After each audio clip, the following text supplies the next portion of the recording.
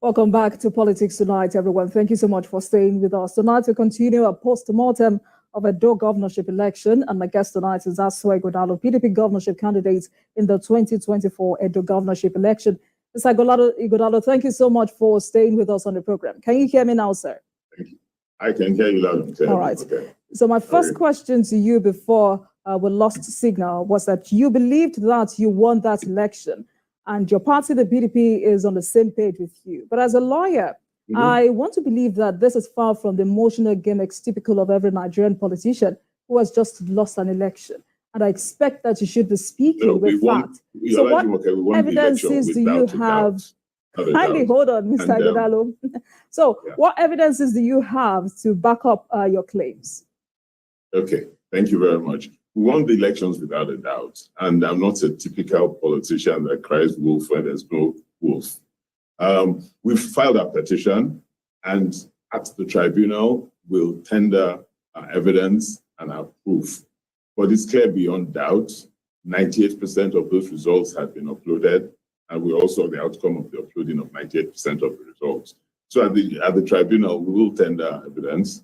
I've been a lawyer for 40 years, and I'm not one of those lawyers that'll go chasing where there's nothing to chase.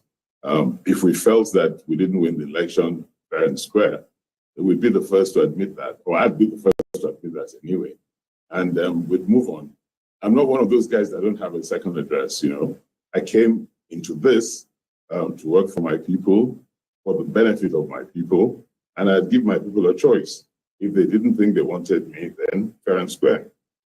So without a doubt, without a doubt, you come into Edo State, it's like I see the people are in mourning. But by God's grace, we'll reclaim our mandate after we've gone through the tribunal. All right. You know, you've made a serious allegation against the Nigeria Police Force and the electoral umpire. From what I know, you accused the All Progressives Congress in the state of colluding with the Nigeria Police Force and some compromised officials of INEC to manipulate the election results. So how many polling units were you rigged out? Is this a case of overvoting, or at what point did you think you were rigged out? You know, if you look at the processes that day, there are parts of the processes that worked well. So primarily, mainly at the polling unit level, things seem to work well. A lot of the uploading at the onset seemed to work well. And that's why we could get up to about 98% uploading. The problem started at the local government collation centers.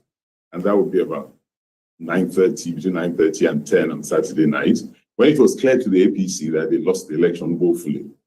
And so you saw policemen going into collation centers at local government level, tear gassing everybody, sending out collation agents, and then insisting that all the collation should be moved to the INEC office. You jump 2 steps in the process, going by the electoral law and the guidelines. And that's not the process. Worse still, they moved all the collation into the INEC office. They did not allow the PDP collation agents to be represented. APC agents went in and out of the INEC office. PDP agents couldn't go in. I went to the INEC office and they didn't let me in. And I introduced myself as a candidate. All agents are my agents. So if nobody else has a right to be at the collation center, I have a right to be there. They didn't let me in. My deputy came with me. They didn't let us in. But I was standing there and I saw APC agents, policemen, INEC officials going in and out. You know, the sad part of this whole thing is this. Anybody that captures INEC and captures the police has captured the Nigerian state. That means that the people of this country do not have a right to choose their leaders, regardless of what their leaders do. So all you need to do, like some people have now done, is wait and capture the police and capture some parts of INEC or some rogue elements in INEC. So when other people are out campaigning, convincing people why they should vote for you, presenting your manifesto, spending all day and night talking to farmers, talking to market people, talking to business people, encouraging people as to the future, talking to youths as to why they should stay in the democratic process, encouraging them not to lose faith continue voting. Some other people just wait for you, and they spend their time capturing rogue elements in the police force, capturing rogue elements in INEC, and that's all they need to do. I think that's the beginning of the end of the democratic process in this country. We've seen it happen in some states. It's now happened in Edo State. It probably will happen in Ondo State. And I don't think as a country we can continue that way. Democracy is to allow or you enable people to choose their leaders of their own free will. And if you want to continue serving the people, then you work hard for the benefit of the people. You don't go and wait, capture INEC, capture police, and insist that you must impose the kind of governance of the kind of people that will govern on the people. It won't work. It can't continue. A good question is, how do I get started trading? A better question is, how do I profit today? Well, I can tell you.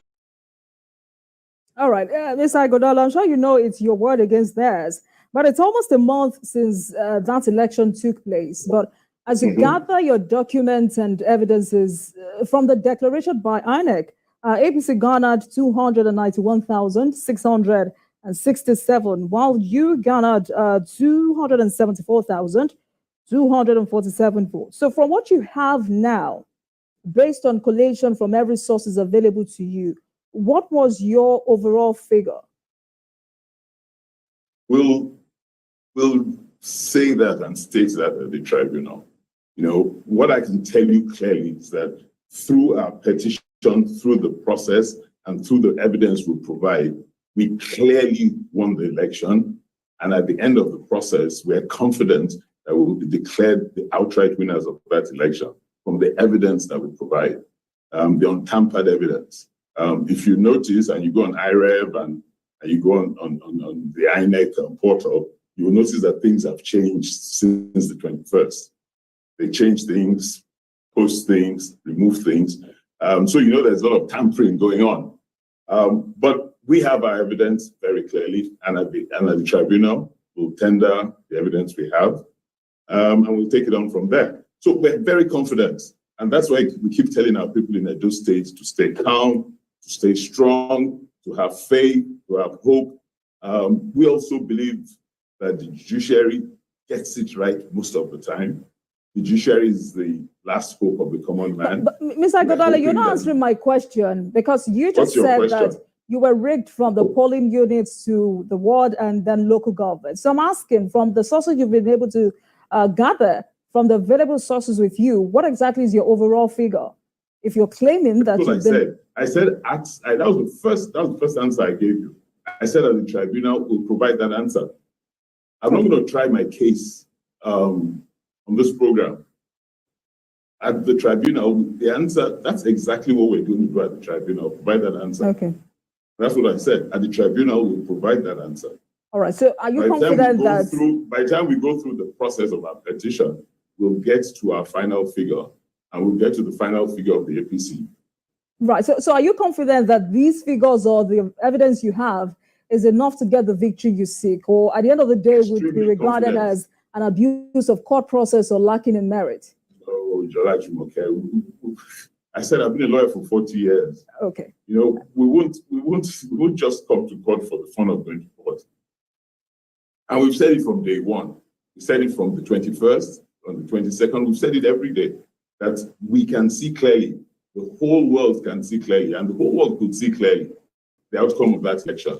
But we need to go past that. We need to convince the tribunal, and then we know probably go on appeal. If the other side go on appeal, and they probably will convince the appellate courts.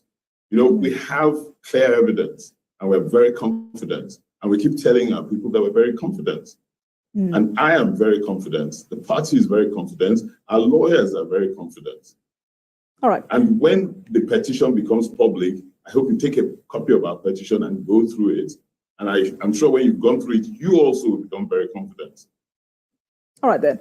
You know, it's fair for you to say you've been rigged, but your attack on the institutions of the Nigerian state have been described by many as a carryover of your pre-election strategy of using propaganda to attempt to intimidate state institutions and pull a wool over the faces of the electorate. And many say they expected better from you, Mr. Asue Godalo. So have you had a second thought about that? I think that's a thorough and total APC propaganda campaign, negative propaganda. If you look through the campaign process, I've always stayed on the issues. I've stayed on the points. I haven't worked on propaganda. If you see the captains of propaganda, the captains of negative propaganda, it's been the APC. I haven't. Hey, did you know that SMUD is now paying Sacramento homeowners thousands of dollars upfront to put it back? Done anything that suggested that I was focusing and relying on propaganda. Throughout this, we've stayed on the issues, we've argued the issues, we've talked about what we're going to do for the people, how we will do what we're going to do for the people, and how we can do what we're going to do for the people. So those people who say that are actually agents of the APC and APC folks, and that's because they have nothing to offer the people of Edo State. So they've relied on propaganda, they've stayed on propaganda, they've relied on lies, and they've stayed with the lies, and the people know the difference between propaganda and the lies. That's why the people came out massively to vote for us, regardless the intimidation, regardless the victimization, regardless the militarization of Edo State during the election process, and then regardless even the elements that was raining throughout the day. But people came out in their numbers to vote for us. So we're very confident. That's why I keep telling the people that they should not lose hope. They should stay confident, they should stay calm, and they should just stay focused. But what you politicians say is that there is no perfect election anywhere. And some CSOs have given INEC a pass mark. Yes, I mean, delays here and there, few logistics issue or logistical issue. I'm not sure which CSOs they're talking about. But we must agree that, kindly hold on, Mr. Godalo.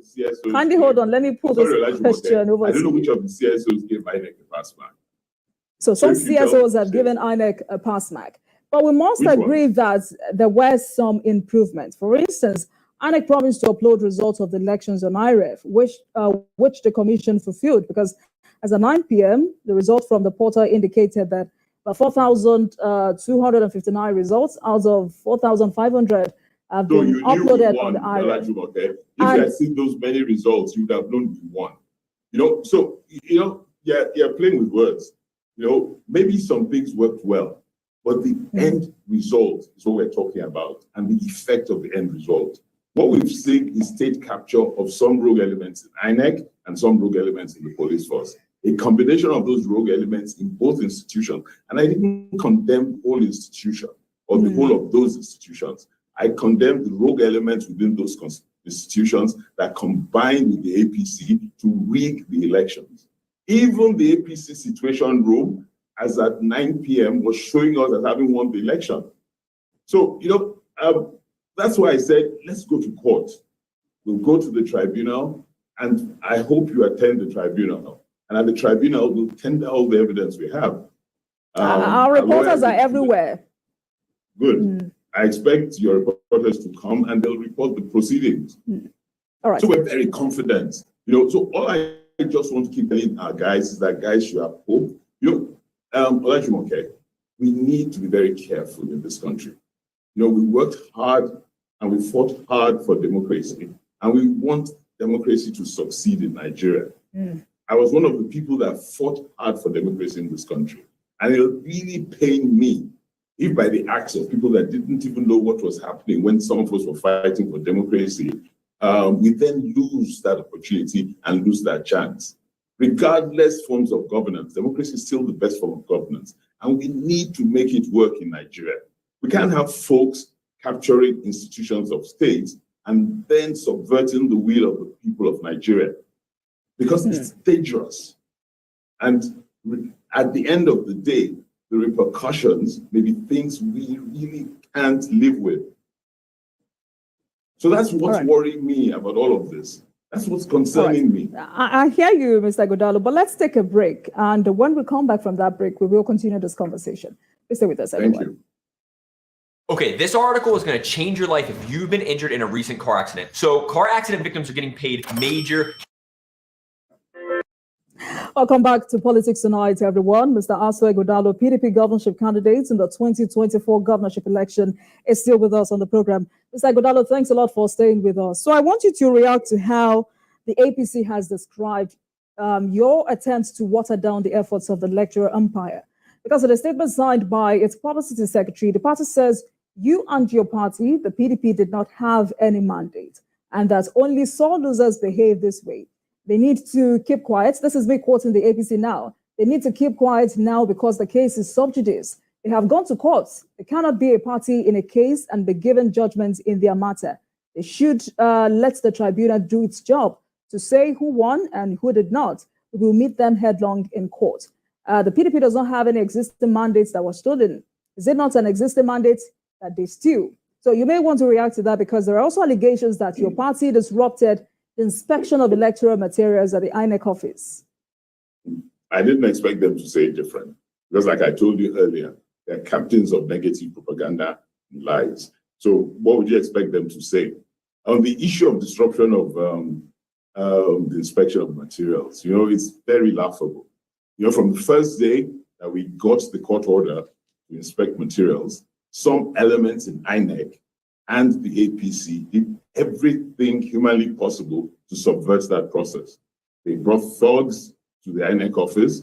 The INEC official did not contribute or did not participate or did not even encourage the process of reviewing the electoral materials that I wanted to review.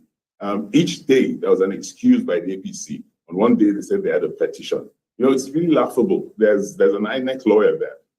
A petition vis-a-vis a court order. On other days, they'll come and threaten our people. They stab our people. They manhandled our people, assaulted our guys, broke their telephones, did all manner of intimidating acts against our people. And then they turn around and they say, we were the intimidators. We're not the intimidators. We're the guys that had the order. We're the guys that went peacefully into the INEC office. We didn't come with thugs. We didn't come with anybody other than lawyers and those who are going to inspect the materials for the purposes of our petition. So, if INEC, the APC go out and lie and say things that are crassly and totally untrue, it's painful that they spew such things into the public arena. And then Mr. Ighodalo, there were disturbing instances of vote buying and logistical challenges in that election. I'd answer that question. If I ask you now, kindly hold on. If I ask you now, I'm sure you would say your party was not involved in vote trading. But if I'm to go by the reports of election observers who were on ground, there was massive vote buying. Even your fellow contender, Olumide Akpata, attested to the prevalence of financial inducement on election day. He outrightly accused PDP and APC. So, it just looks like one party was smarter than the other.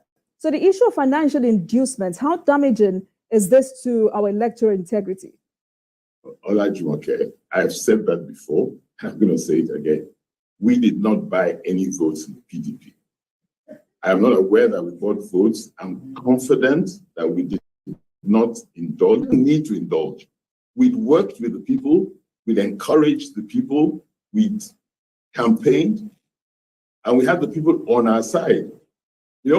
Regardless the vote buying by the APC, regardless the amount of money they spent on the field on the day, we still won that election fair and square. Let me say one other thing. If we had indulged in vote buying, the police who were on the side of the APC would have arrested our boys for vote buying or any form of electoral malpractice on the day, because we had police all over the place and they were watching very carefully. So if our boys, our guys had done anything wrong, they would have pounced on them. Police had been intimidating and harassing our guys 2 months before the election, up until election day, past election day.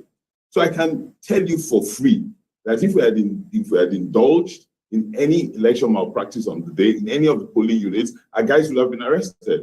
And there would have been a loud shout about it all over the press.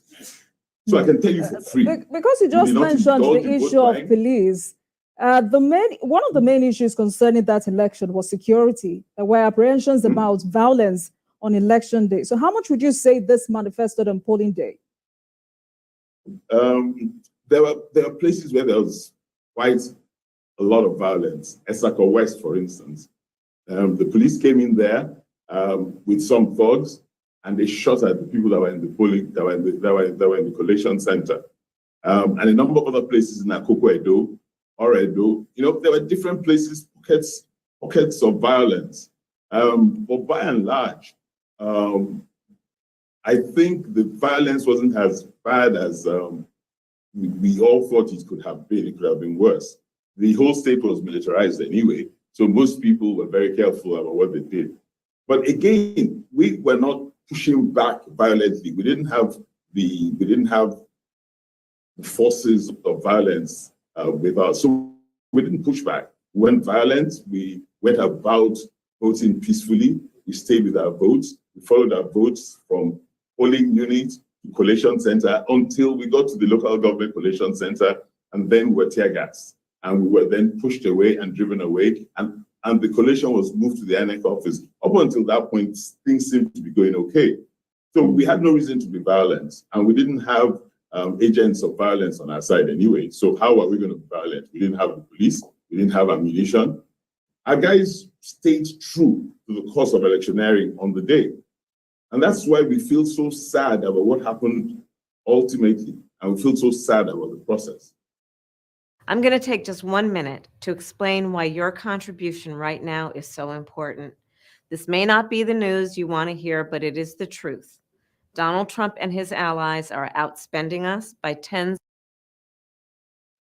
Let's talk about voter apathy, because according to data from the Independent National Electoral Commission, over 2 million voters in Edo State collected their permanent voter cards for the election out of about 2.5 million registered voters. So evidently about 60% of the registered voters did not turn up on election day. This is a growing trend, and I'm sure you would agree with me that this is a growing trend, which has grievous implications for the prospects of democracy in the country.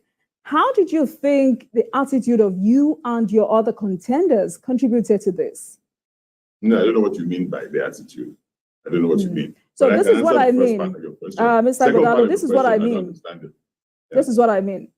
We've always believed that Edo election is a family affair, but this just concluded election became a do or die affair because the political gladiators made it so. The kinds of statements coming out from Edo State at that time was alarming.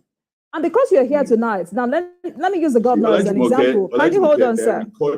Can you hold on, sir? I don't want you to make statements that are not correct. Okay, so can you hold on? You would correct me. Can you hold on? Of what happened. There are recordings of what happened through the campaigning process. Mr. Godalo, kindly hold on. You must listen to my question.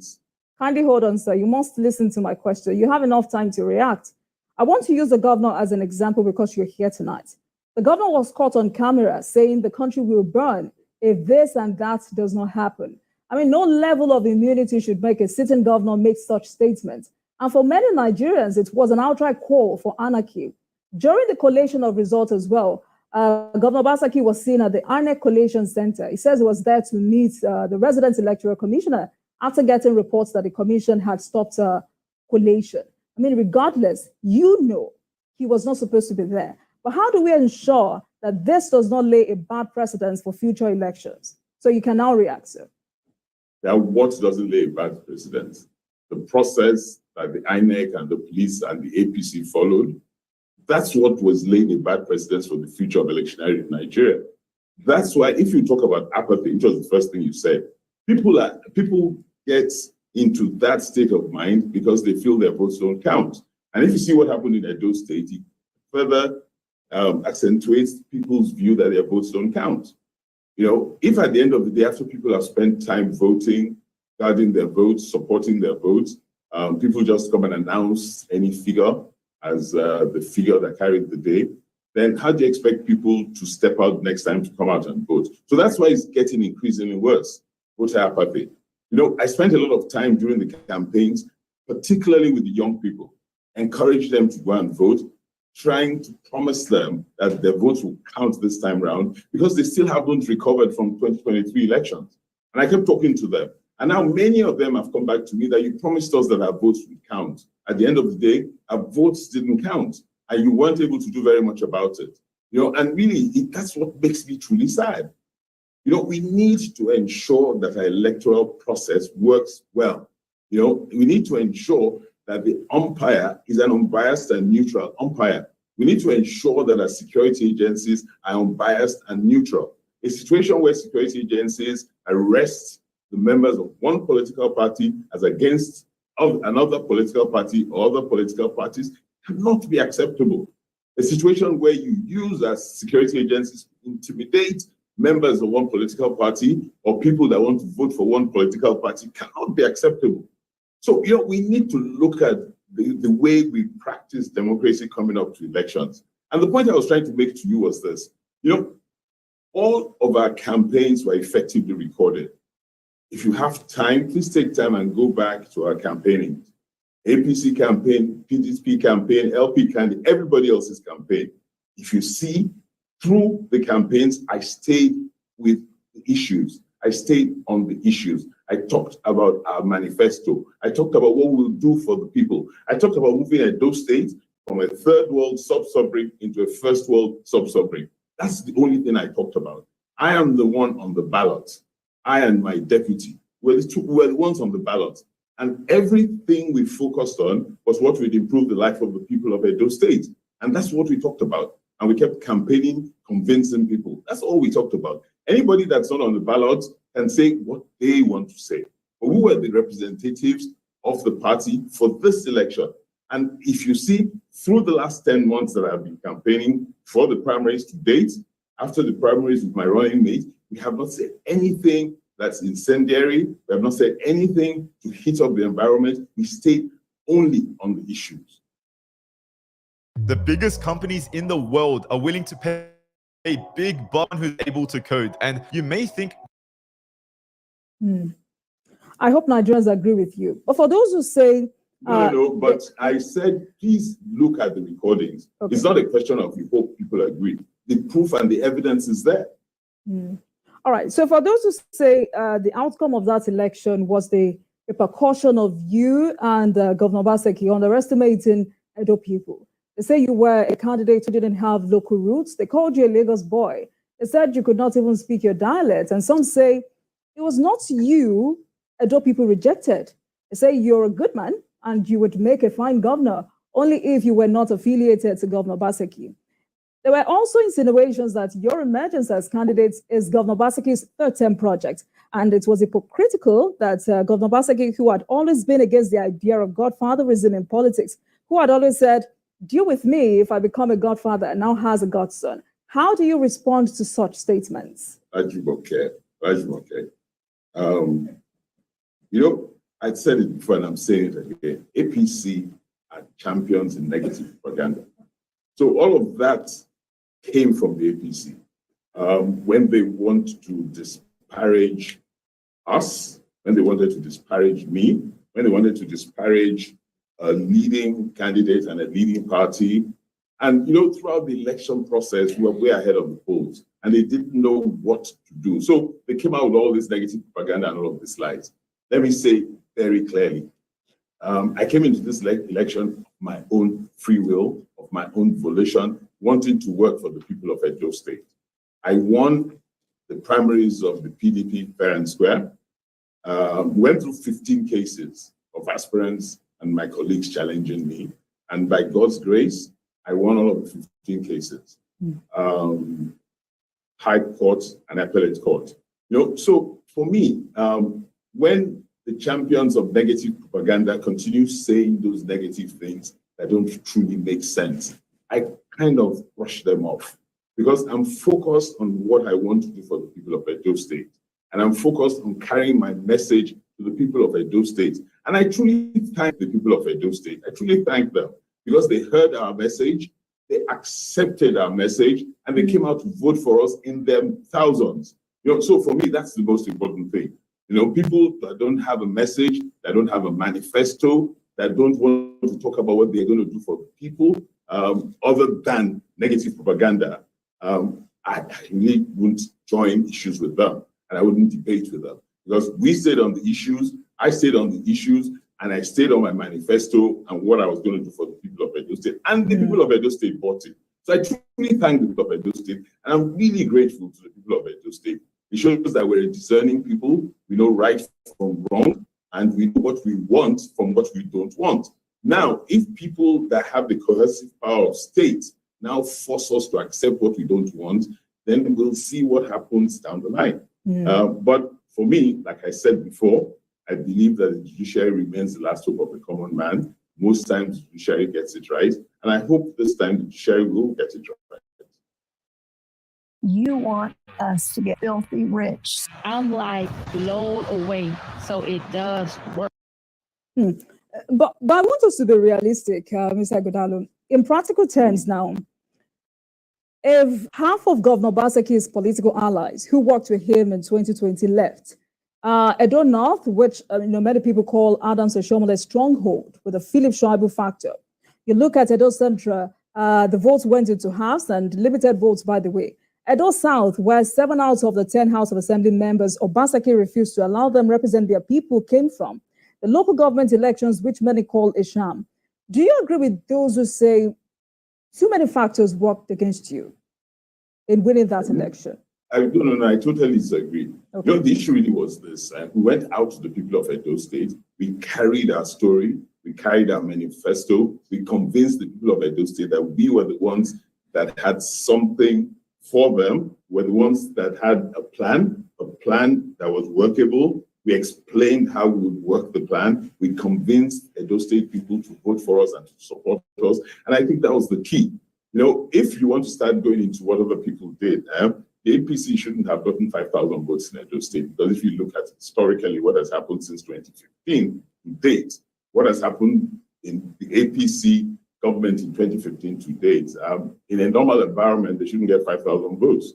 But we've left that and we've said, everybody will step out and say to the people what they want to say for what they want to do for the people, how they want to do what they want to do for the people, and how they will deliver. And that's what we spent our time doing. We were not distracted by any other thing or by any other issue. And our people, and again, I thank the people of Edo State, our people agreed with us. Our people accepted our manifesto.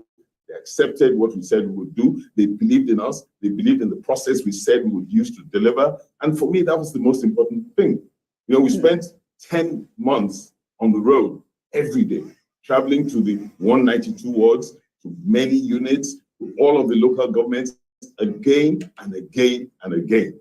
Many markets, many offices, many farms, meeting people home to home, door to door. And that's how you campaign and convince people.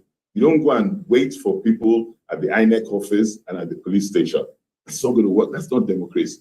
And democracy is not going to survive if we continue that way. So we need to be able to step back and give our people the opportunity to decide what form of government they want, who they want to govern them. And that's the point we're making.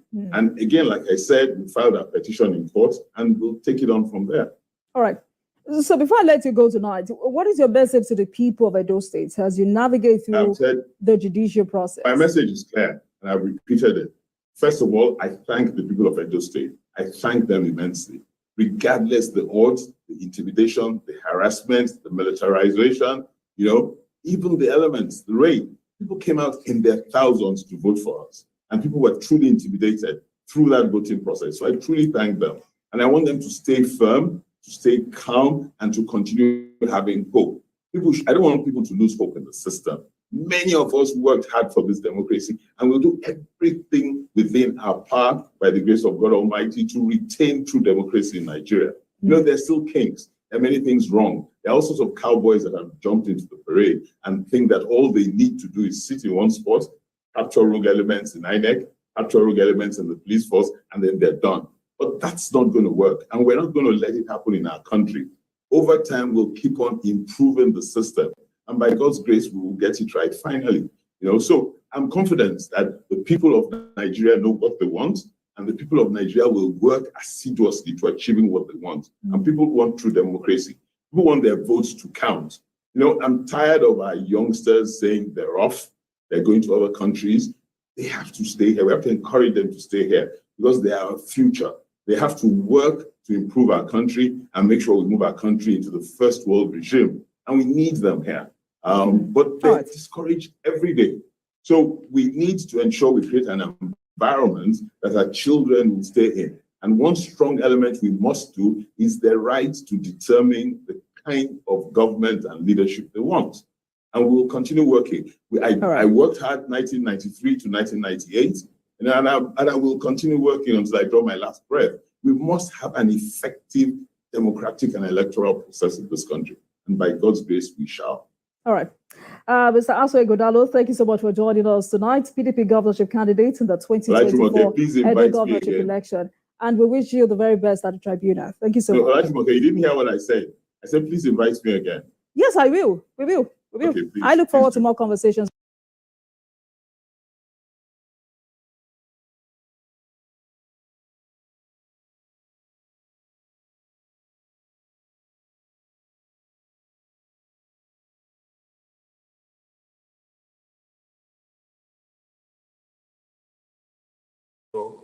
has been putting Nigeria, or be helping to put Nigeria on the right course, on the correct course. But this is only the beginning. Nigeria will need to stay the course for at least another 10 to 15 years to transform its economy.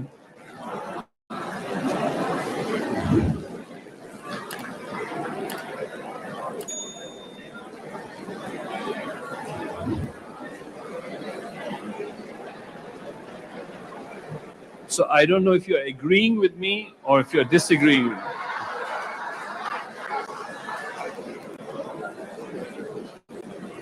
If it does that, it will transform its economy and it will become an engine of growth in sub-Saharan Africa, and it will help to transform sub-Saharan Africa. It's very obvious that they are not in agreement with him. Who would be? How could anyone wish Nigerians to endure this massive suffering into the 2030s when there are other ways that it could be done? It mustn't be the World Bank way.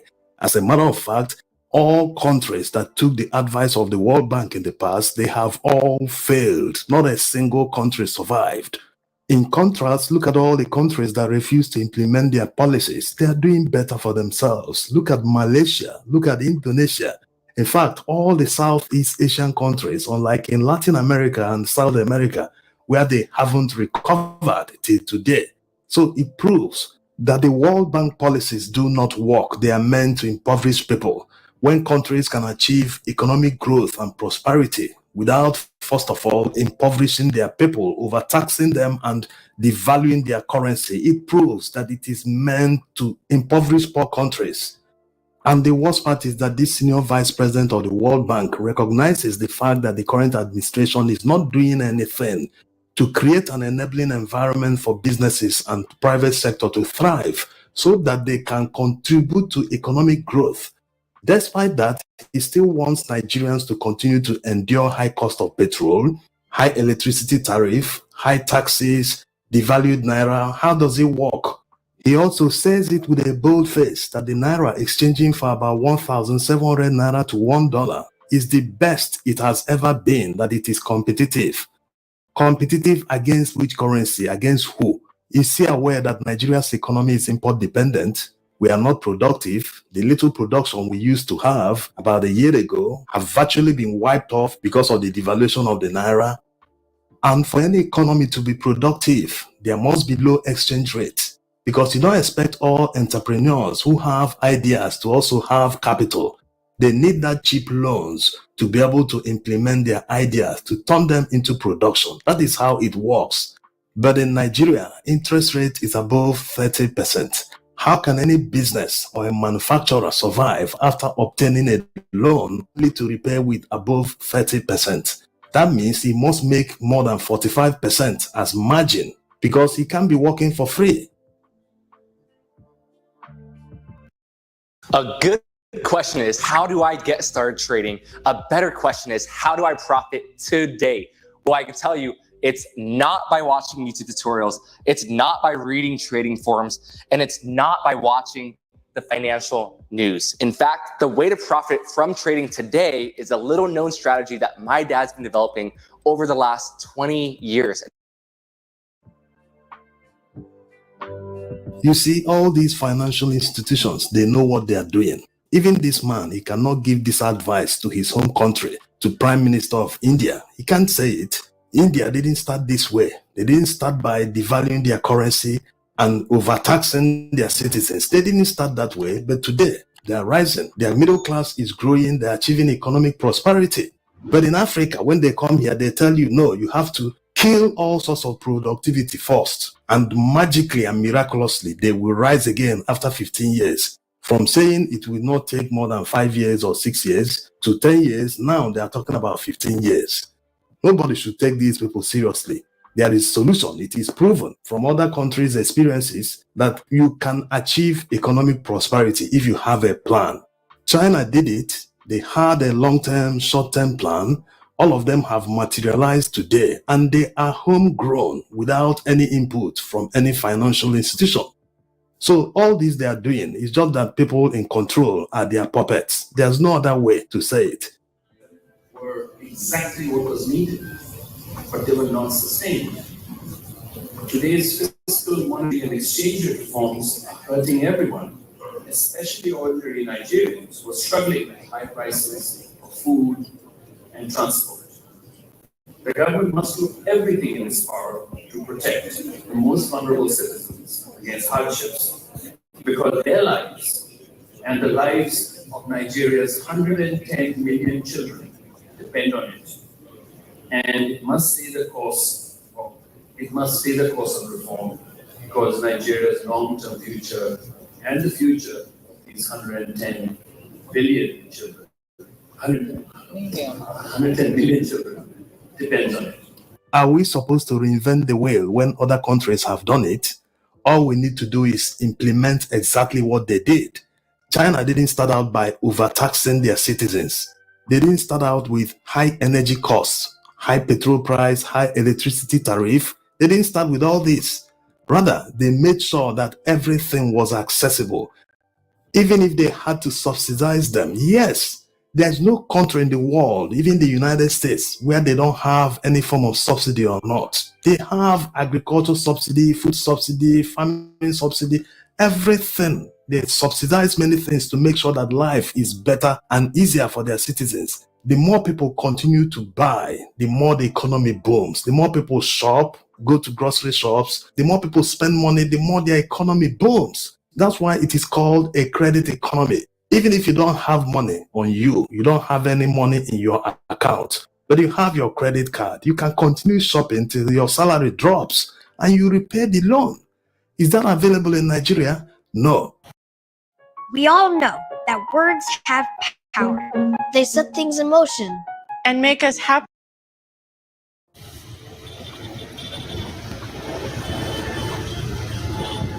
In Nigeria, you're expected to pay cash for everything you want to buy. You want to buy a car, you pay cash. There's virtually no mortgage system. You want to buy a home, the same thing, you have to pay cash. If you go to the grocery store, you want to buy anything, you have to pay cash. And the worst part is that the banking system makes it very difficult for you to spend your own money. You go to the bank, you tell them you want to withdraw your own money, they will tell you no, they don't have cash. A bank. Some of them even limit the amount of money you can withdraw over the counter. In most cases, it's 20,000 or 25,000. You will say, okay, let me try the ATM machine. Maybe they truly don't have cash today. You go to the ATM machine in front of the bank and it is empty. Most of them are just for decoration. They never have cash. Now you have three options left. Either you pay with your ATM card where you are shopping, hoping that the network provider will be available so that the transaction will succeed. Or you use a bank app to transfer the money directly to the account of the merchant. This is also dependent on the network provider. If the transaction fails, you might lose that money forever. Yes, you go to your bank, they will tell you it's not their fault. You should consult the bank where you transfer the money to. You go there, they will tell you, no, it's not their fault. They will be throwing you from here, until you get frustrated and forget about the money. Another remaining option is where you have to go to a roadside POS operator to withdraw money, but you have to pay the operator before you withdraw your own money. So the system actively prevents people who have money from spending their own money. In an economy where they know, whether it's credit economy, capitalist, whatever it is, the more people spend money, the more economy booms. That's how it works. Now, before we hear the rest of the statement by the senior vice president of the World Bank, there is something the World Bank said in 2022 before the presidential election. They said that Nigeria was losing, as at the time, 10 trillion naira per annum because of petrol subsidy. Therefore, they advised the Nigerian government at the time to remove the petrol subsidy 100% so as to divert the 10 trillion naira to other areas where it will be beneficial to the Nigerian economy. What they failed to take into account was the fact that the government might save 10 trillion naira from the removal of petrol subsidy. But what about Nigerian people? What about Nigeria's economy? Look at the losses, massive losses that companies made last year alone, even up to this year. They continue to make losses. These losses might be more than 20 or 30 trillion naira. So who is losing? The Naira's real exchange rate is at its most competitive in at least 20 years. This is a great opportunity for the private sector. To protect the poor and maintain competitiveness, the central bank must stay focused on inflation. It should resist the lure of short-term capital inflows that might push up the Naira's value too quickly and crimp non-oil growth. It should rebuild foreign exchange reserves instead as a cushion against oil price volatility. Again, I think Governor Cardoso is doing many of these things, and he should be encouraged. The second, help every vulnerable household cope with still high inflation.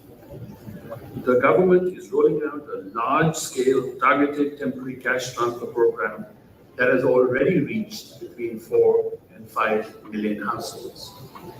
It should quickly extend this to 10 million households, perhaps more if necessary.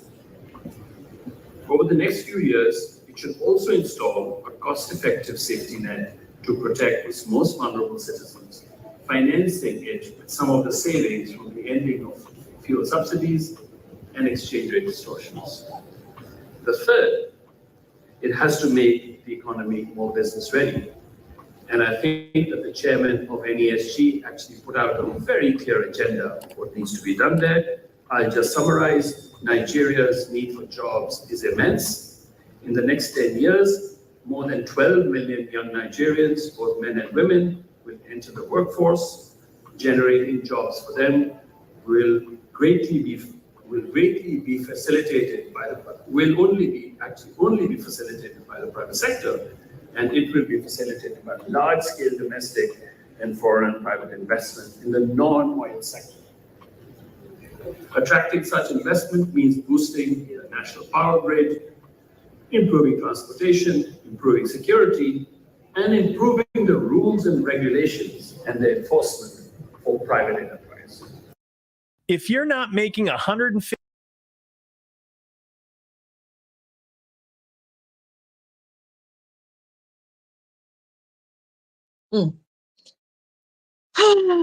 I'm listening to that video and I'm getting aggravated by it. Just listening to the vice president, right? That's what they say he is. I'm getting aggravated just listening to him. Why is it that why must Nigerians copy everything? Why is it that these people are the ones in a position to tell us how to run our economy?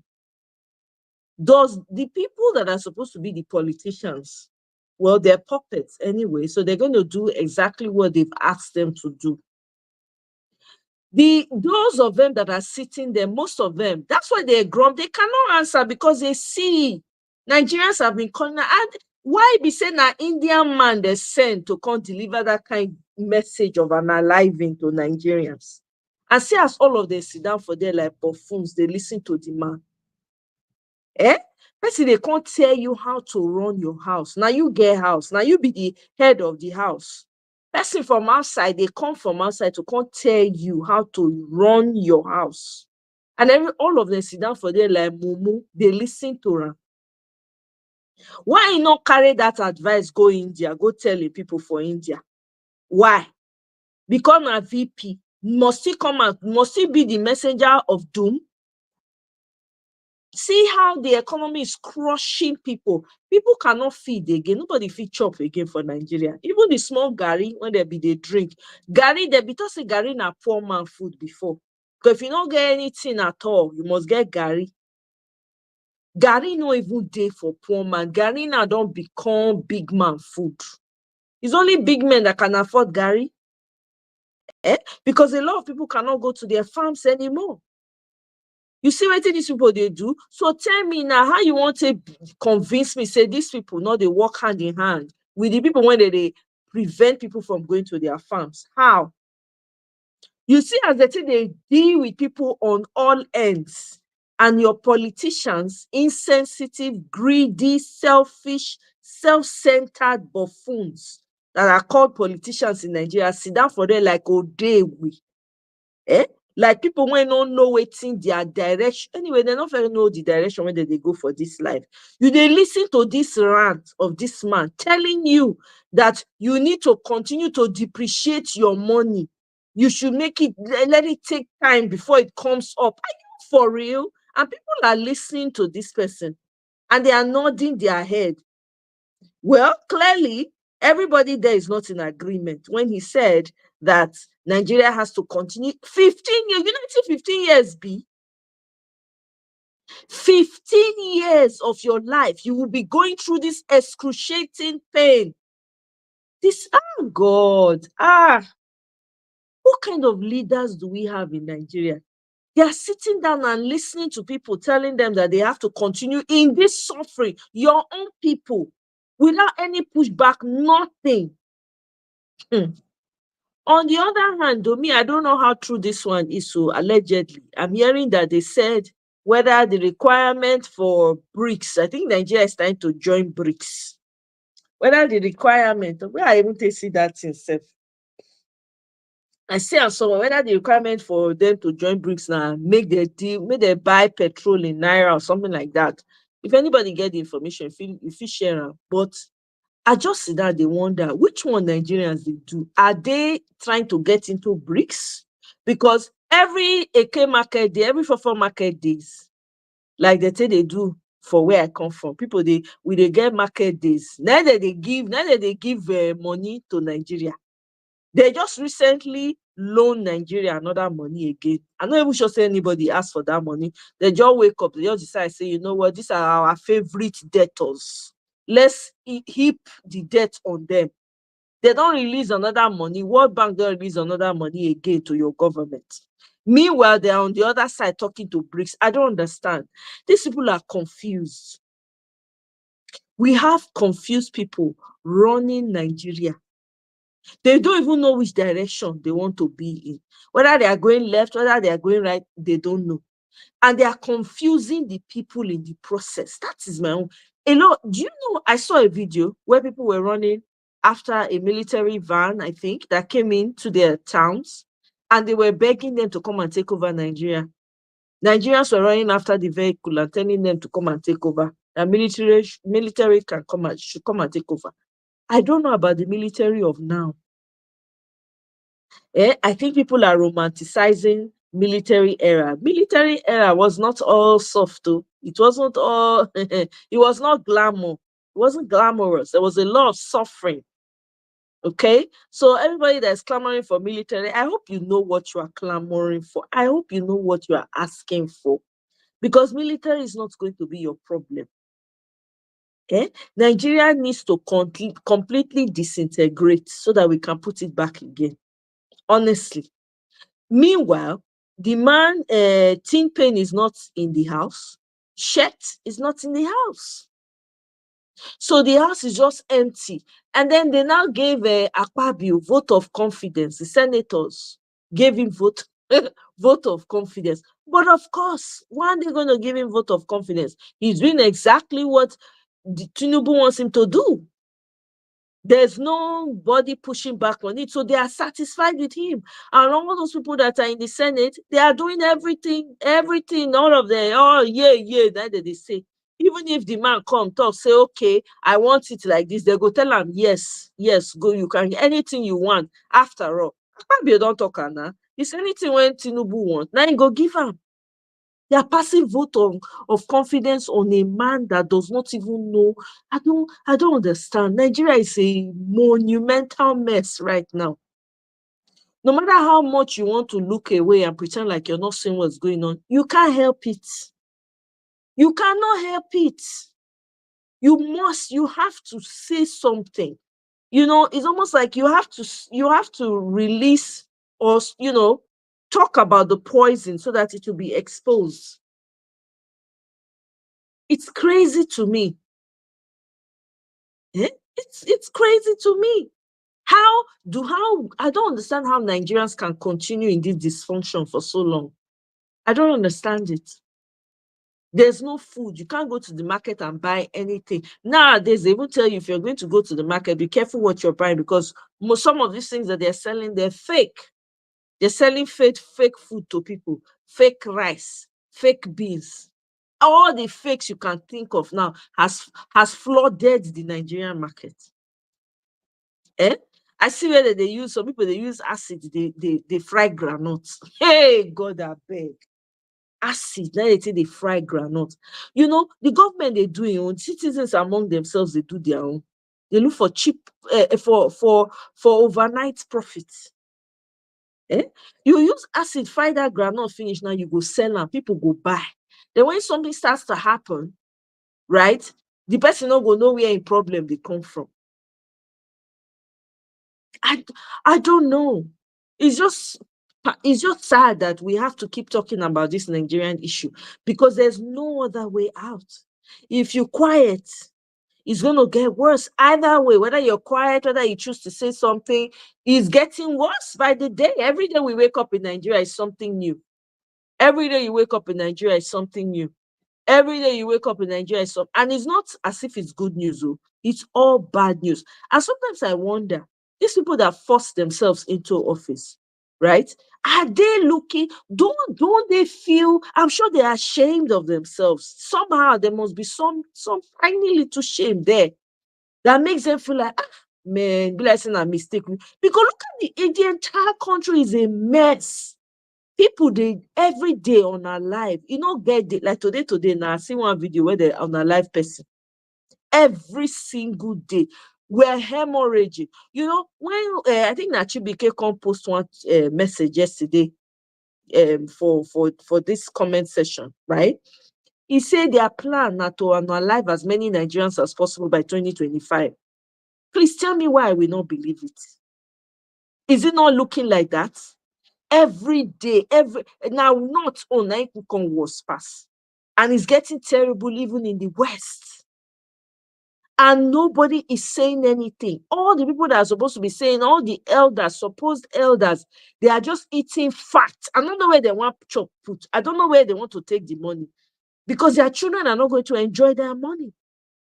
They're not going to enjoy it, not because it's just what's going to happen. That's a law of nature. They're not going to enjoy that money. So no matter how much they're accumulating, it's going to be to their own detriment. Every day, people are screaming, people are crying. I saw a video of one lady that came out with her pot of soup.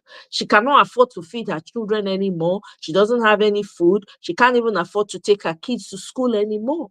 This woman is screaming. In my mind, I'm like, okay, you're screaming. But when the election time came and we're all preaching, you people were the ones that said, it is our turn. We have to do it. When you clearly saw there was night and day in front of you, choose. This is life. This is death. Choose. Use your hand. Choose death. Now you are screaming. But because most of us cannot close our eyes to evil, we cannot close our eyes to lies, our ears to lies. That's why we are here. You people should thank Peter Obi. It's Peter Obi that brought out people like us. Me, I know they do Nigerian politics before. I don't know what they happened before.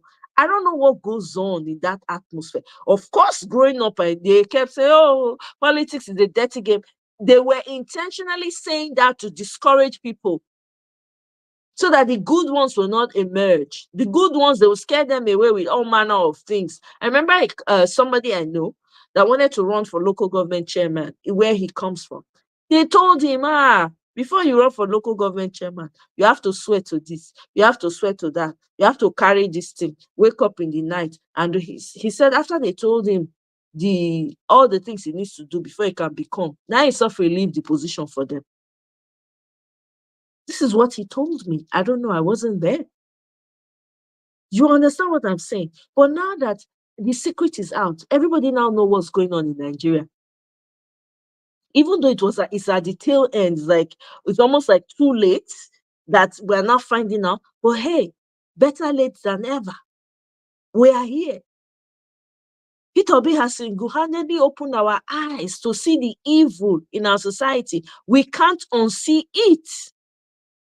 And those of us that cannot stand aside and watch this whole thing dilapidate, continue to get worse, we are here until we get it right. Will I get tired some days? Absolutely. Does it get overwhelming? Absolutely. But guess what? You better believe I'm going to take my breaks. I be taking my breaks. I don't have to announce to anybody. I take my breaks, take care of myself. You understand? Heal myself back and then come back here because it's a long fight. We can't give up now. I know they want us to give up. I sit down and I think about these people really want us to give up. They want Nigerians to give up to the point when they say, we are tired, there's no hope, there's nothing we can do. No. We pin here. We must get our country back. We must get, I don't know when, no. Whether not tomorrow, if it happens tomorrow, wonderful, right? I want it to happen like right now. If you ask me, do you want this? Yeah, I want it like right now, right? Even though I know it's not possible right now, anything is possible. Maybe this moment I'm speaking, maybe something is happening. I don't know, right? But we can't give up. I personally can't. I must see the end of this. This Nigeria, we must get it back. Because you know why? It's not for you and I. It's for those that are coming behind. Those young ones are going to have questions tomorrow and say, where do I come from? I want to go back to where I came from. I want to be able to mix with my people. We don't know the direction where the world will go. If we not take care of home, if Kasala bursts outside, where we won't go? Where we won't go? If you observe lately, geopolitics-wise, right? Most of these people, they are going for nationalist movements now. If you now notice, they don't want any strangers amongst them anymore. They don't want people crossing over anymore. We don't know what's in the background when they cook for anybody. The only place where you get hold on, the only place where you feel hold on to, now your own place. If you can't lose control of your own place, what it can remain?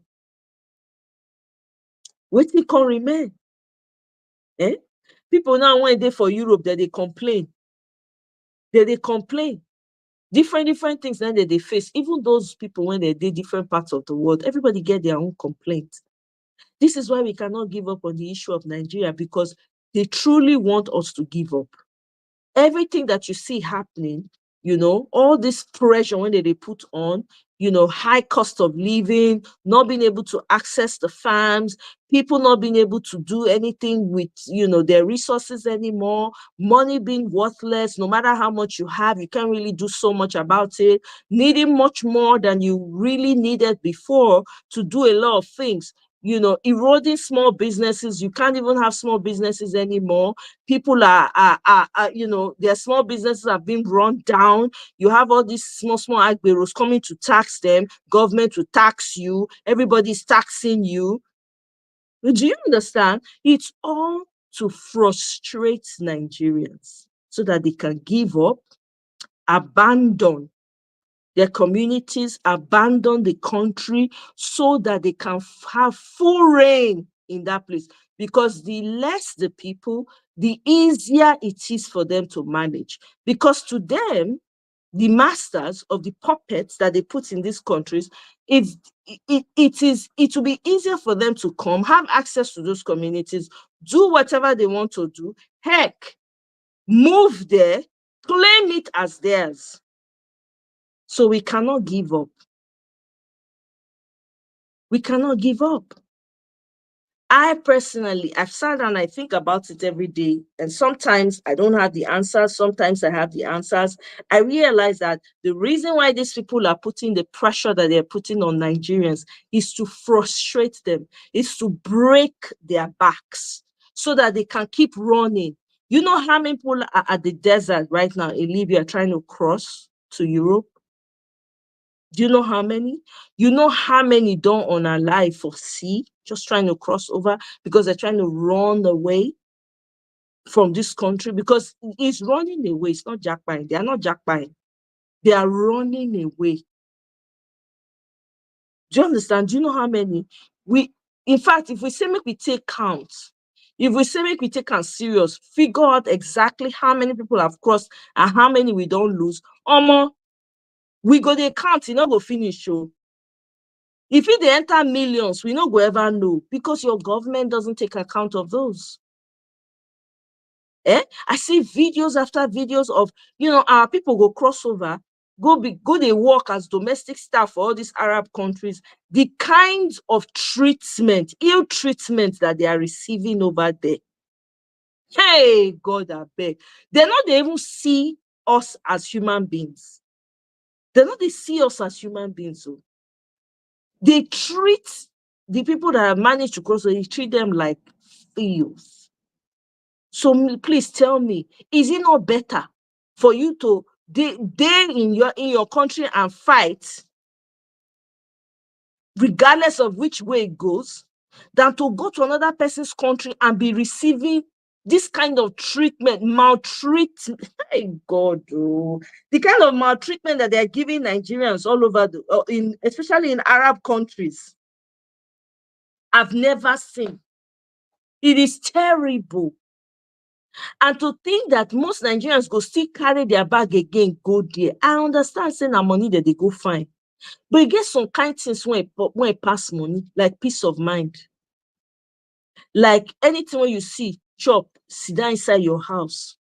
I'm telling you, it's so not worth it. It's so sad watching. When I see those videos come through my timeline, it breaks my heart. And I keep saying to myself, is it not better to stay back and fight than put yourself through these conditions? It makes absolutely no sense at all. It does not make any sense. So I thank Peter Obi for opening my eyes, because I would never have known. I didn't know what was going on in Nigeria, in the Nigerian political space. I wasn't interested. After seeing the way they treat students, I remember being a part of riots then in Nigeria in school because they had some policies we were fighting against. I remember, and the way students were treated, I was like, heck no, right? So some people, even after the trauma of going through protests while as a student, do you understand? They just shut down from Nigeria. It's a trauma that sometimes, I've come to understand that sometimes it's a trauma that has kept people away from a political space in Nigeria. They just don't want to have anything to do with it because there's no justice. Look at people buying judgments up and down.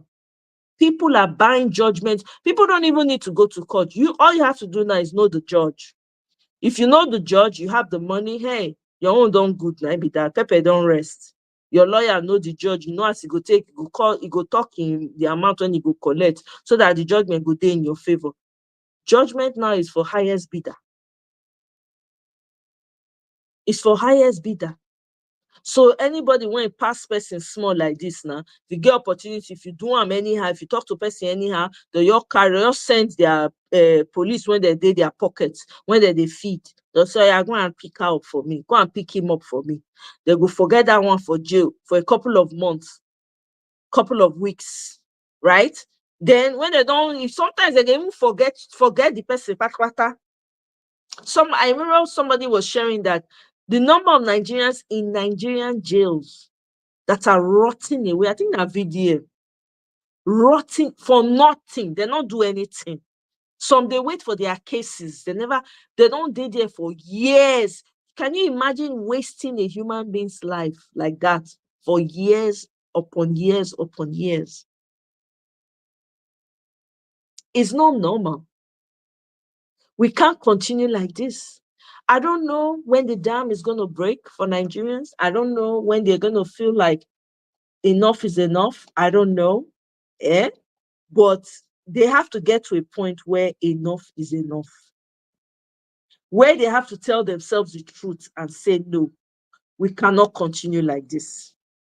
Because the way we are going, I know say everybody they talk say when it go start it will not be televised. When it go start it will not be televised. When it starts, I'm not sure say anybody go fit stand. I know they wait for when it go start. Me don't already start my own in my own little way. I'm hoping that the fire will catch soon. Because if you see, if all Nigerians, every time you open YouTube, you see only Nigerians just talking about Nigerian issues. Only Nigerians. That would do something. I'm telling you. That would do something. But hey, what do I know? Now where I know rich now go talk. So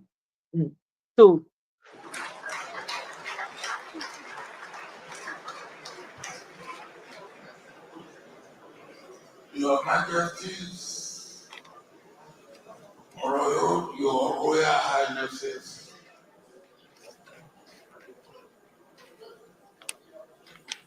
members of the National Assembly that are here, members of State Assembly, members of the National Executive Council that are here, members of the State Assembly, State Executive that are here, distinguished ladies and gentlemen.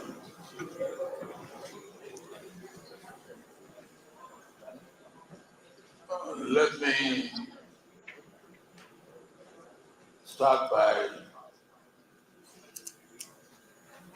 congratulating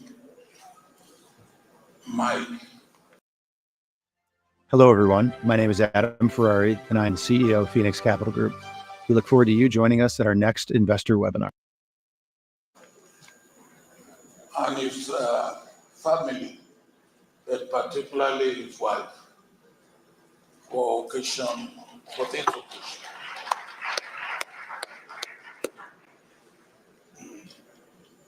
When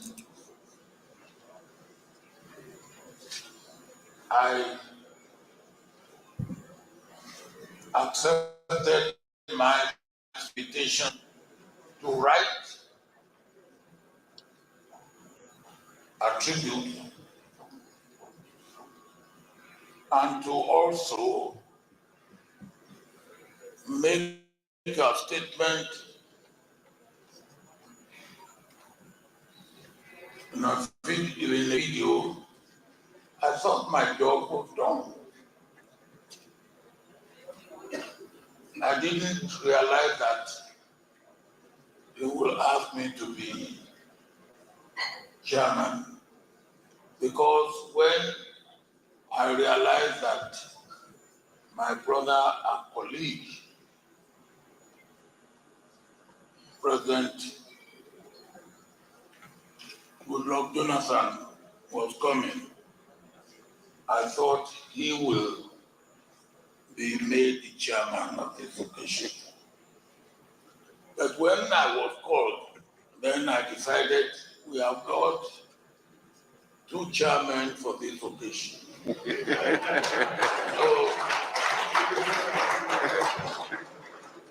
So we are co-chair.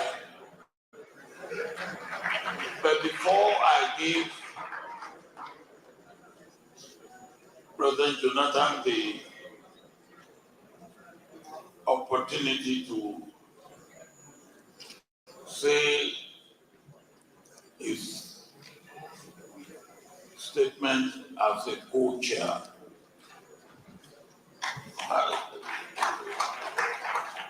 I have 2 or 3 words to describe Mike. And the first one is that he's an extraordinary man. Extraordinary man. And I thought I would live by that until yesterday I was out. And when I was coming back home, a friend of mine called and said, "Where will you be tomorrow?" And I said, "Tomorrow I will be attending a double ceremony for a friend who is celebrating his birthday and who also at the same time is presenting 50 books." And he said, "Who is that friend?" I mentioned his name, Mike. Oh, and his reaction was, "Oh, he's one of those radicals." So I thought that, well, I have said this man is an extraordinary man. When my friend said he's one of those radicals, I did not know what to say. So when I got home, I took my dictionary because I don't know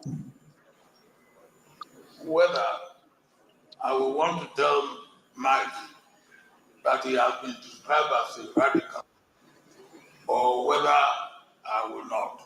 So I took my dictionary, and of course, dictionary never lies. It will tell you. So I look at the word radical, and it says, a person who advocates thorough or complete political or social change. Ah, I like that. So I said, well, look, I will add that to my description of Mike. Mike is a person, and I also add a little bit of mine to the dictionary definition. So I now read it out to you, what I put down. Mike is a person who advocates thorough or complete political or social change with conviction, courage, and integrity. And that is the man that we have come to honor. Mike, happy birthday and more grace to your health. You can go, sir. I'm not going. Thank you, Your Excellency. In fact, the President Obasanjo described me as a younger brother. He's my father, not his. A lot of people tell us, you finally explained trading to me in a way I could understand. Then they start seeing profit. Younger brother. And he's somebody I admire so much, even before I got into politics. So thank you, sir, for giving me this opportunity. You have brought me to speak at this time. I would have been made to speak maybe towards the last. And you have now upgraded me. The earlier, the better. You have upgraded me to be a co-chair. Thank you so much. So as a co-chair, the chairman has already said what we should say. I wouldn't want to belabor the issues. And more so, like President Obasanjo said, I wrote the foreword of one of the books. And I also made the brief remarks in the video that maybe they will play on the multimedia, so on. So I may not even want to talk about mine because I made some statements, especially on the video. But looking at the titles of the 50 books, then you realize that mine is more than even being a radical. Because if you look at the various titles, cut across almost all spheres of life, political science, law, history, biography, philosophy, health, etc., etc. Is writing like the philosophers of old, in those days when knowledge was not compartmentalized. And one philosopher can talk across the sphere of knowledge, and that is fine. We thank God for creating people like you that can educate our children and continue to do your work. But because Mike is a very senior lawyer, so I know so many senior lawyers are here, both at the bar and the bench. So in such occasions, we only use such platforms to plead, especially those of us who are into the political environment, that the way things are going in this country, especially listening to the judgments being given regarding political cases, which Baba will not want to go in, but I can go in. We are beginning to see that democracy in Nigeria is like a cone that is being turned upside down. And if a cone, and you turn it upside down, and the top that's supposed to be big, even if it's little rounded, and you manage to stand it, it cannot be so stable. The slightest perturbation, it will fall. And when I listen to senior lawyers like Olisa Agbakuba, who was making comments on some Supreme Court judgments, I felt very sad that the country has reached that level. I plead that if democracy will endure,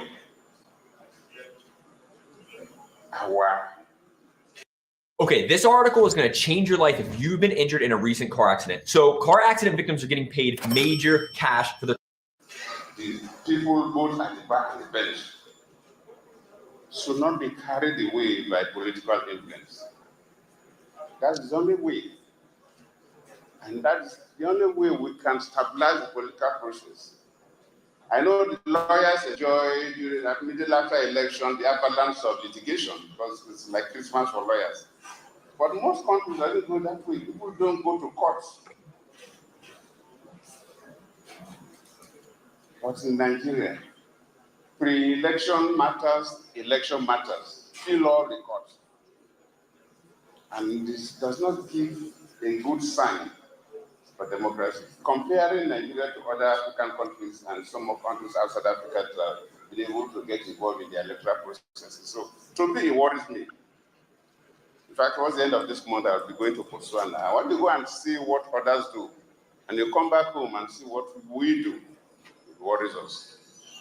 There is a particular judgment that has been haunting, and I need to mention that, luckily I'm not a lawyer, I'm seeing that from a layman view, and most very senior lawyers are here, that really turn the cone upside down. And if the courts don't really look into this and rectify it, it will create so much instability in the political system that it will affect all of us. Even those who claim to have succeeded, their victory song will not last long because we will all be victims. Where the courts say a ward chairman can expel a national chairman of a political party. This is not in line with natural justice. The law is to control human behavior, and human behavior must follow how God created systems. And you cannot tell me that the head of department, for example, in a university, can expel the vice chancellor.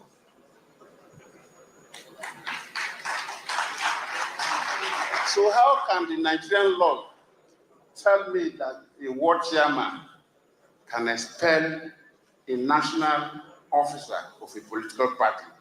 And since that judgment has been given, it has brought all kinds of instability in the party. In fact, PDP is into crisis because of that judgment. APC at the time was also into crisis because of that judgment. And I'm not looking at it from a legal perspective because I don't know anything about the law. But when I look at how nature works, I have never seen a system where a sub-unit can discipline the top. For PDP exactly, of course, Baba knows, in the constitution of PDP, If you're a national officer, even your state cannot discipline you. Not talk about a ward officers that are not even members of NEC, the National Executive Council. And we're saying that a ward chairman of a party can suspend and expel a national chairman of a political party. I'm pleading with the Supreme Court to review that their judgment. Because that judgment has turned the cone upside down. And the political process, the democracy is wobbling. I don't want to go more, but let me just use this as an example. Baba, thank you for bringing me. Let me join you to congratulate Mike Zakome, the wife, and the family for this 67th birthday celebration. And let me also, as the co-chair that I've been promoted to, thank all of you for coming to celebrate this family and celebrate this man that has made significant impact in the growth of Nigeria, especially his struggles for good governance and the political leadership. I thank you all. Thank you.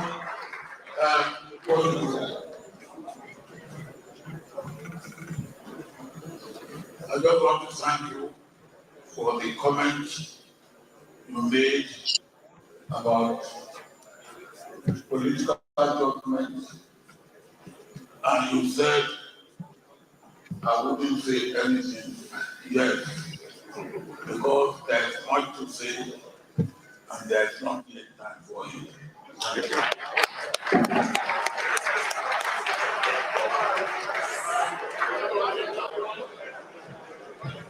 There's a round of applause for our leading heroes.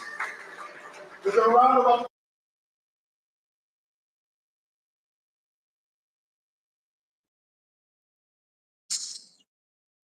A round of applause. I don't see. Did you see any hero there? Anyway, personally, me, I don't see any hero. The people when they see hero, when they see hero. Me, I don't see any hero for there. All of them, very, very. What's it called? Very spineless people. Spineless. That's what I call them. Look at the state of the country. This is what they brought on. This is what they came. This is part of their own policies. They laid the foundation. Thank you very much, Seed, for saying that. They laid the foundation for what we're experiencing now as Nigerians. That's what they did. What you and I are experiencing in Nigeria and seeing in Nigeria today, now because of them. Look at them, old age. They cannot have rest. They will keep running from place to place. Call the man, no balls, nothing. Call him out. Thank you very much, Kenny. Call him by his name. Tell him to his face that his policies are wrecking the people. None of them get the balls. None. These are the people that people are celebrating in Nigeria. They are celebrating, putting it on the social media so that people can know that they are celebrating birthday. I don't have any regards for any of these people. I'm sorry. None. Is it not the same as Ekume man? Somebody asked him, what will you do with the wig and gown that people are wearing? He said, no, he likes the wig and some of these people are still tied to this colonialists. People don't understand. We're in severe trouble. A lot of those people that you see in politics in Nigeria, they love Oyibo die. They look Oyibo like God. You don't understand. People don't understand it they happen. It's not common when they ask questions, I remember during that election period, somebody asked him a question. What will you do? I don't sing that thing for a long time. Like, when are Nigerians going to do away, lawyers going to do away with that wig and gown where they smell? Inside heat, no AC in some of these courtrooms. Maybe they make their brain not they fit think well. They go wear that wig. I don't know what when are plastic they make them out of. I don't know for them. They go carry and enter court. He said no, that no, they can't change that too. That's in fact that was the reason why he studied law, because of the uniform, because of the gap. You have no shame. You even open your mouth, wow, and said something like that. No innovation, nothing. Thinking about the law is good. Talk about the law and how it affects people. Can you also apply some of the customary laws? Does everything have to be everything that the way Oyibo man say it's going to be? Eh? Yeah, I was going to pull up that video actually. I saw that video of Mr. Nemeka. You know, I've been following that man. I follow him and entered YouTube self. Do you understand? It's crazy to me. These people, they don't mean well for anybody. No plan, no innovation, no ideas, no authenticity in what they are doing. None. All they do, all they are busy concerned about is, oh, how they are going to travel, how they are going to enjoy their life. They'll be getting promotion because they know who knows somebody who knows somebody. Eh? Is this how we're going to be continuing in Nigeria? Eh? You have leaders when we say now they cause the problem, when they come out, they take down, they speak big English. Eh? Those their English, they irritates me. What are you speaking English for? What are you speaking English for? Your country is in a mess, complete mess. You guys have nothing to show for it. You cannot go directly to this T-Pain and say, no, band together, something. Eh?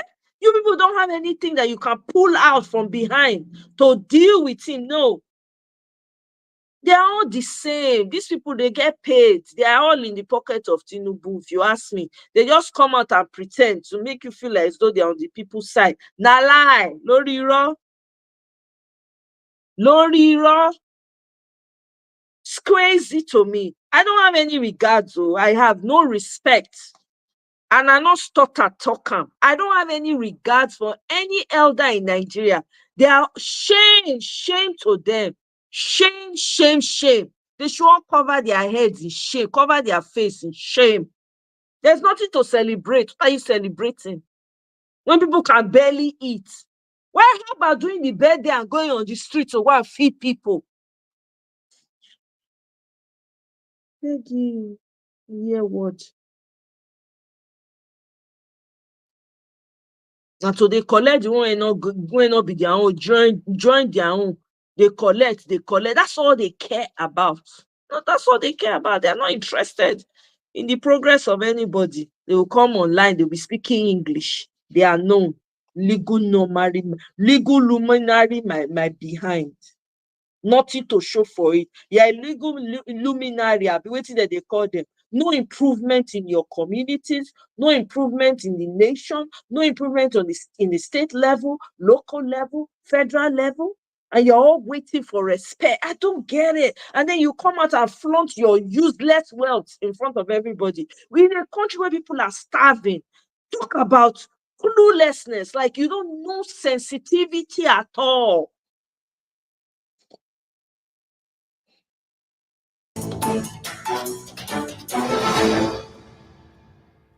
A World Bank report has said that the Nigerian naira is one of the worst performing currencies in Africa south of the Sahara, a situation which highlights the deepening economic challenges in the country.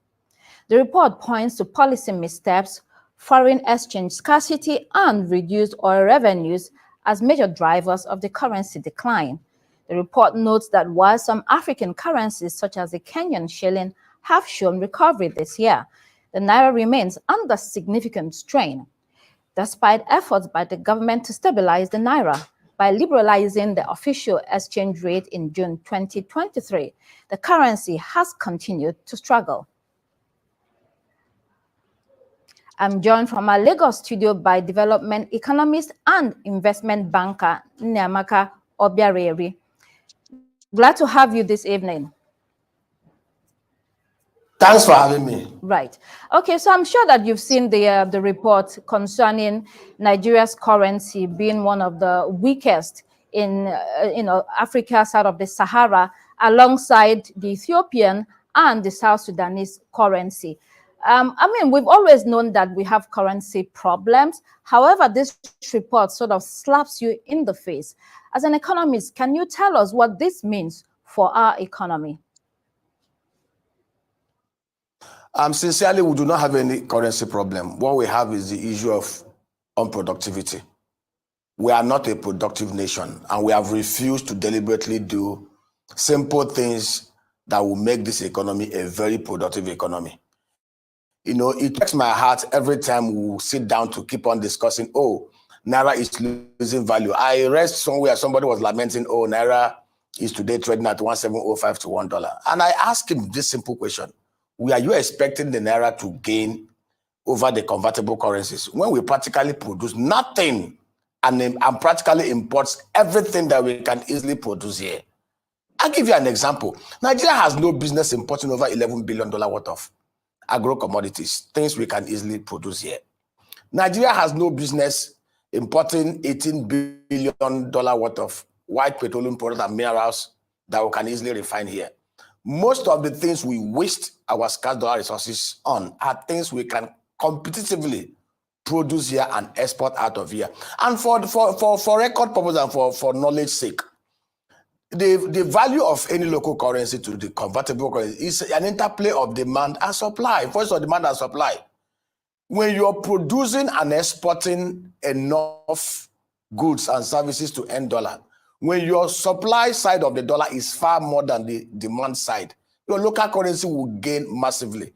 Countries like China practically devalue their currencies, game the system every time because they want to make their export more competitive because they are an export-oriented economy.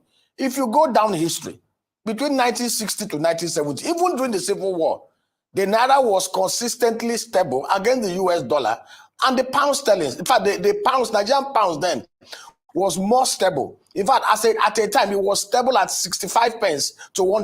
Even in 1968, it even gained 57 pence to $1 because at that time, we had a productive economy. We had the Granite Pyramid of the North, the cotton, the textile, we had the cocoa of the West. In the East, we had the coal, the limestone and the clinkers and the palm oil. As at 1965, Nigeria controlled 45% of the global palm oil market. Today, that market is $72 billion size. If we had maintained that trajectory, we'll be exporting nothing less than $38 billion worth of the palm oil products. And the truth is, we pay much emphasis at the federal side without looking at the states and the others and the local government who are the subnationals. I sit down here and I look at Nigeria economy and I can if I have the time, I will dissect before you in 15 minutes things we can do sector by sector that within the next 1 year, the Naira will appreciate over $300 to $500 Naira to $1. Naira will be trading at 1,000 to $1.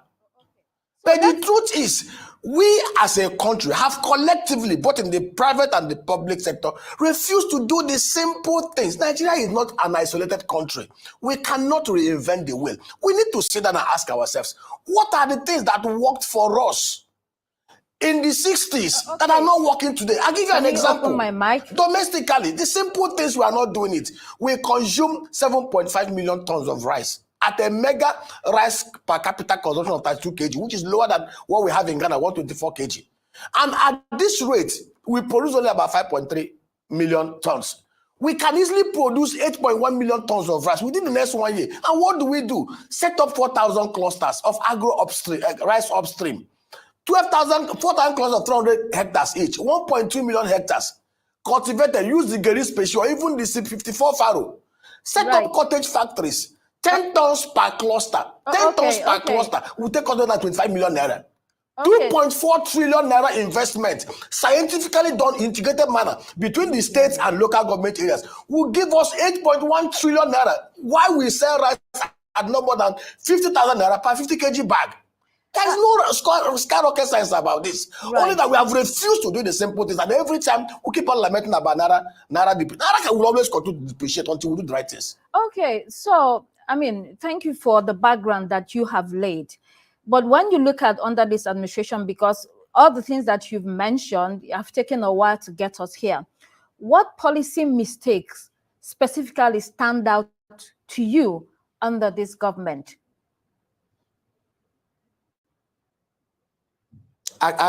Please, can you? Your voice is very faint. Oh, okay. I said, when you look at this administration, obviously it took us a while to get here, but when you look at what this administration has done so far, what are the policy mistakes or decisions that stand out to you? You want us to get filthy rich. I'm like blown away. So it does work. No one. Okay. The two major policy decisions that the federal government of Nigeria took that everybody keep on hammering upon was removal of fuel subsidy from day one and the margin of the criminal multiple exchange rate regime that created an arbitrage window for people to game our system. And we must understand that it was a decision that was rightly taken at the right time. Now, we can argue and quarrel with the fact that some underlying factors that we are supposed to have, that will have happened to ensure that the effects and the consequence of the actions become positive. Well, we are not taking. I'll give you an example. The crude oil is the crude oil export provides the working capital for Nigeria. Between 2010 to 2014, we were doing an average of about 2.3, 2.4 million barrels a day. As at 2010, October to be precise, we did about 2.88 million barrels for throughout that October a day. Now, what basically happened was that Buhari became president. Our crude oil output tanked from a height of 2.3 to 1.1 to less than 1 million barrels a day. And of course, there were a lot of massive corruption that happened under that regime. They printed 2.3 trillion naira by way and means, over $65 billion equivalent of naira printed. Till today, there is no underlying asset to support it. And interestingly, till today, nobody's asking questions. The economy was totally hemorrhaging when this government came into play. And now the question is, we need to go back again. First of all, restructure the oil and gas sector, both upstream and downstream, is very imperative. But beyond it, look at the headline inflation. What are the factors driving inflation in Nigeria? The highest is food inflation, which is about 16.94%. And this thing, to tackle the food insecurity, does not require much input from the federal government. All the federal government need to do is to provide policy and program support, and then security support.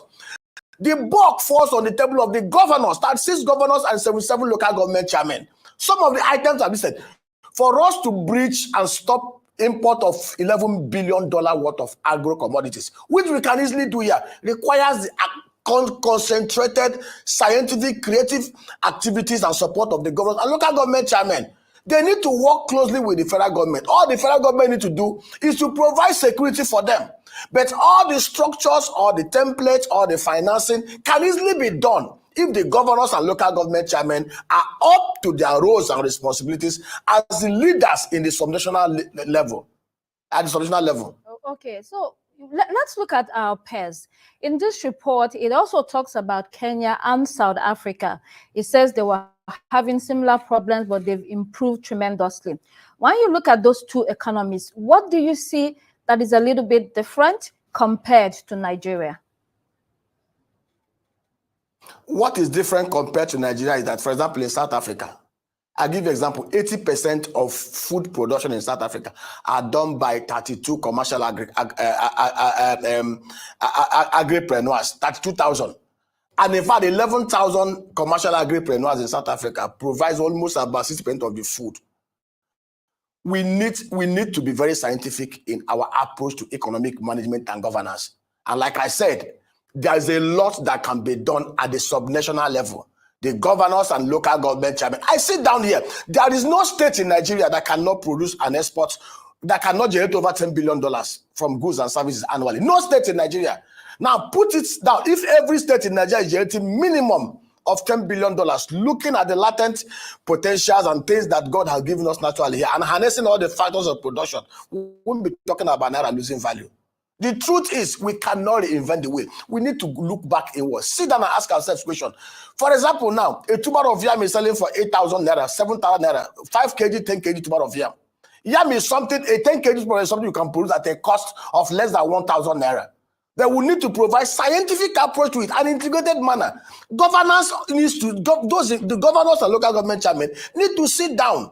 We will help them structure it in a way that these things will be done from upstream to processing, to storage, to distribution, in such a way that we reduce inflation in Nigeria, in such a way that we improve the value of the naira against the convertible currencies.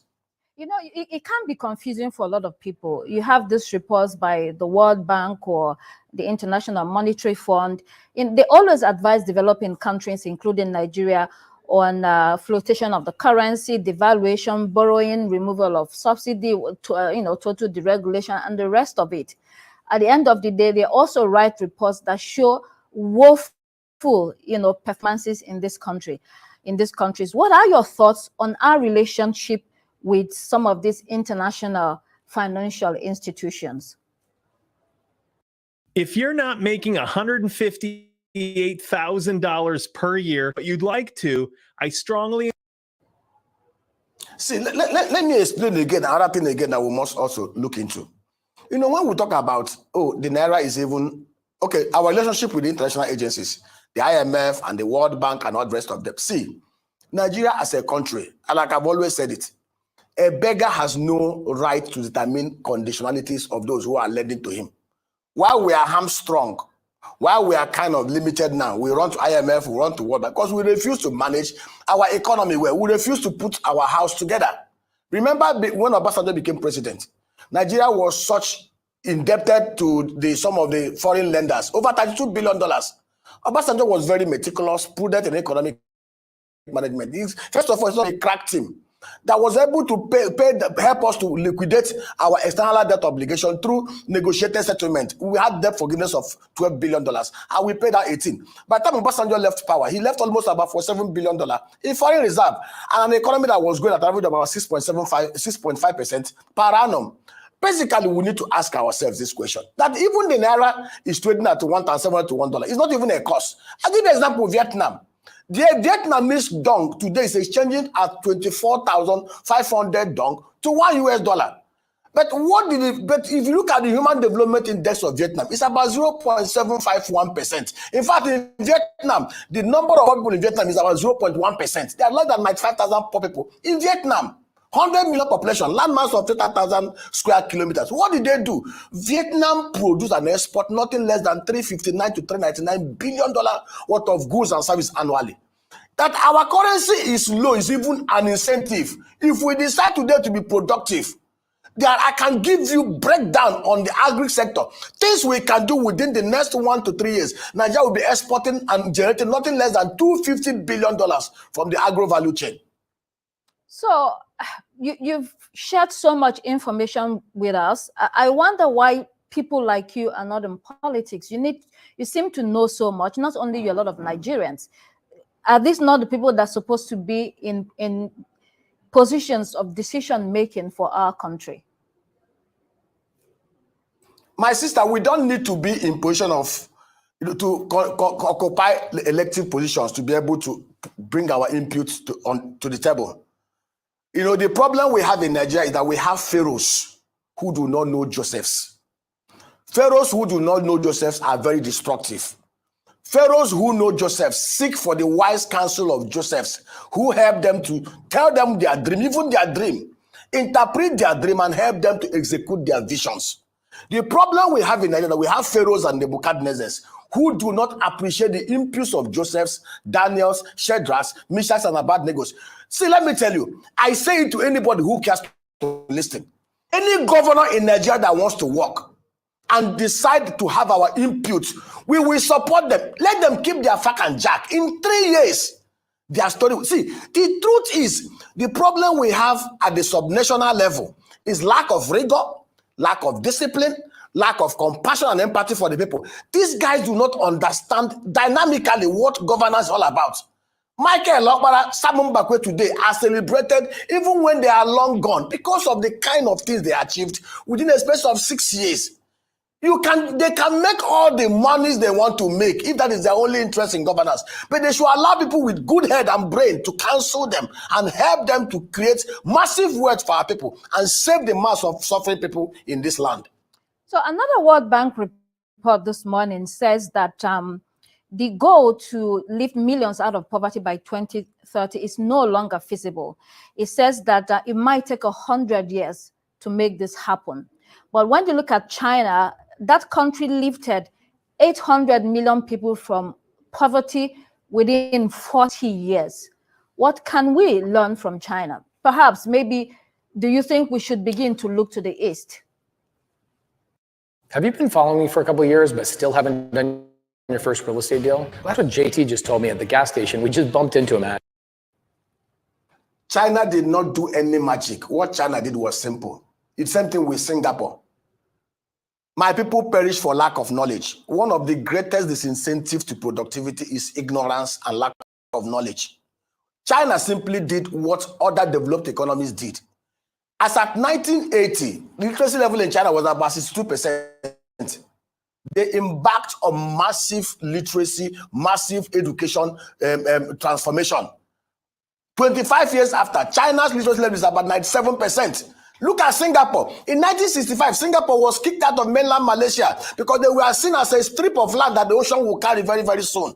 That time they had literacy level of 57%. Today, Singapore has literacy level of 98%. Most Nigerians, let me tell you, a majority of Nigerians are not knowledgeable, and that is why they're easily manipulated. One of the fastest way, I've said it, we must make basic education compulsory. Any child that is born in this land must acquire compulsory basic education, primary and secondary. In fact, we should make it a constitutional matter. 25% of our national budget, every revenue or borrowing must be tied to education. 20% on health. It must be a constitutional matter so that nobody can wriggle out of it. And number two, anybody telling you it will take 100 years for us to exit poverty is lying to you. I tell you today, if our leaders, see, it's not even an issue of corruption. It's an issue of directionless. Not knowing what to do. Yes, corruption has been a negative impact, but do you know why? If the over $500 billion that was looted out of Nigeria was invested back here, bring back their loot here, and we put it in the right sectors, under the right structure, we will exit poverty within the next 10 years. Let me tell you, of a truth, if our governors and local government chairmen and those in Abuja work closely together and seek good, we are not inventing the wheel. Repeat the same thing others have done. I tell you, in 10 years, we will reduce the number of out-of-school kids from the current 20 million to less than 300,000. We will reduce poverty in Nigeria in such a way. See, let me tell you, this land is so blessed by God. If there's any place called Eden in the Bible, it's here in Nigeria. There is no country blessed like Nigeria. The only problem we have is all of us are collective accomplices. Right. From the leaders to the led, we need to sit down and ask ourselves this question. Okay. What do we want for this country? We can exit the 197 million poor Nigerians who are living under less than $64 income per month. We can exit them in 10 years. If we decide today that we want to sit down and fix this country, the templates are very, very easy to execute. Okay. So speaking about education, which is an important sector in any economy, do you think that we can have free education for every child in this country at the primary and secondary level? Do we have the funds to execute that? Because that could be a starting point. We can. We have the fund that we can do it. Now, let me tell you something that will shock you. The old Eastern region was the most backward in terms of education because they received the white men after those from Calabar, those from Lagos that had access to the Atlantic Ocean. But there was something that happened that made them to catch up with the rest of Nigeria. There was a collective communal effort. People were contributing money to send their own people to school and all the rest of them. We can replicate the same model. Nigeria is the only place where education is not regarded highly. Nigeria is the only place where medical... See, if you go to the rest of the other developed economies, go and check, you will see they pay much emphasis on education. For us, we can drive basic education, free basic education. If we decide today to prioritize and make it a constitutional matter, 25% of all our borrowings and revenues must be channeled towards education. And then we can set up education trust funds. I come from the sides of Nigeria. We can, at the community level, at the local government level, at the state level, if we have people who are passionate about education, we can set up education trust funds, support this outside the physical revenues that we are going to be generating by activating productive activities that will help this country to be very, very productive. And I can tell you the truth, the major problem we have in Nigeria from insecurity to poverty to even wrong electoral choices, all boils down to lack of knowledge, low literacy. In fact, there are many certificated interests in Nigeria. Education is one of the keys that can give you the power and authority to liberate yourself and knock on the door of the elites. And we can actually do free education at the primary, not just free and qualitative education. Thank you so We did much. it before. Yeah. In early 60s, Obasanjo had free education in the West. We had 430,000 people having quality and free education in the West. If Obasanjo could do it with coal, with Okay. cocoa alone, we can replicate it all over Nigeria, even at the current trend. Dr. Nnameka Obiareri, development economist, thank you so much for joining us this evening.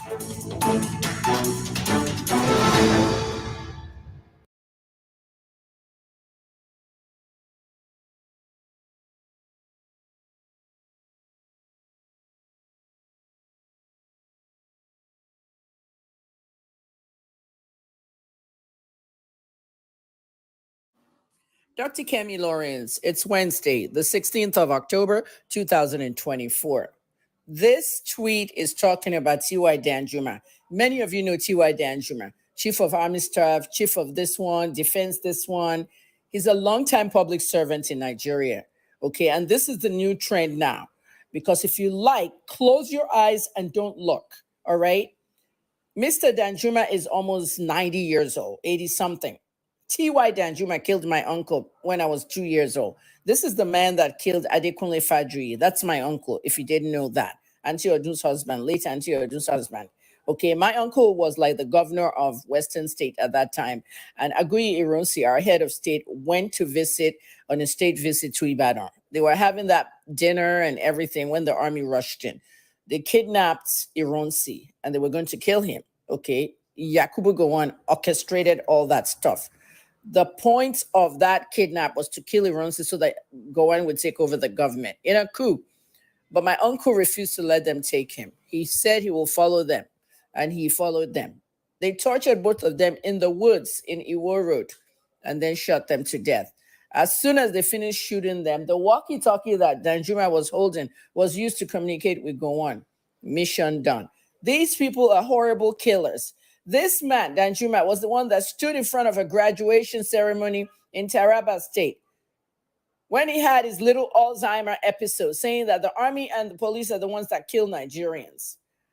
Buhari was not happy at all. He was on his way to Abuja on a flight when he was suddenly detained by the DSS in the flight. Everybody come out of the plane except him. Buhari wanted him arrested because he disgraced Buhari's administration, disgraced the army, disgraced everything. It was Mr. Abba Kyari, the chief of staff, that died of COVID, that begged Buhari to make him not arrest this man. I'm telling you, these are high secrets I'm telling you here. National secrets. Now, T.Y. Danjuma was once the May and Baker chairman. His wife, Daisy Danjuma, a former senator in Edo State, was handed over that position. Everything is a hierarchy. You are the poor. You are nobodies. Okay, you're going to suffer. That's how Nigeria was designed. Okay, his wife, Daisy Danjuma, you saw her last at Davido's wedding. You saw her at her Banana Island home when Davido and Chioma went to visit. The rich are the rich, the poor are the poor. You're not going anywhere. If you like, be following Davido and all these rich people who are born into rich homes. Okay, rich, elite, whatever. And don't go build your own life. Facebook is giving you free money, monetization, content creation on YouTube. You're sitting down following stupid people. At the end of the day, Daisy Danjuma became the new chairman of May and Baker. A billionaire in China gave us COVID test kits to at least test us if we have COVID, a country of 200 million. When those test kits arrived at the airport, I was the only journalist doing an exclusive series on COVID, IJ COVID-19. When they arrived, Mrs. Danjuma, Daisy, she stood on them, okay? Because she wanted her own company, May and Baker, to provide more of it. This guy's got huge, huge amounts from the World Bank, from the World Health Organization, from all these organizations, and donations left, right, and center. Journalists didn't have any money to work. People like me, I had no funds. I was begging you guys to donate, and I only got a handful of donations. Look at the work I did during COVID. Mrs. Danjuma now stepped on all the COVID test kits and everything because she also has a connection with the health department. Daisy Danjuma is Daisy Ehanire, okay? And at that time, Dr. Ehanire, Osage Ehanire, was our Minister of Health in the Buhari administration during COVID. Okay, Daisy and Osage Ehanire are brother and sister, siblings. You see what's going on in Nigeria, but you can't see it, okay, until somebody like me tells you. It's been 8 months now since I retired, but I'm still giving you information. You're not going to see me online in 2025. I'm just letting you know now. So Daisy Danjuma is like sitting in all this money. They have these huge houses and everything. Now today, Premium Times is reporting that Danjuma launches his own airport, a hotel, as Nigerian government hands over Kashimbila Power Dam to the firm. Now they've hired, they've handed over the power dam to his farm.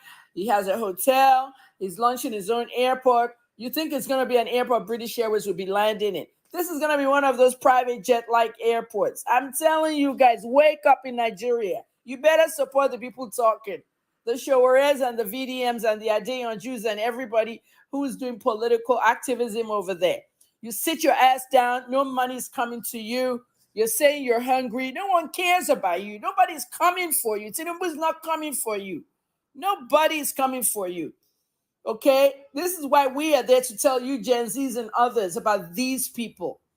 I've never liked T.Y. Danjuma because of the 1967 coup. Was it 67 or whatever? That coup that killed my uncle.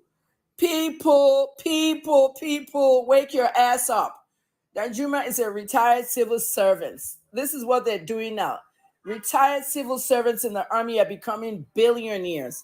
Danjuma has a whole lot of oil wells. This guy is one of those who kept Nigeria hostage. Several oil wells. Okay, they're making money. And you are there promoting nonsense. I'm Dr. Kemi Lawrence, retired journalist.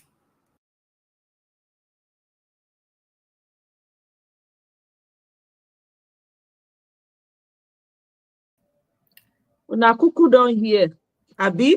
Ovevekuve. Emi ahụ na gbona. Yeah. Emi no. Nothing where we no go here when they come out of Nigeria. Nothing. Mama Echo, welcome. Greetings specially to you. Good to have you on board. Thank you. I just come back late from my errand today. Now, make I cross through the street of YouTube whether I'm yet. I dare you, Aluta continua. All of una. And I greet my people first. I throw away salute to all the sweethearts in the comment section. Sid, I see you, Vanekene. Hello. And the people are not the type when they hear us, we hail. Oh my, how was your day? We thank God. We are here. We survived it. And we are here for another battle. You see, it's so annoying. When I see the name of those when he go carry oil, well, for their name.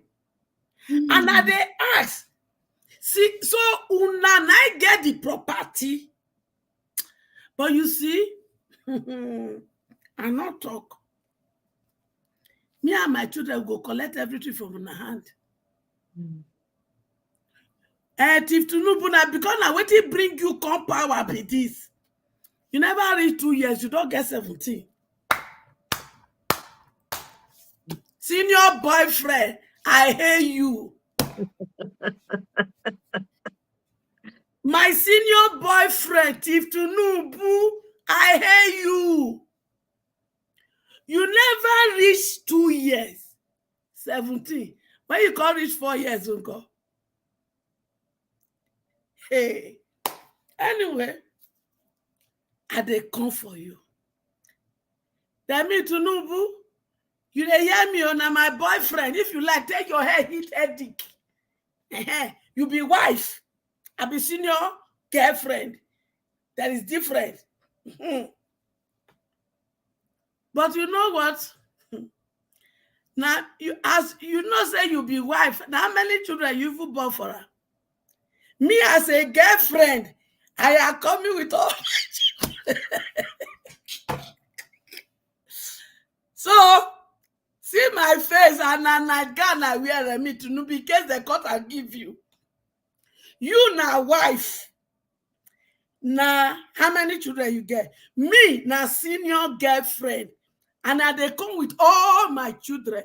And you know those who be my children? All the Nigeria youth. The age plenty because we not make them fulfill destiny on time. So somewhere be 60 years, they are still part of my children because they are still youth. Make you know where. So senior boyfriend, as they collect the oil well, so I get plenty children for you. Unfortunately, that is how we find it. So when we want to divide that ratio, if you go give Remis to Nugu, we go use the number of children when we get for you. Take divide that. And me, I tell you, say from age 60 downward to the one they even there for Bele when they never bring come out, and the one they go born later when he there for line. You know, say some children they just line up now. They won't come Nigeria. And you know, say 4 years now you won't stay. So the children go line up during these 4 years. Now see my children know. So make you know, say, when you want to divide your will, when you want to write your will, you go include me and all my children. I bet when I call this one, go give Remi to Nubu, make you get heart attack quick. Because senior boyfriend inherited me and all these my children. Tagaban, they say you they repair Lagos. Hey, he's coming to do Nigeria the way he do Lagos. We don't see how you do Lagos. So now you be the siphoning officer when they siphon all Lagos money, senior boyfriend. You be sitting, but no wonder that they call you Jagabani. Hello. But you know what? You see that joker card when I be say, I won't play for you. As I can't remember, say, Akpabio tell my children for August, say, make them go protest. They go they eat with toothpick. I can't feel, say, the joker card, the best way to bring her, now to cook soup, different kind of soup, bekiri, a dick kind called afia fere,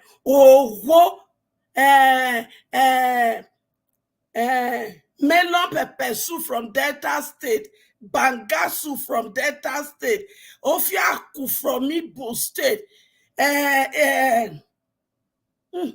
bitter leaf soup from the East, and ewedu atiata. But you can see, unfortunately, as I be say Yoruba, where you come from, they eat ata well. They can't tell me, say, the one that they produce for Nigeria now, say, not the pepper like before. We can't go for Cameroon. They say that they come on Cameroon pepper. They say, I can't tell you, they say, you know what? Since those are in government, there are very many. And that they like pepper soup. Yeah. Because when they give Nigeria food, you cook lunch, you cook dinner, you cook supper, you can't put pepper soup, not like the petrol, you know that pepper soup be. Guys, not they go out and get the jarret. Because that you cook that one for us, if we want cook, we go all the whole tribe of Nigeria, collect their different dish. Now we will come cook. Then the pepper when we need, let's say 20 trailers of pepper from Cameroon. One. The one that they produce for the West, we go gather at Shumbot that I say, as a funny. Akpabio, be ready. Because you go eat. More than never impeach Akpabio. I take God beg now. They plot to impeach Akpabio. For what now? Anyway. All of now when Mumu now when impeach Akpabio, una forget the time when Akpabio, when my senior boyfriend come present budget for now. He said, make una see national item. According to constitution, una come see the Mumu song on your mother. You are standing, senators, in his mandate of Jagaba, you stood. So when you stood on that mandate, how come your ringleader, you know, say na Akpabio, na be senior prefect. The time when I sing that song, why na walk on impeach senior prefect? Why? Make una not impeach him more because na in mandate na 4 years now na sing that song for 4 years never reach now. So you cannot impeach him. Akpabio, you know that I not like you.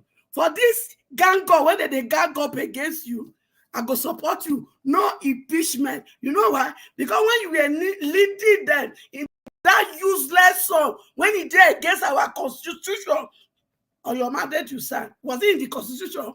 No, these useless people, when you want to impeach you, now I support you to sing that song. So they have no right to impeach you. Oh, if they pepper now, because my senior boyfriend, Robert Stamp, he not grew now to do the thing when I want to do for Senate. Now come the Vespa. Una not supposed Vespa at all. Oh, if una when they give how much they post for that the account that when they say they send the email. Una when they give money in form of email, una they cry. Una when they put hardship allowances for their money, una they cry. What do I call say the common Nigeria to do? At the house now.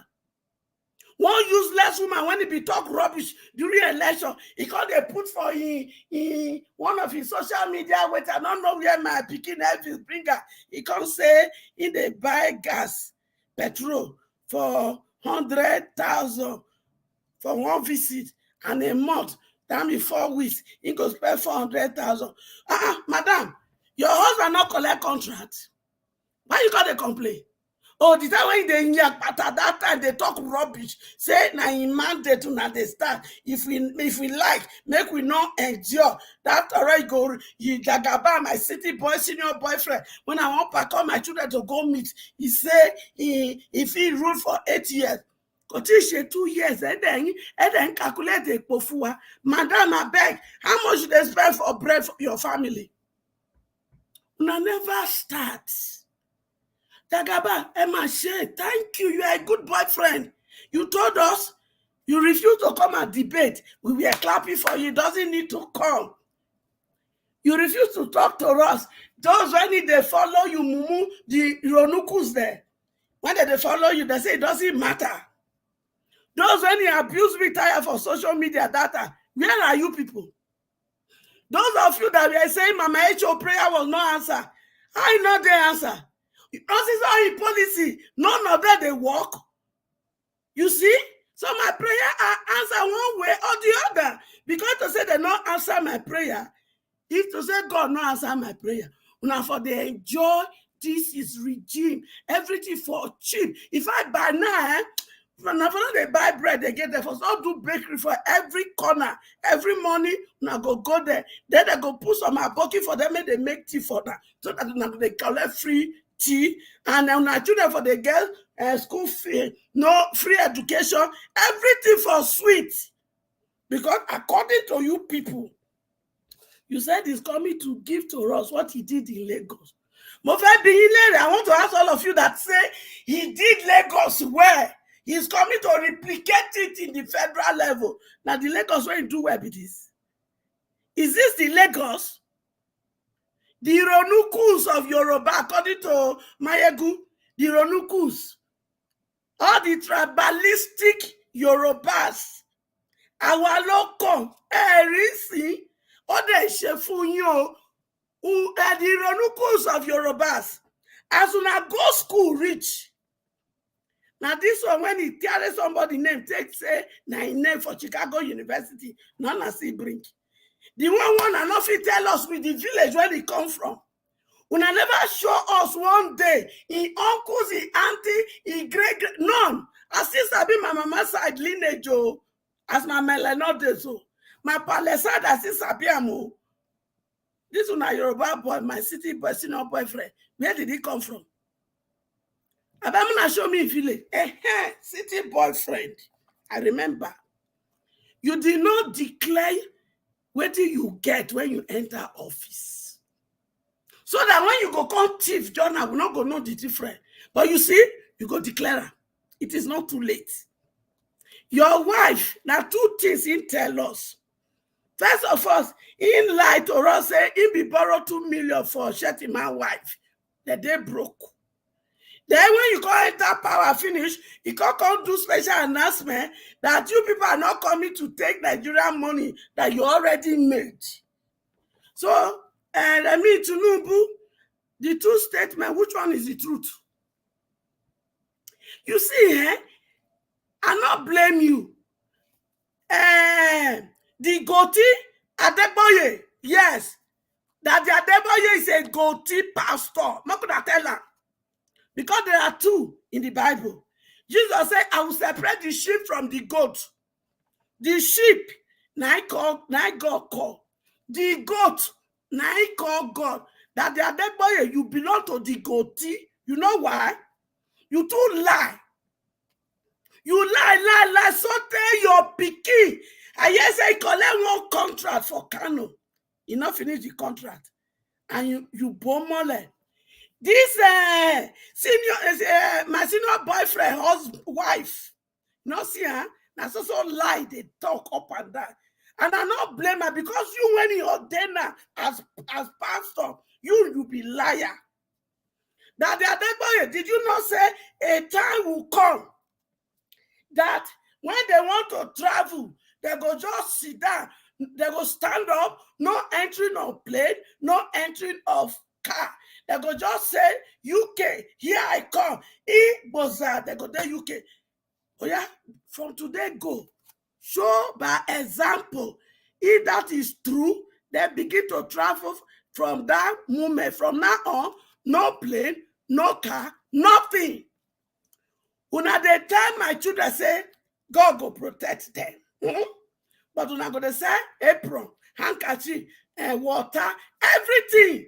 The other, there was a time I see you begin to lay hand on top of chair, you they pray for that, they anoint that, make people sit down or pour, make they get breakthrough, make they get healing, that they go give us results. Say you be mathematician, so it is science, prove it for all. All the people when they get blessing are through that method.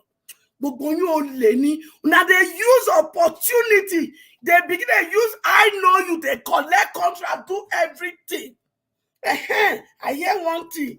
I hear all of una register as an NGO, church NGO, but una university, secondary school, primary school, people they pay.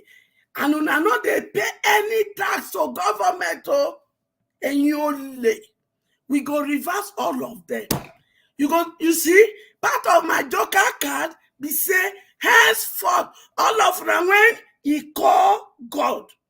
Now go be they pay tax. Hear me and hear me well. We go hold all of them for brokers. Now go pay tax. You see that exemption? This is when they give now one that they take clear things from wealth, free, no duty. We go reverse that because you people are not doing any charity work. Now business now they do, and every business person must begin to they pay to clear things from wealth. And also here say. Una go clear for people. Una go tell government say now una own, but now people own. Now go clear collect money from the people, put them for pocket. Check in show leniye. You people are the highest Yahoo masters. Now come they tell my children say they be Yahoo. Not una had the learner that they are dead boy they talk to you. Because every person, they respect you, and yet you not respect yourself. You not fear God, you got to lie up and down. From today go, you better they travel without plane. You better they travel without entering motor. In fact, when they come church on Sunday, I want to see you without entering motor. Only lie, pastor. Now they deceive my children. And look at what you turned them to. And you have the audacity to say they are not respecting. Why will they respect you people?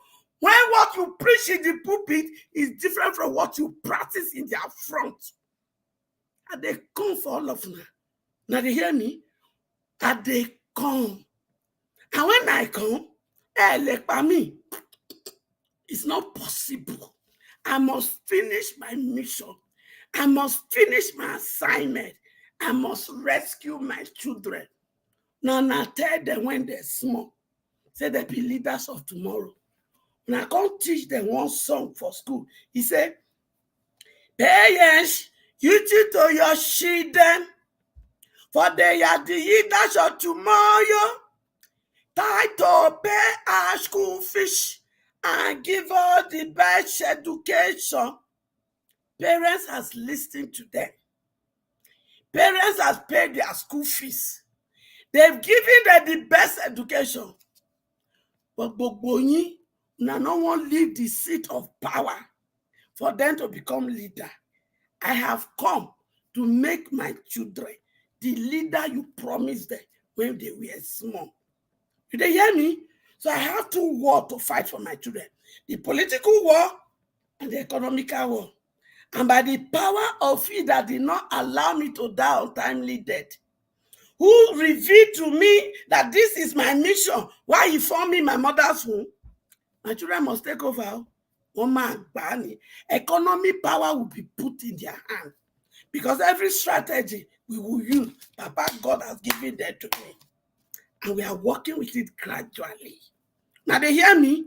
All of now, when you lose Nigeria dry, una go possible, and una children, they go also suffer the brunt. So all you children of Nigeria troubler, all you children of the troubler of my children's destiny, hear me and hear me well. Your parents stole my children's destiny. They looted their life. They make them miserable. They are using my children's name to borrow money, and they stole that money to train you. So you too, you go be part of it. Did you hear me? You will not be spared. Your mother will not be spared. Your uncles and your aunties will not be spared. All the friends of the looters will not go there spared. Now they hear me? Because my children, they know where I put everything. Home and abroad, we know where I put that. The one I even dig for backyard, they know where it is. So we go collect them one by one. Jagabam, my senior boyfriend. Unfortunately, those oil where you are collecting will take it back from you. And all the people that have our oil where, not our property.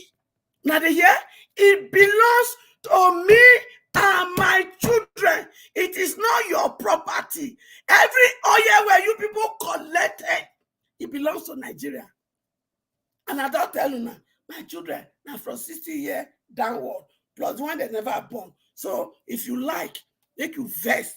Because at 60 years, why should they be still my children? They are my children because you refused them to fulfill destiny when they were much, much younger.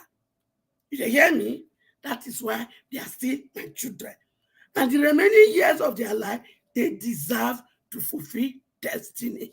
They deserve to enjoy life. So if you like, make you go hang transformer. If you hear like, drink Otapia. But before you drink that Otapia, release all my money, our children money when in your hand.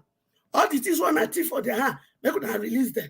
But if I not release them, I give my children to inherit, we go collect them back. Because your children, they're supposed to suffer.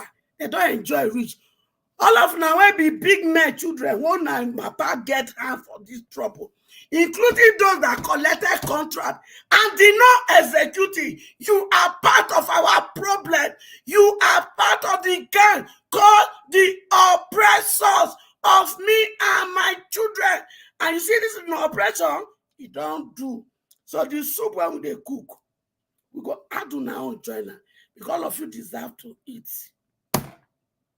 I don't tell you now. I mean, you know, boo. Now, few children are you born for. Unfortunately, me, I can't get for Jagaban plenty children from 60 years downward of Nigeria population. So when we want divide in will, when we want to do the will, I don't know who go collect the highest. So because some of the money he got, they are from Lagos State.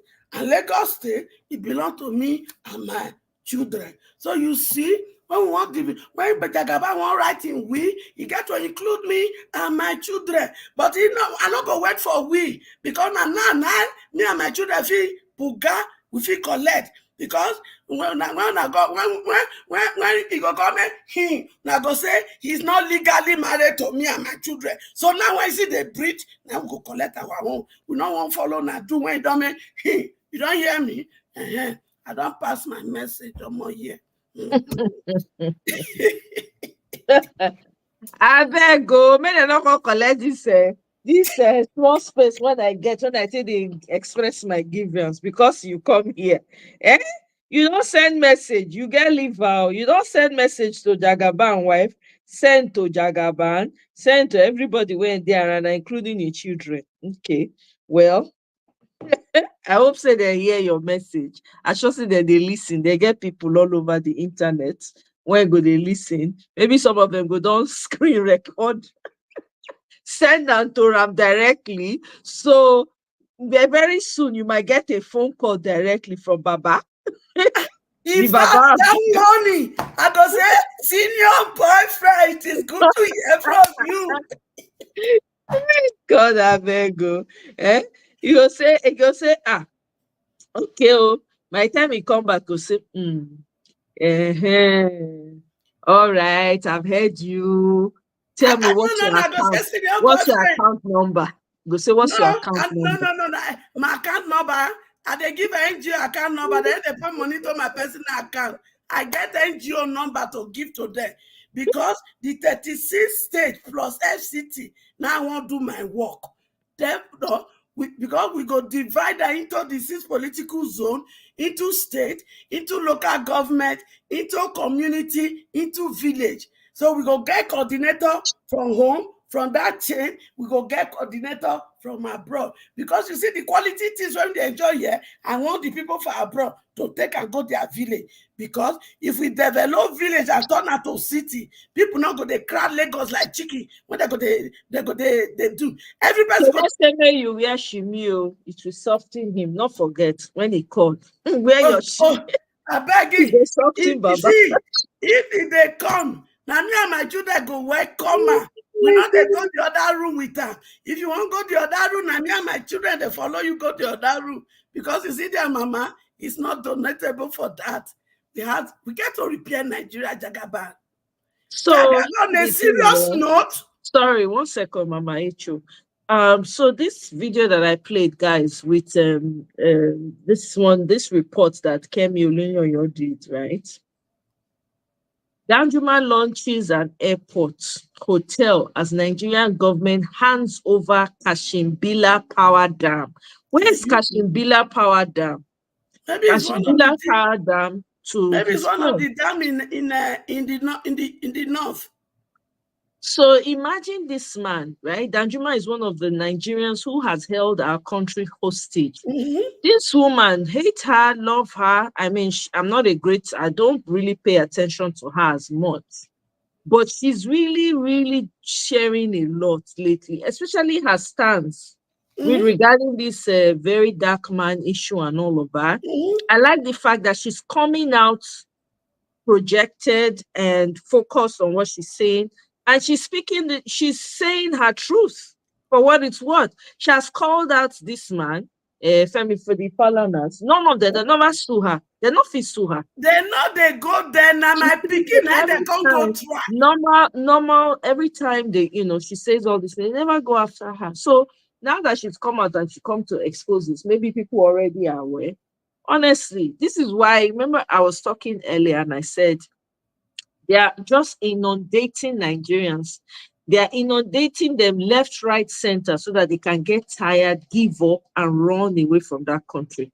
Because their masters want them to do that. Oriyomi, you said something earlier, and I think it's in line with what Chibike said yesterday, that it's almost like, they put Agbado on to eliminate as many Nigerians before 2025 because they have a plan. Imagine them coming out, the vice president of the World Bank coming out to tell you that these policies that is breaking the backs of people are unaliving in their numbers. You're telling them that they should continue in that trajectory for another 15 years. Imagine that. It's crazy to me because we keep saying all these things, and I am happy that everybody's talking. Kemi Olunoyo is talking. Everybody's talking that has mouths to talk. We cannot be quiet. Yes. Is it overwhelming? Nigerian issues? Yes, very, very much so. If you need to take a break, take a break. But you see this one, we will not be silent because not only one country will get. If everybody runs away from that country, they've achieved their aim.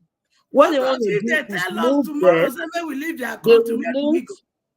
Exactly. So they will move to your country, go and take lands that do not belong to them, and name it in there. And you see what they have doing in South Africa? You know what's going on in South Africa? South Africa, there's a video I saw of a man who was saying that the San people, original people from South Africa, that they are not black, that they are yellow. Okay? He's already causing segregation right there. And then he now says that the black people in that particular place where that they are not indigenous to the land, that the Oyibo people came there before. It's crazy to me. They are changing the narrative now. They are changing the narrative. Claiming the land. Claiming so the land. Black that came as immigrants. Exactly. That's what they're saying. That's what they're saying in That's what South they want Africa. to do to us. That's what they want to do to us. So if we're not, if we're quiet and just roll over, let it just roll over, you know. Let them just do. They will just continue and they will break people's back. Where are we going to run now? Europe, all the countries in the world now, they are slowly becoming. One second, Mama Echo, please. I just want to put this point across.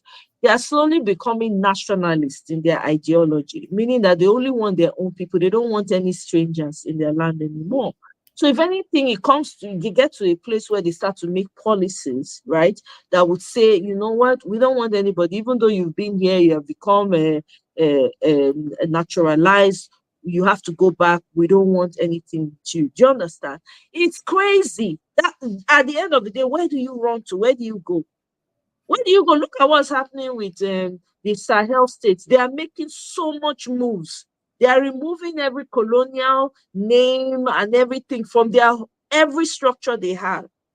And that is why they are making effort to overthrow Ibrahim by all means.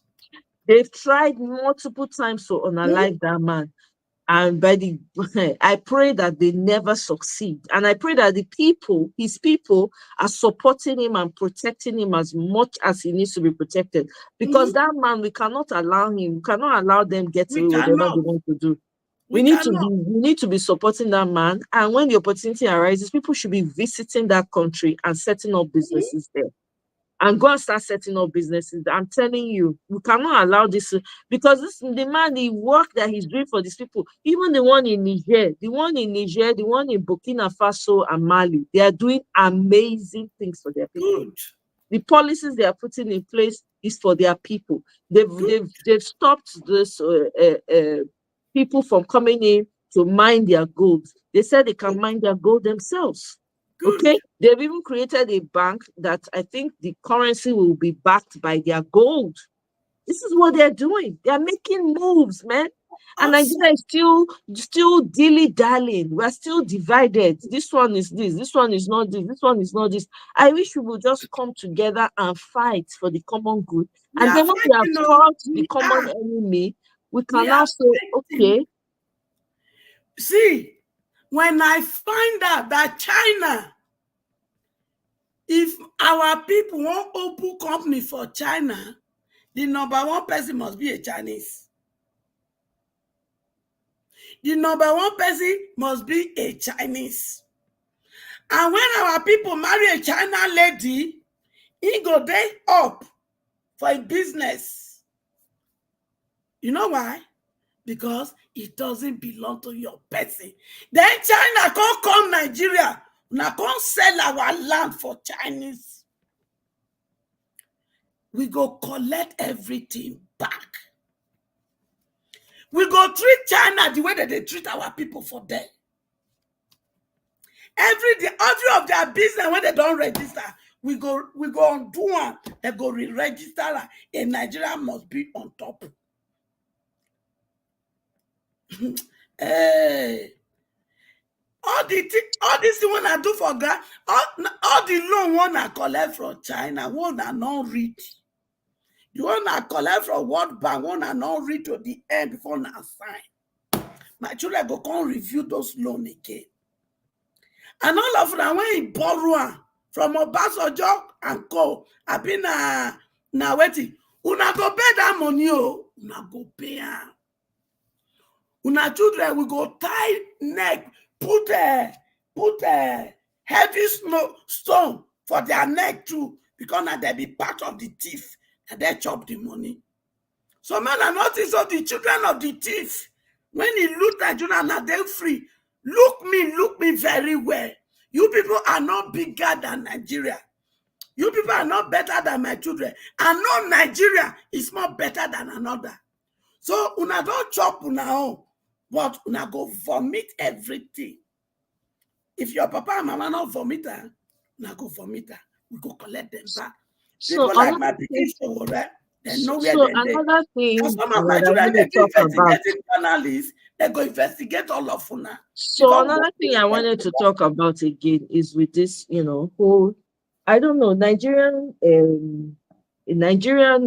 what's it called, so-called the people that are up there, the likes of the people that are up there consistently flaunting their wealth in the faces of Nigerians in the midst of these harsh realities that Nigerians are facing.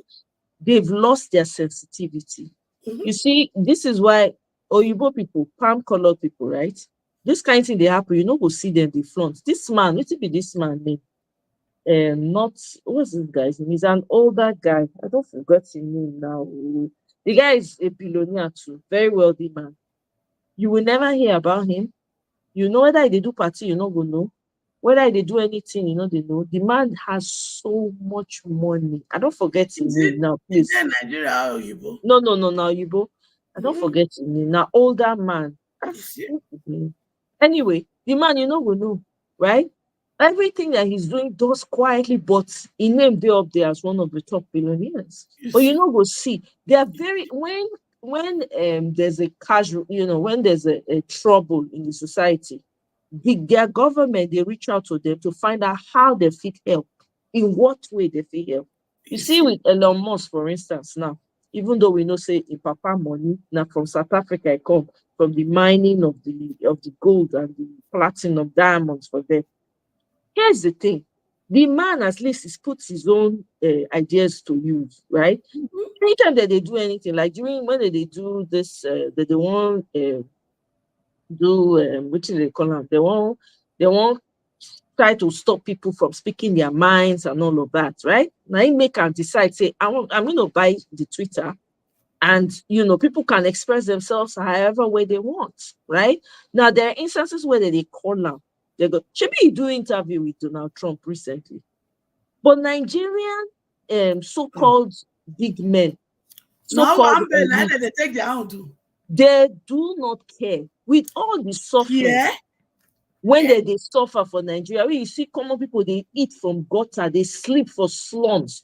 None of them, they even make any offers to say, okay, you know what, here's what I will do. I will create this low-cost housing for these people and just put them there, and, the government can pay me over time. You're not going to make your money right away, but you can make your money in some way, in a, small way. They no vision, no ideas, no transformational ideas. All they want to do is eat, and eat. They go eat for back. Are they not driving through those roads? Are they not seeing my children that on the street, called the street children?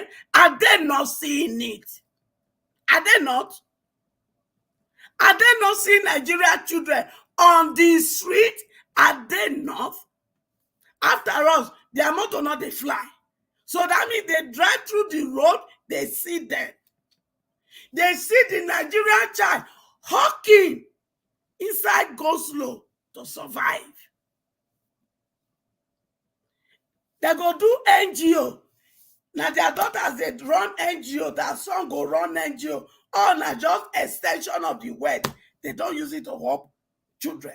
If not, why will they have plenty children in Nigeria's streets?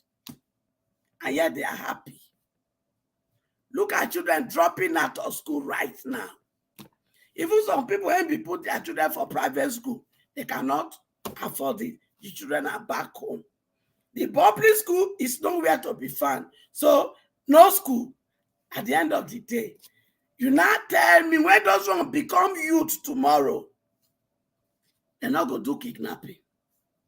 Abi, you people want to know the why there is kidnapping? Why kidnapping become a business? Now one know, Abi. Now one know. Now one know. And the elite in the north that you lie to the common man in the north that education is haram, and yet you send your children out to gain that education. Una not see how una turn the Quran upside down, and una come dey fear say they are kidnapping. They never kidnap. Do I like what they do? No.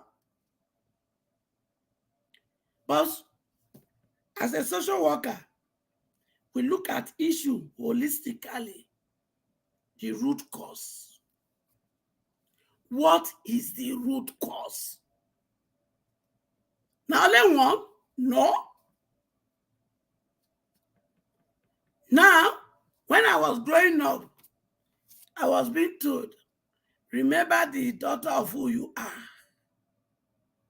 But today, that is not. Now, parents. AGK, thank you very much for the super chat. I really, really appreciate it. Oh my God, you have blessed me this evening. Thank you so much. I really appreciate it. Thank you. Your pocket no go ever run dry, you no go ever run. Now more and more, your pocket go dey full, you go dey run over.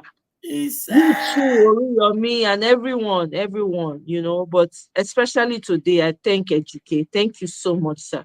I appreciate. Go ahead, Ejike. May the good Lord bless you. And may you get better business. Make you not do clock in and clock out. Because real money is inside business. You see, of recent, I was hearing, I think I was listening to a station today at home, and they were talking about my children. I'm not going to disown them now. Said I don't graduate. Now POS, they collect money. Then they work with POS officer. I won't tell you now. When Yahoo started, that they target the West. So the West, left and right, every trick when that they use, that they know, so they don't educate their people well. So their people, they wise up. So when they come out from one, enter another one, they go learn. When I come with relationship, they learn. So now all those one when you come learn this Yahoo, as they not come, they feel they catch out too much from West now. They don't come home. And the school wanna send them be that too. They don't learn now. Now they come they do it for home. But children, I not support to. But if you want to do the Yahoo, make you target my senior boyfriend then. Akpabio, the governors, the senators. Now they thief una money. Not become more Nigerian like you now. Abba. Make una leave common Nigeria alone. Make una look for those when he carry our oil, when they call them their oil where. Una look for those people. Look for their children. And at the talker, Mona Kota give them. Look for their children. Leave common Nigeria alone. They are suffering like you. Mona look for the governor, his wife, his children, his cousin. Now them now go target. Mama, I beg go. Leave your common Nigeria alone. I beg go. Suffer talk. I beg. I know they encourage anybody to do anything. Look for people who are not given an enabling environment. I do not know their house. I don't know their village. Una don't know where they're there for Abuja. If una pack una say like sardine, una go take over their places in Abuja. How many military they get? Oh yeah, now they find trouble. I been almost sound at this message, but you see, as I go hear that, he say, "Come on, Nigeria, they suffer for my make una leave. Come on, Nigeria alone. Come on, Nigeria, it is suffer like una." So until we put legitimate power of economy for your hand, we're gonna go where they line up. Oh my God, do you know that these people they thief our money so that they can build some houses in Abuja? No person fee renter. The thing they say now Ghost City. So many of them. I think I have a relative who was looking for. She was trying to move places. So she now went to the estate agent. I believe they call them when they follow them. They look for houses. They said if you go to most of the houses around that Lekki area, a lot of you see massive houses empty. The owners are not there. The owners are maybe overseas or something. Empty. And she said she lost count of the number of houses that were empty. She was not saying, why would you build such houses? You don't even put it to rent, nothing. You just leave it and you empty. So the person now told her that some of them belong to politicians, right? They go bury, and then they hide their money. So some of them, they go dig ground, hide the money for them. So that they not go come they hold them, EFCC will come they pursue them, use and build house now cover. So when you hear when they thought that some people get CBN, you remember when they thought that thing? Now exactly the reason be that. A lot of those houses, they are CBN, private CBN. But you see, when me and my children go take over, we go uproot. We go dig.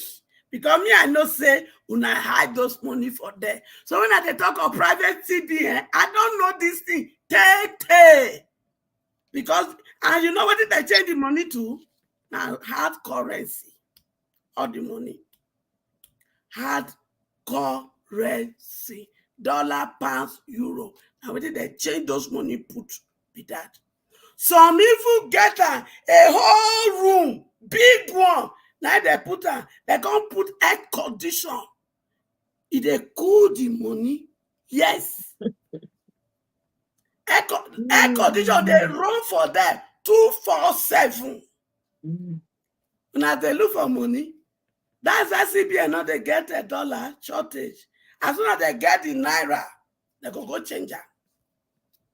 So children, you can not worry, we get work to do. By the time we take over, who said Nigeria not go better?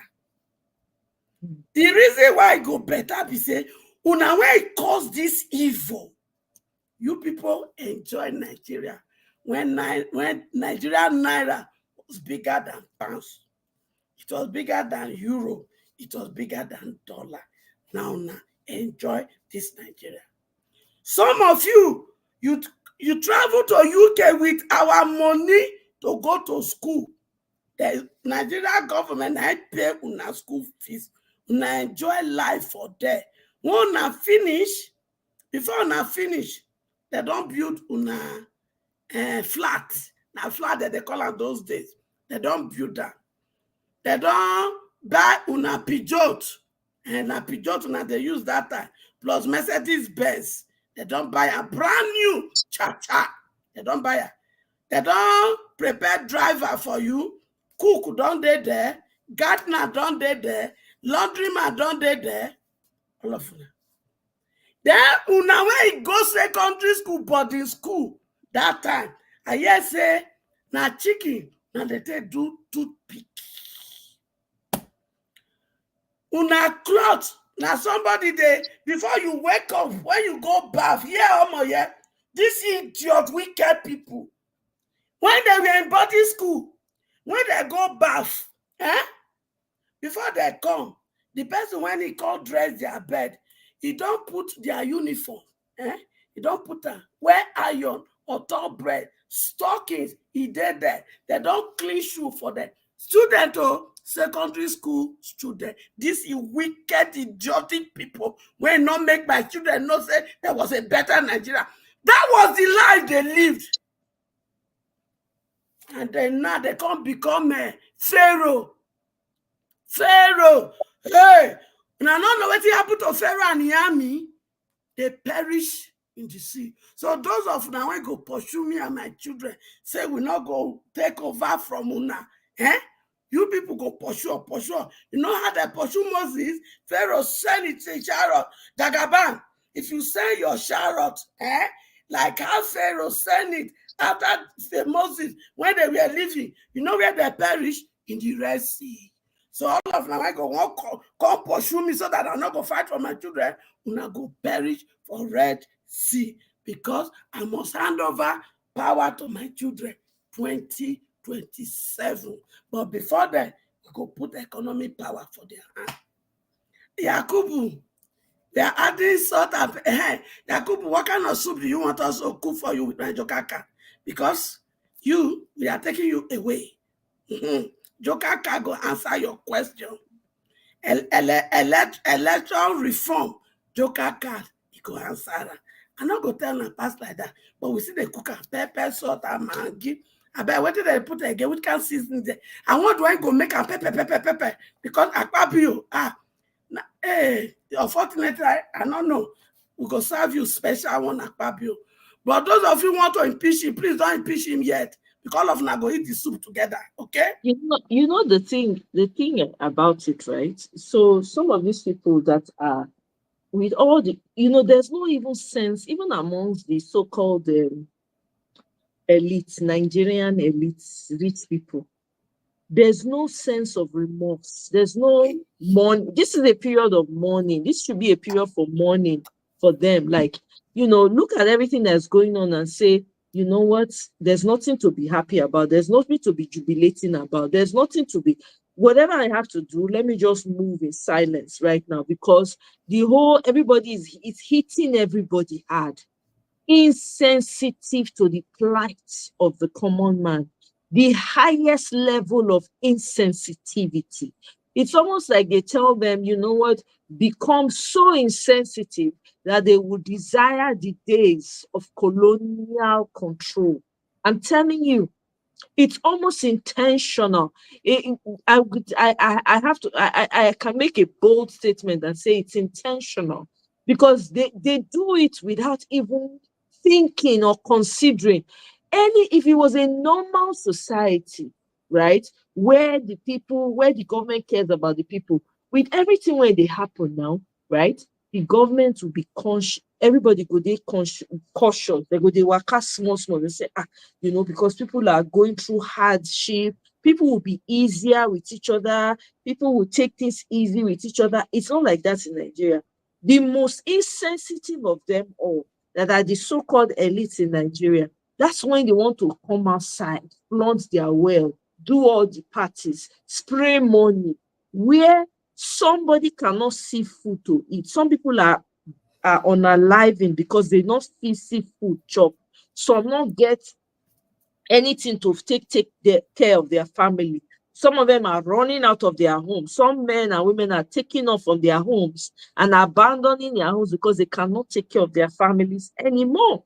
Right? I read a story yesterday of someone that sent a message to someone on Twitter, was saying that please, that her business, her fish business, everything has gone down. An employee she had put hypo, whatever in her fish pond, and the fish, her husband has never worked, blah, blah, blah. If it's a true story, we don't know, because now they're saying that a lot of Nigerians make up a lot of stories now to get money off of people online. They've now become something else. So, okay, she said, well, she went to meet her husband. Her husband said she should go and be sleeping with other men, like her mates are doing, to bring money to feed the family.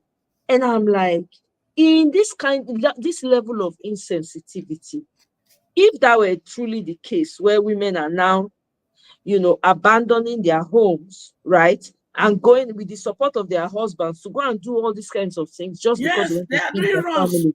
Now, why can't those that they are going to meet for those things say, you know what? I understand how difficult it is. You want to support your family. Take, this is the small one I can do for you. Instead of taking, the Advantage. taking advantage of the woman. Situation. It's crazy because when you look at it from top to bottom, we talk about the leaders, talk about the politicians. Now, But Nigerians, sorry, 1 second. Nigerians themselves are insensitive. The Nigerians in Nigeria are in a time like this, you will expect that people will be, softer with each other, support each other, because one person cannot do it alone now. If you make 70,000 naira minimum wage, you cannot afford a bag of rice. You can't, right? So you have to, instead of buying a bag of rice, let me look for my neighbors. 10 of my neighbors will buy a bag of rice, share them quarter, or however way you want to share it. Insensitivity at the highest level, and then the ones that even have more than their neighbor, they want to use power over everything. If their neighbor does something, they will want, everybody is intimidating everybody because they feel they have more. It's crazy. First of all, the neighbor, now everything, now that they do, I better pass my neighbor. No more, not only generator again. There's some of these people you are talking about, some of those men you are talking about that still sleep with these women. Some of them are using it to renew their power. Because some of them, they must sleep with a woman to renew those power. So they can't give to them free of charge. There are some people that there are some parents that abandon the children. They go don't leave the children, run, come out. They go abandon the children, run, come out. I've seen many cases like that when they don't bring to my attention. Mama go run. Now papa the first they run. Papa go just go, he not go come back. When the woman do in the tire, he go pretend like saying they go market. He go leave children for her, for landlord. Before, people know they sell house before. But if you see the way Nigeria are selling their houses, the way they are selling their houses just to survive. House where they struggle to build, you know how we value house. If you feel come up for that trouble in Nigeria, say they have problem with landlord again, you go. But now, you get one platform when they put me for Nigeria, when they post houses. When people they say, I say since when? Since when does a Nigerian person sell a house that they usually proud to leave behind? They now sell it at a cheaper rate just to survive. And the people, when you describe so, that they're busy, they plan party. Party. You're not able to see what that they do so if you're not this day for party. And a party now selected people IV. So you see, when I find myself being passionate about humanity, and I see a lot of people don't care, I just now discovered that even being passionate as being passionate for humanity is probably a calling, because I cannot see why I should have, and people are suffering in my street, in my environment, and a party, when I not go invite them, I go put money. It's so sad. But just like now everything, say one useless culture that we have, especially in that country called Nigeria. Now how to present myself as a rich man in my community, so that everybody go they do share baba, chairman, chair lady. Now that kind of life. But I beg all of you now, when they live this life, We're gonna do me one assignment. I want Beguna. And after this assignment, nothing change in your heart. Then you can live this life. But this life, when you live so, you go rest in pieces. Yes, you are not resting in peace. So if you know, say, when you breathe this last breath, you want to rest in peace. This assignment will help you. When you wake up, or anytime you see this message, no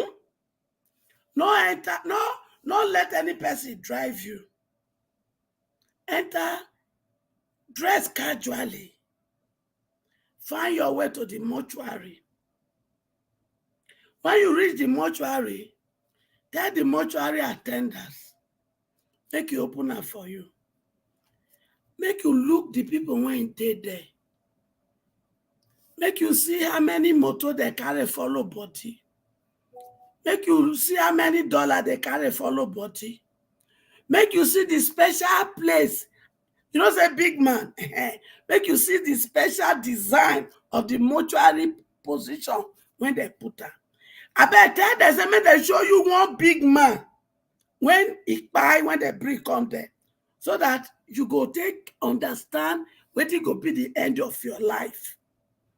After you don't finish for mortuary, don't let any person, because if people follow you, you're not going to understand this message, yo.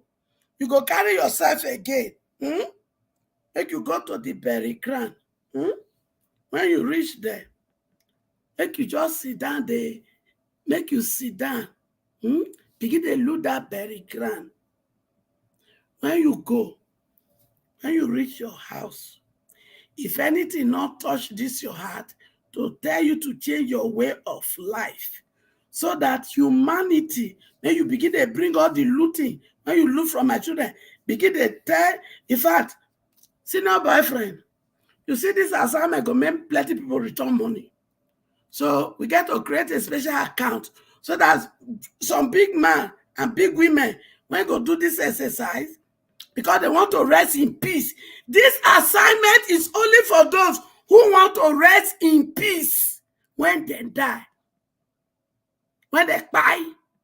If you don't say you want to rest in peace, that is the only people that should do this assignment. But if you know you won't rest in peace, continue your life. Because this life, when you live now pieces, now you go rest. But if you want to really rest in peace, go to the mortuary by yourself. There they may they show you dead body of rich man or rich woman when they bring. Make you compare that body to other common men, common women, so that you go know how you go be the day when you breathe your last breath. Thank you very much, Mama Echo. May I come to the new person in the studio? Mr. Chooks, welcome. Oriyomi is here. I have been greeting you since now. No, it's not Oriyomi. This one is Mr. Chooks. Good morning from my side. Look at this one, that they see this right up now. Okay. Now, Oriyomi right there. Okay, let me see the name of the person. Yeah. Mute your mic, Mama Echo. Mute your mic. Yeah, good morning. Good morning, Can you Mr. hear me? Chooks. Welcome. Yes, we can hear you. Okay. Yeah, once again, I greet everybody. Mama Hecho, I greet you, everybody on the panel and those listening. Yeah, I've been listening to you from yesterday. It was so interesting yesterday. You're on fire. Keep it on. Yesterday I was listening to you and everything you said, it's just like you guys is saying was saying what is in my mind, And of course today again, it's the same thing, and that shows that what is going in one person's mind is the same thing going around in every Nigerian's mind. But the problem is those who's supposed to care, who's supposed to know, they don't care. They don't want to know. Just like Mama Hecho was saying, if they want to rest in peace, you think they care about that? They don't care about that. Somebody who cannot care, about the legacy he's gonna leave for his children when he dies, right?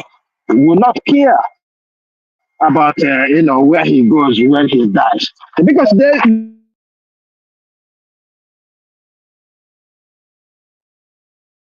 Mr. Chooks, we know they hear you again, no? Think your connection or something. Okay, now you're back. Can you hear me now? Yes, you're back now. Yes. Oh my God, that's always the problem I usually have. It's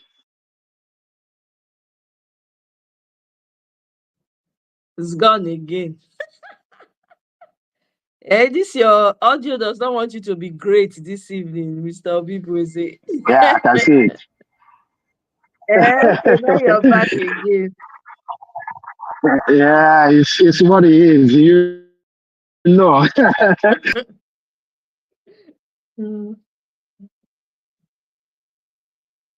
Oh boy. Oh no. We wanted to hear what you had to say, Mr. Obibueze.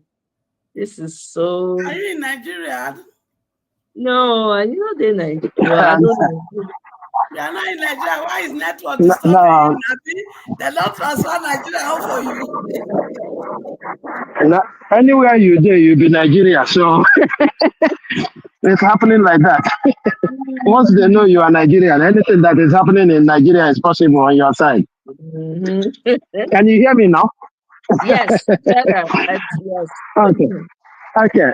Yeah, that's one topic you discuss that is very, very interesting. When you talk about the Ozakomes birthday, exactly what you thought when you were saying that is what I think. Yeah, these people, we have huge respect for these people, and to be frank with you, all of them disappointing from the starting to the end, from the Paranas, the Ozakomes.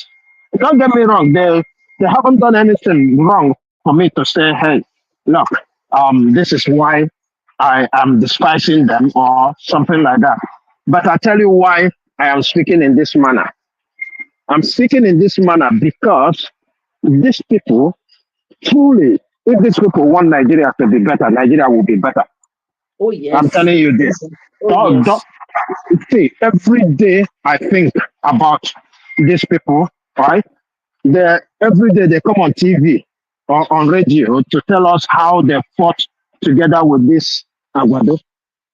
Is it not? They fought the military with this Aguado, right? And the same person you fought together, you cannot call that person out. Look at what is happening in our judiciary. Yeah? Tell me the likes of Zakome, the likes of Falana, if they stand up and say, look, this is wrong, what is happening? We cannot take this anymore. Because I keep telling every Nigerian, right? The only people that holds the key to all this nonsense that is happening in Nigeria is the NBA. You know my view about this. Yes. If the NBA wants this that is happening in Nigeria to stop today, it stopped within 1 second. Okay? Because they have the power. They have the power. When I say they have the power, don't underestimate their power. Okay? Because that power they have, right? The power they have is this. When they say, if the judiciary is this corrupt, right? We are not going to represent anybody. Exactly. If they say that today, the international community will be involved. Everybody will be involved. Nigerians will be involved. Because you can't hold my family member forever. Okay? You can't hold my family member forever. So everybody will be involved. This is where, if they do that, then we can see a headway. But guess what? They will not do it. All of them. Is it not Ozakome that represented Atiku in his tribunal? right? Exactly. Yeah. So do you want that business to stop? This is exactly why they are doing what they are doing. Okay? Yes. This is exactly what they are doing, Because once they make Nigeria work better, you will know that all of them are poor people. Because they don't have any other this thing. Look, sometimes I think why black people are not rich. Okay? And I know the reason. The reason is nothing but black people don't solve problems. For you to Yes. be rich, you have to solve a problem. Yes. Okay?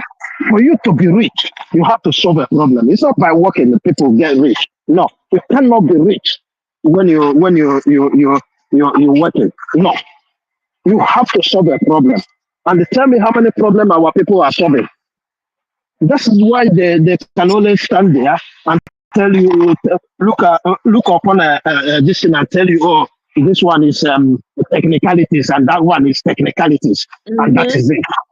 They go here, they make the money, but in a genuine way, they can never make money because there's nothing in their brain. They cannot do nothing.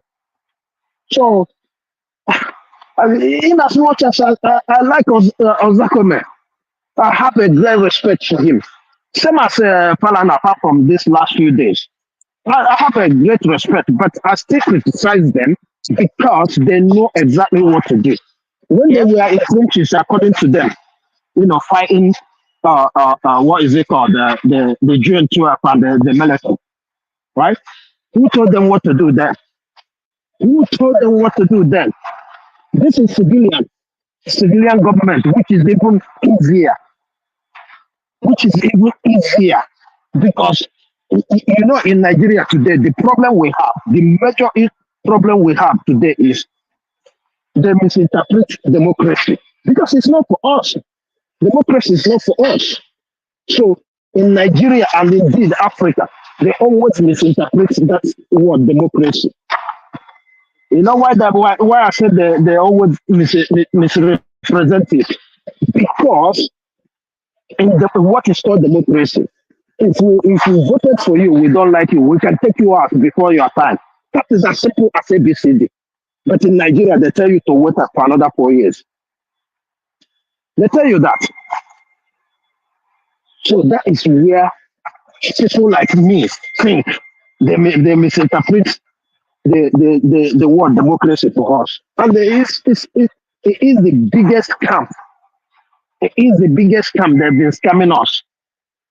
And until we Nigerians, we understand that these people, we cannot allow them to continue, to go the way they're going, unless we stand up and tell them enough of this nonsense. We cannot move forward, For example, now,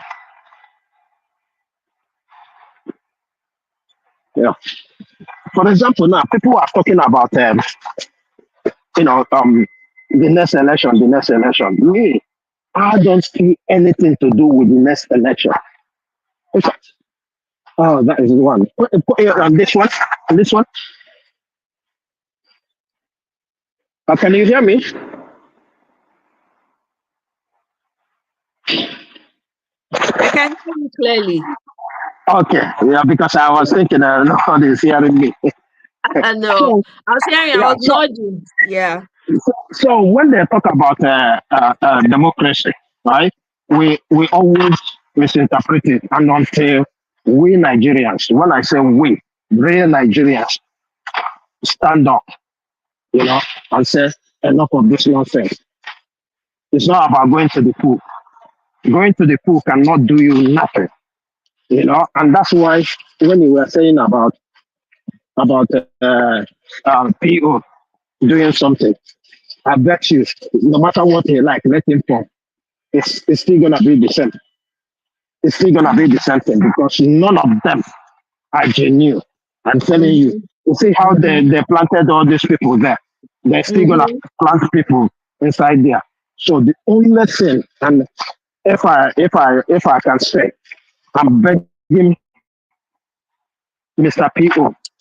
let him, instead of going around with the likes of Kwankwaso, talking about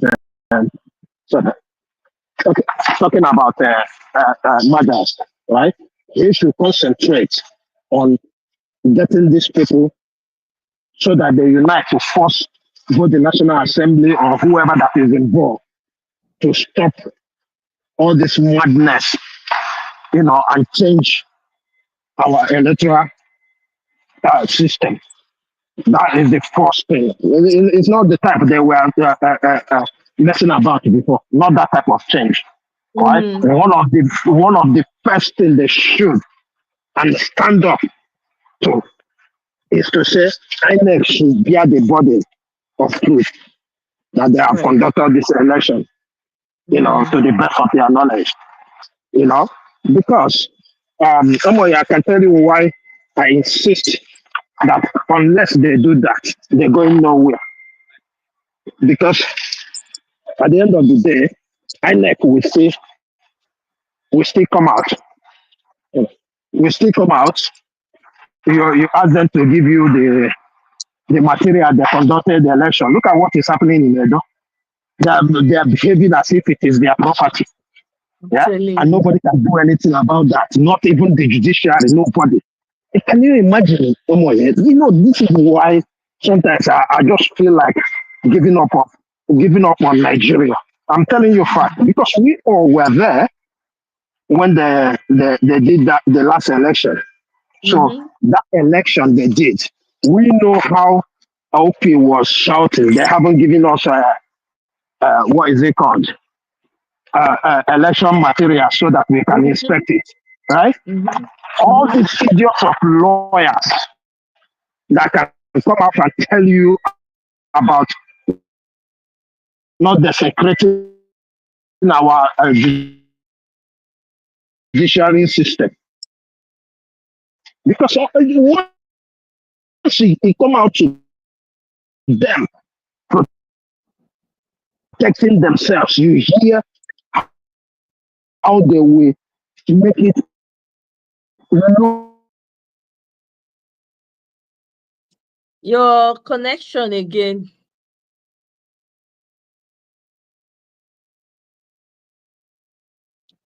Your connection. We know they hear you again. No.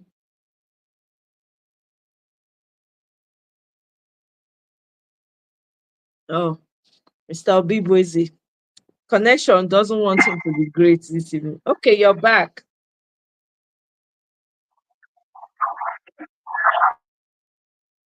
Oh my. You keep going in and out. Mr. Gosh. All right.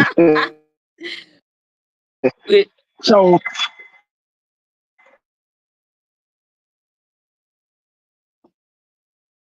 you don't come out again. This network, you ready to show you? I don't come back. I don't come back again. That is the problem, These are the things we are seeing, and these people, they don't understand. They don't. So if Mr. P.O. wants to do if they want to unite to fight these people, they should unite to fight.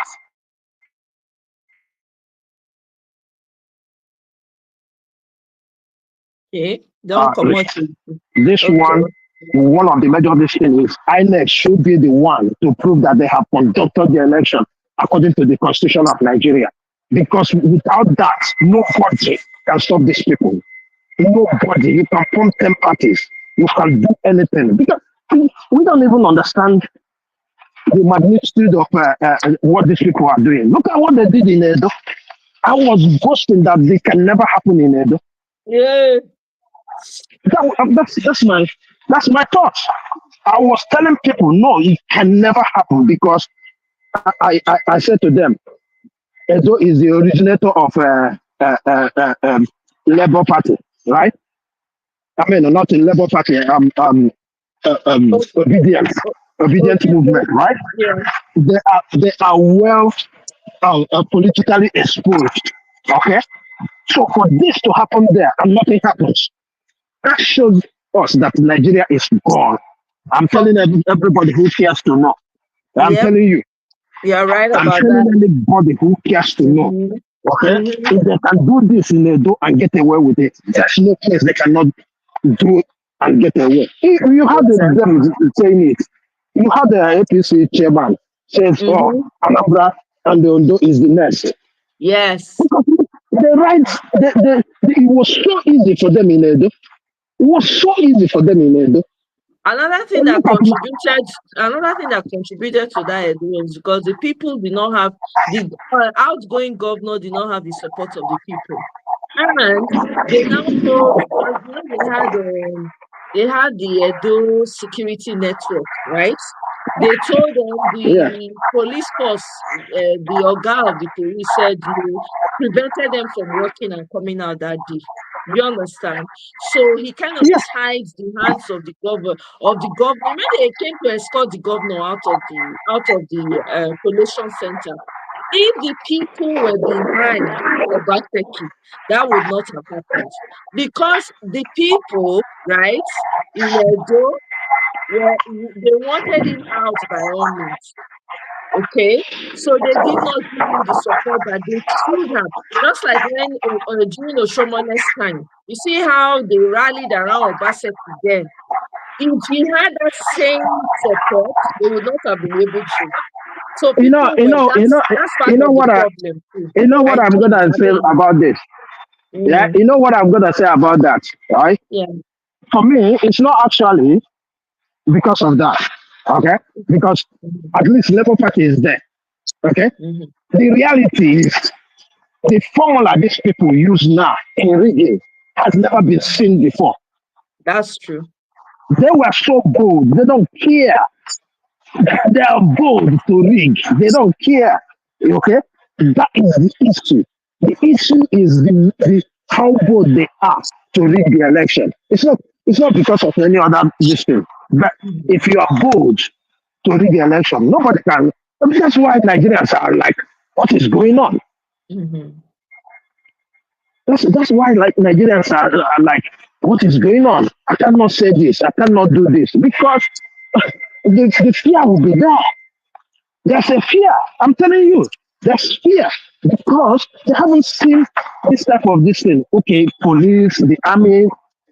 Oh, yeah, I ask you this question. Yeah, in America or Canada, where you live, yeah, what happened, right, in February 2023 happened and no question was asked, right? You know what I mean by what happened? Like, you told us there is a glitch. Till today, nobody has told us what that glitch is and who is involved, who is not involved. Is that a country? Nope. Is that a country? We need to tell ourselves the truth. We don't have a country. We don't have one. Because in any country, if that happens, they have to know who is behind that. How do you stop that kind of a thing from happening again if you cannot investigate that properly and come out with? Then sometimes if I sit down, right, and think about Nigeria, I don't wanna associate myself with anything to do with Nigeria. To be frank with you, because some certain things that is happening and the intellectuals, all these people that call themselves intellectuals, none of them can think one day. Each time when I call on the radio, I always ask them, what is this? Why is nobody talking about this? Huh? Why is nobody talking about this? Look at all the organs. They will come on TV and chat nonsense and go. And no, everybody will be clapping for them. Oh, they come here, they talk. Right?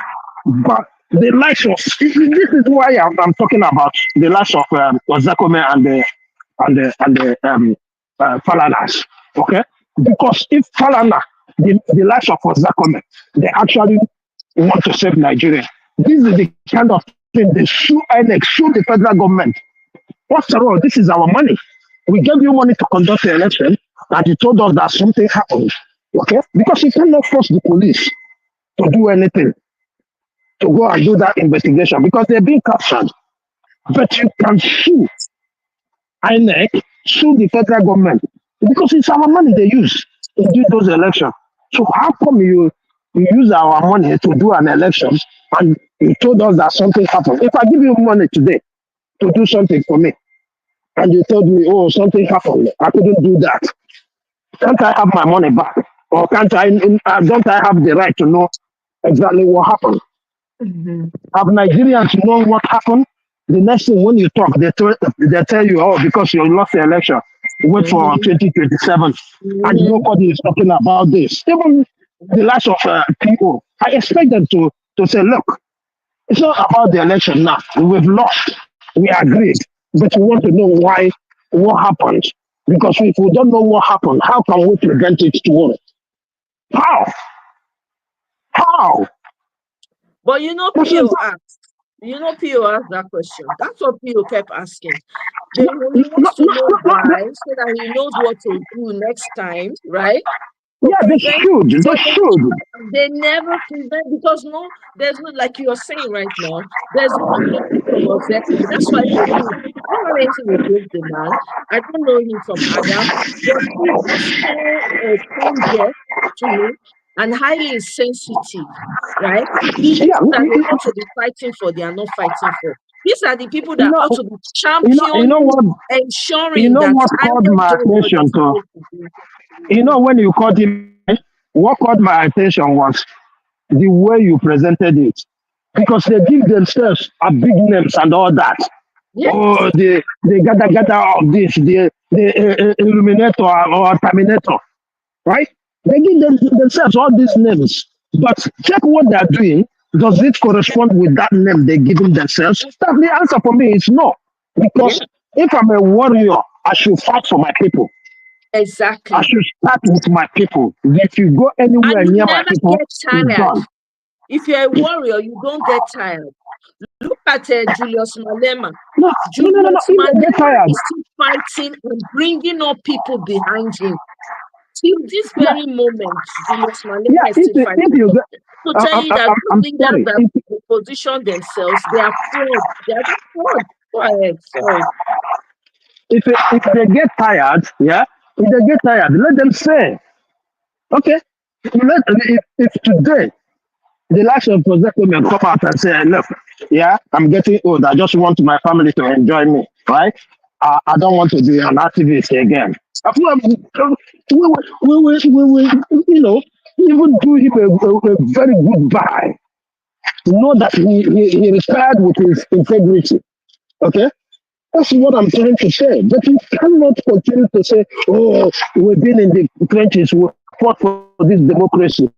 And you are looking at that democracy going down the drain. Right? How can you come out to tell us that you fought for this democracy and yet you're watching it going down? Because it's just because Nigerians are, well-cultured people. Well-cultured people. That's why that democracy is still in place. If Nigeria is to be all these rough countries, that would have been gone. But because of the culture. Look at what Sid wrote here. So she said, why are we stressing the judgments are clear? The judgments are clear. There's no need for IREB again because they have discretion how they get the votes. The only way out is for political parties to boycott election. That's one way out, right? Obviously, they will not be able to. They have to be the people. That's why I said there's so many ways we can go about this. Anyway, that's just me. Go ahead, my brother. I'm sorry. You see, we're talking about boycotting the election. It will do nobody any good because, see, in Igbo land, they say if you keep quiet, it means you accept. Okay. Once you keep quiet, silence is how did they say it again? Silence is a agreement. Once you or something like that. Once you keep silent, right? You've agreed with whatever opinion that came out there. Okay, so that is where problem. If we can say, hey, enough of this nonsense. Let's start. Let's call these people out. Call these people out. Get this election because you cannot say the political parties the boycott. If you boycott election, whoever that appears, even if it is one person and nobody voted for that person, they will declare the result and they will be there. Nothing anybody can do about it. Okay?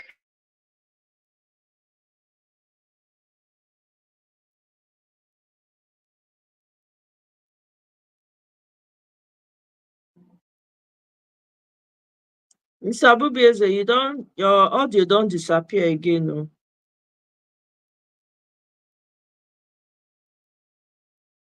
Exactly. No, Sid, you're right. You're absolutely right on this. Only thing we can push. The only thing we can do is to push and tell them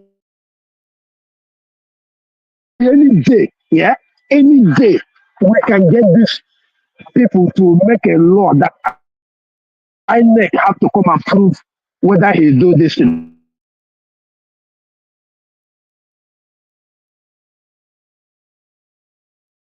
You don't disappear again. No. The amount of money given by Europe to conduct elections immediately. Yeah, exactly. Can you be taking money from outside to conduct an election in your country? That's even problematic. Why would they not be compromised? So these people will continue to feign ignorance and want the people to look like they are suffering so that they can keep getting the money. It's not that. It's not even the fair ignorance. No. This is their business with the Europeans. Don't make a mistake about these people.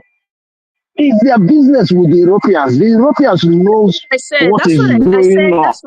That's what I was saying. And they're happy about it. Mm-hmm.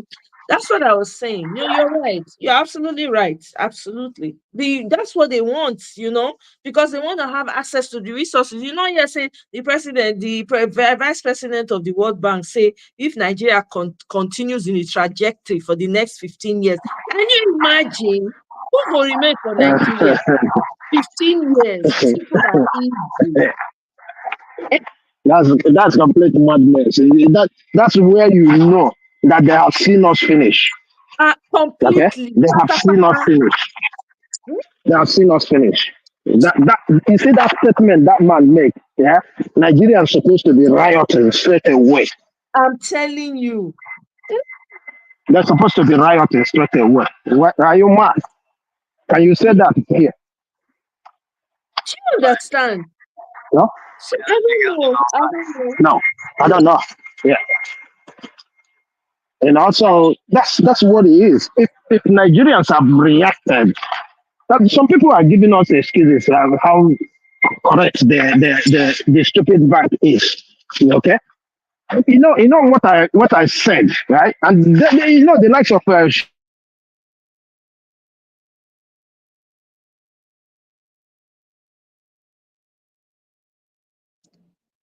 your audio don't disappear again, no.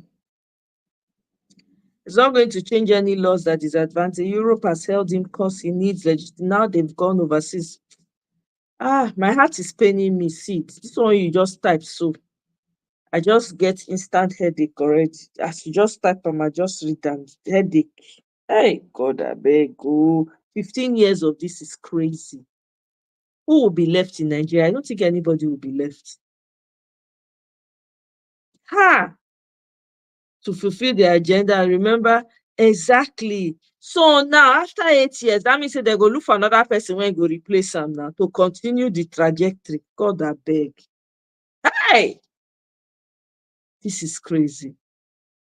This is crazy.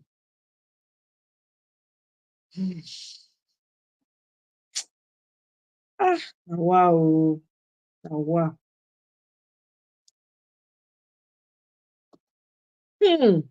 Wow. Wow. Omo. Make everything crash. Make everything just crash. There's no need though. Make everything just dabaru. See why I say Nigerians, you have no leaders, you have no elders, nothing. All of them, their pockets are lined. From Obasanjo to all your elites, all those people that are just doing eye service up and down. They ought to have solution to the problem we're in, to the mess. But you see them doing anything. Now just to talk, they give interview, grant interview. They say Nigeria is worse than it can be forever and ever. Who caused it? Who made it so? Who made it so? All of them hopping from one national network news to another, telling you how Nigeria is so bad. What did they do in their time? They say they have the key and padlock to Nigeria. What cannot they do? Why can't they do something about it? That's their way. Yeah, just little. So people, there's a lot of disturbance coming from your audio disappeared. Yeah. Yeah, no, not a problem. Let me leave you guys today. But one thing you must ask the World Bank chairman or whoever that said that is all the money they have borrowed this administration, they have to first of all account for it for we to believe what they are predicting for us. Thank you. And, yeah, thank you for the good work. Continue. Yes, sir. I appreciate. Thank you for stopping by. Have a wonderful day at work. Thank you so much. I appreciate it. So I don't know. It's just crazy. Oh God. Seed. Oh my God. This is the truth. Oh, this is the likelihood. If Nigerians don't do anything about the situation of Nigeria right now, this is the likelihood. This is the likelihood of what's going to happen. So are we ready for the outcome of what this 8 years? This is already what? Almost 2 years. Everything is down. Everything is completely gone. You want to add another 7 years, picking when they're born. In another 15 years, that picking will come meet this suffering. I don't know. It's crazy to me. I think it's crazy. I think, I hope Nigerians will wake up and do the needful, because I don't know. There has to be a way out of this. All your so-called leaders, elite, that are supposed to be fighting for the people, they are protecting their lives. Obasanjo is going to other states. You see Jonathan carry bag. You even heard him say he's going to another country to go. And these people are full of shit, crap. Their house is on fire. He go touch everybody. Let them be doing what they are doing until he hits them directly. That's when they will recognize. And by that time, they can't say anything, because it is what the food they prepare that they are going to eat. It's just that simple. It's the food they prepare they are going to eat. We can't continue like this. We can't. It's ridiculous to expect anyone to continue to live on like this. It makes no sense to me. How long? Nigerians are just quiet over everything. They don't even ask questions. Nobody is concerned about, what's going on. Everybody just keep quiet. All your so-called elites, big men, they are busy flaunting their wealth in your faces. Like, what can you do about it? Nothing. They are telling you the expensive houses, expensive holidays. They are in the midst of suffering. This is how wicked your people are, Nigerians. This is how wicked and out of touch they are. Everybody is just waiting for their turn to get up there and continue the colonial. Can you imagine a whole Ozekome son? They tell us, see, this wig and gown, can we do something? People go enter, become leader for a place. They go start to think how they want to project themselves more, the image of who they be to the world. No, not be our people. Instead, they want to enter there, become more English than the Englishman. Speak English, pass it. That's all they care about. Can you imagine in 2024, you're still wearing that filthy wig and gown?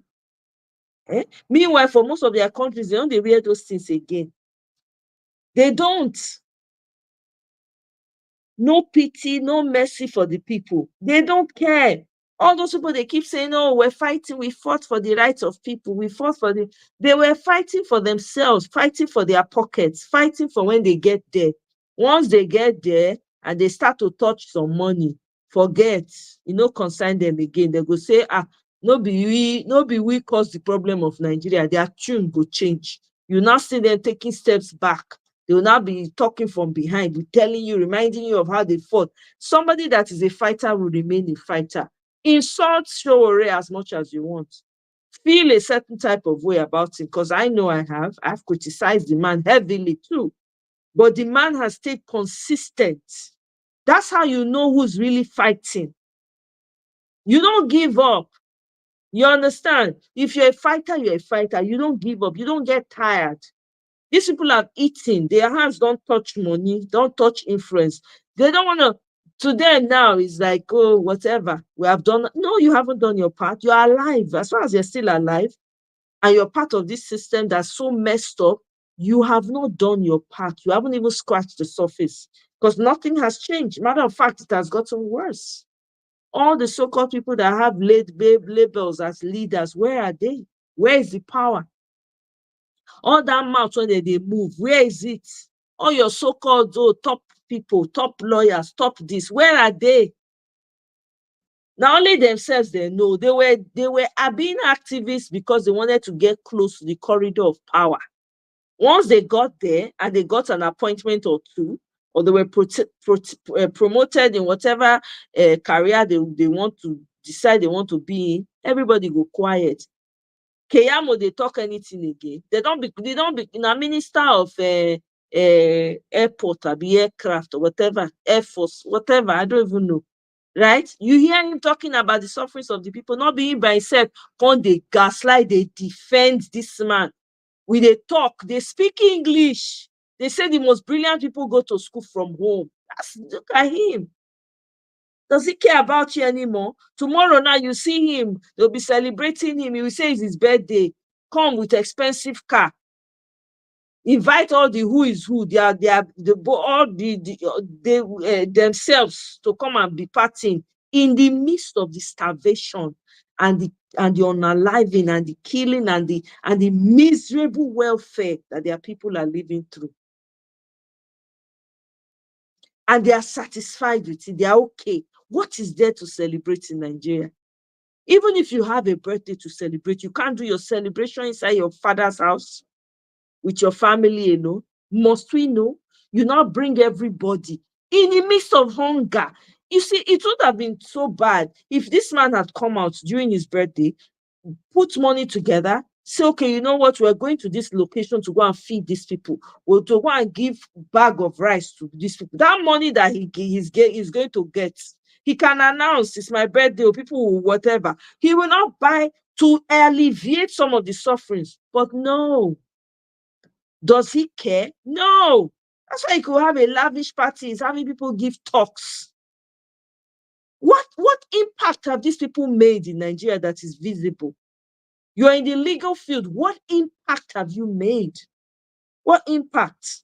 How have you affected the lives of the people that you sworn to at least defend?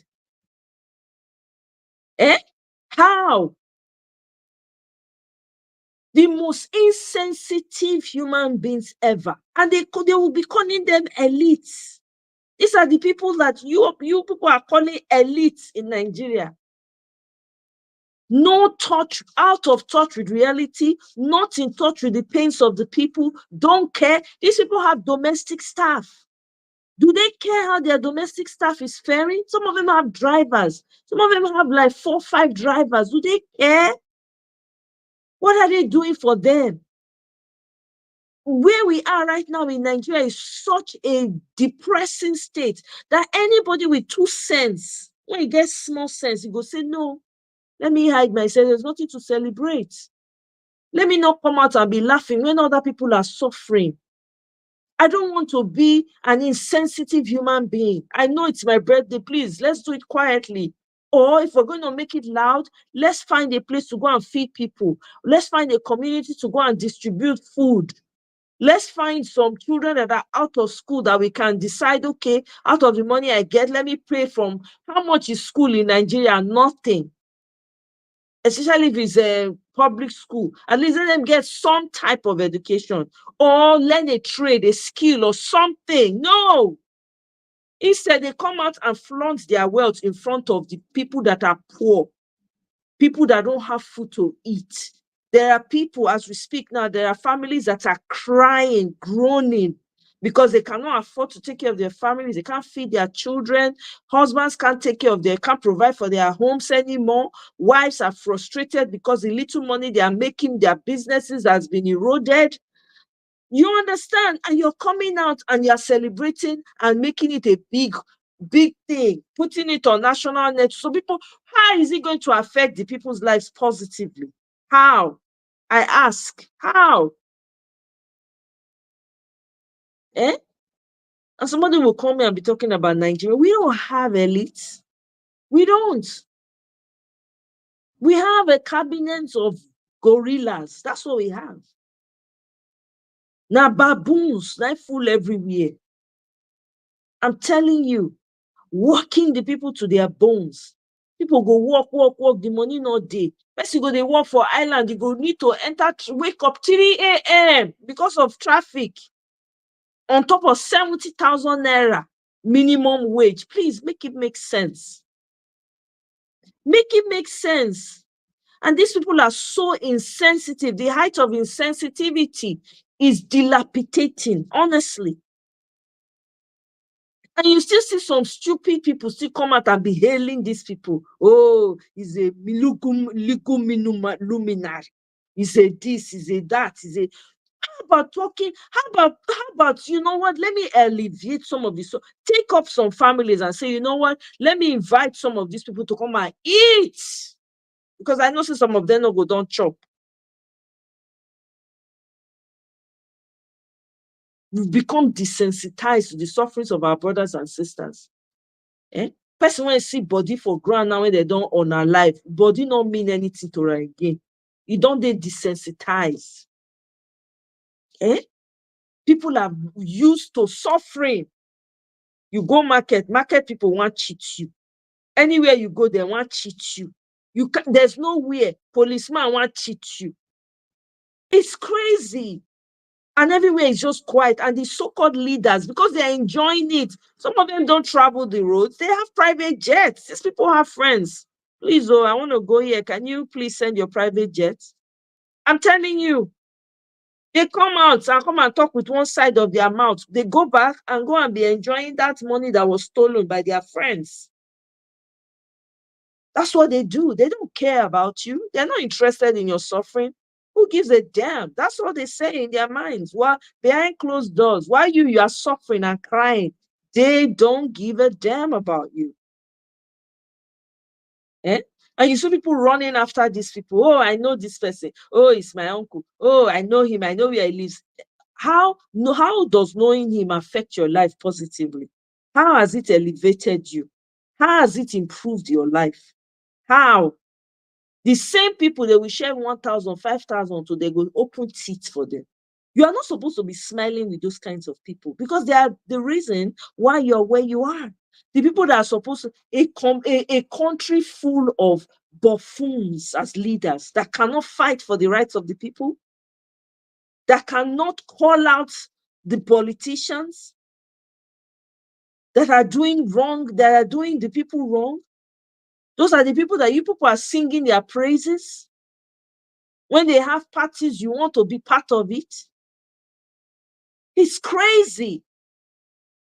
And these people have wives. Sometimes I wonder, if the men are not thinking, the women should think. No, but it be like saying are dumb wives that they marry too. None of them is even thinking about the future of their children. Like, no, not on my watch, boo-boo. We ain't gonna do that. Okay, if you want to have a lavish party, well, we can on one condition. They don't. Their wives are as silent as the graveyard. Nobody they talk. As I say, their children are okay. They are going to the best schools. Consign them. We have a problem in that country. No moral values, no principles, no integrity, nothing, zero. It's disturbing. It's mind-boggling that we have gotten to where we are. It is mind-boggling. Not even the children is questioning their fathers. I remember growing up, my dad and my mom, I would tell them, no, daddy, no, we go argue. Last, the man will tell me, say, you can't be talking to me like that. I'll say, okay, sorry, daddy, but Do you understand? Even my mom, I don't understand what's going on. At least I grew up in a home where my mom used to challenge my dad. No, you are not going to do that. Not on my watch. Oh. No, no, no, no, no. Not on my watch. We ain't gonna, that decision you want to do is not going to happen. I beg, I beg, I beg, I beg, I beg. See my children, I don't make anything affect their future. The same way, my mom will call my mom out when there's something that she's doing or saying that is not enough. She will say, don't talk like that, oh, I beg, go. Anything when you dey talk, I don't make it affect my children. I beg you. Don't talk all those kind of yama things. Take it back. At least I witnessed these things. People go just marry, you have the opportunity, you are married to a man with such influence, you can't even impact lives of the people. All you think about is your children, your immediate children. You're thinking about, oh, they are going to all the best school in the world. You don't know what their tomorrow is going to be like. You don't know. You have no idea where they're going to end up. Zero. You don't have any idea where they're going to end up. Maybe the people that you lift up today will be the ones to turn around to be there for you, because your children might not be anywhere to be found. Aside from that, you don't even know what the future holds. Wives will not talk to their husbands because they're afraid. Me no go get girlfriend, leave me. Make it come out me, make it only come they enjoy the life. Me no go. Hey God. Very shallow way of thinking, very limiting, very animal way of thinking. What are we eat now? Just for my mouth alone and my children. Everybody else can go and kick rocks. Anyway, now here we did. We will witness everything as it happen. It will be coming here. What can I say? I can only do so much. It is the voice I have that I'm using. I know if you do pass myself. You understand? I can't. The next presidential election will determine if Nigerians want to continue to. I said, even there shouldn't even be talk of election. All these things they tire me. When they talk, I go be like say I don't know it and they talk. There shouldn't even be talk of election. As in election, not supposed to even be the topic right now. Which election? LP when they don't install as chairman, INEC don't accept them as chairman. I never hear that one. The same INEC when saying time don't day up, they don't accept them. How? I keep saying it. There's no need. What election? What are you doing election for? You think I want to go through the same circle with everybody? Hell no, it ain't gonna happen. I will not lose sleep over it. When INEC is the way it is, the judiciary is the way it is, you expect me to put my time out? Oh no, I will provide my platform. Yes. People can come and argue to their blue faces, blue in the face. I will just be the voice of reason in the back. This election, you ain't going nowhere. As long as Mahmoud is there, they are choosing and picking which IREC to go and stay in one state to make sure they get all the votes. They are plotting. Matter of fact, they would have written down all the numbers. There will be no election. They don't already write down the number. If they still say the person don't do the win, they'll just announce the number when they hold. I don't know. They talk rubbish. The revolution they're supposed to talk about now. If they know anything that they do, maybe they plot and for back. I'm telling you, there's nothing will clean this out more than a revolution. And this would have been a perfect time. VP not day, vice president not day. Now only Mumu Akpabio day. When I hear say don't surround the National Assembly with a soldier, police, everything, they fear in shadow. They not all say they encourage violence for I know they encourage anybody violence, so I don't ask anybody to go and do anything. See my hand, I no push anybody, I no talk anybody. I just express how I feel. The situation is so bad. This is why we cannot be silent. This is why we cannot keep quiet, because they're expecting, they are banking on frustrating and breaking your backs. and shutting you up so that you don't talk again, so they can have free reign. You know, since waiting they go on for Congo now overnight it start. It not start overnight. It not start overnight. Okay? After the useless puppets when they give them, now bring them reach where they did. So look at Rwanda. Rwanda is thriving today, even though that one a different story on its own. People get their own story about that one, but guess what? Its people are enjoying. Its people are jollophing. Look at the Sahel region. They are jollophing. They are making moves. They are protecting their territory. Nigeria is open to every Tom, Dick, and Harry. Every Tom, Dick, and Harry. Let us divide. Everybody go their separate way. No, it's not by force to remain together. If it's not working, let everybody enter house. No. Yeah. When they found out that the North is talking about separation, bam. T-Pain quickly released this guy, Yoruba Nation guy. Oh yeah, go to London. Let them show. Let me open the road for you. Go and meet them so that they will have fear. That's this control. It's a way of controlling. And the North is scared because they feel like, oh, if they let it go now, they will lose all those people. They get oil well for Nigeria, they go for their side, they will lose oil well. They don't know say it go benefit all of us. If now oil they look for, we feel renegotiate the terms. Then they go negotiate their own minerals so they get with us. But no, greed, selfishness, self-centeredness. It has to be only me chopping. Look at this the Danjuma guy now. Can you imagine? At age 90, what do you want to take that money to? Those children now when you leave, if I want to talk now, may not be like say, if I want to talk, everything when they do right now, it no go end well for them. It no go even end well for the children when he gets sorry. Eh? Nigeria is the only African nation that has ingredients. My brother, in fact, is that not obvious to all of us? It will shift, and they know it. Nigeria is a central, they know it. They know. That the only way is clean up. We need a thorough cleanup. Exactly. Only him. Sid. Only P.O. I've never seen that man celebrate a birthday. He will say, no, this birthday, please, people should go and there are a lot of people suffering. I'm telling you. Even for my own my birthday now, that one I started to think now. Instead when I go to do that one, I go just instead send money to people back home to help me arrange and feed people. I'm telling you, that's what I'm planning to do.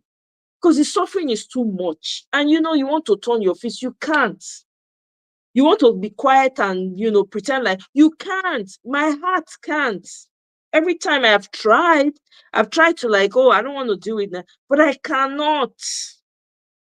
I can't. I feel like if we give up, we've given the opportunity to the enemy to take over completely, because the silence is complacency. That means, okay, do whatever you want. No, we have to keep talking and shouting. Maybe we might think that it's not making any, it's not pushing, it's not, doing anything, but it is. Somehow I have to believe that what we're doing here, what other people are doing, making the time to do, is affecting something. We might not see it now. That's why we can't stop talking. We can't stop showing up. I didn't even know I love Nigeria as much as I do. As I'm speaking about, I didn't know I had that love for Nigeria, because I didn't have much of a pleasant experience in Nigeria growing up. So I don't know. That's what my own birthday too. Now that one I go to do. I go just send money. Anybody want to get any present for me, any gift, I beg, monetize them. I go just send them. I beg. Maybe people take feed. What's the point? What's the point? People are suffering. People they can't see. I see one video one day. Some children they count beans they give them. If you see tears just a drop from my eye. Because I they remember growing up as a child back home, make food not day. And as children, any small thing that they hungry, If to say my papa not get farm, I don't know as life for be.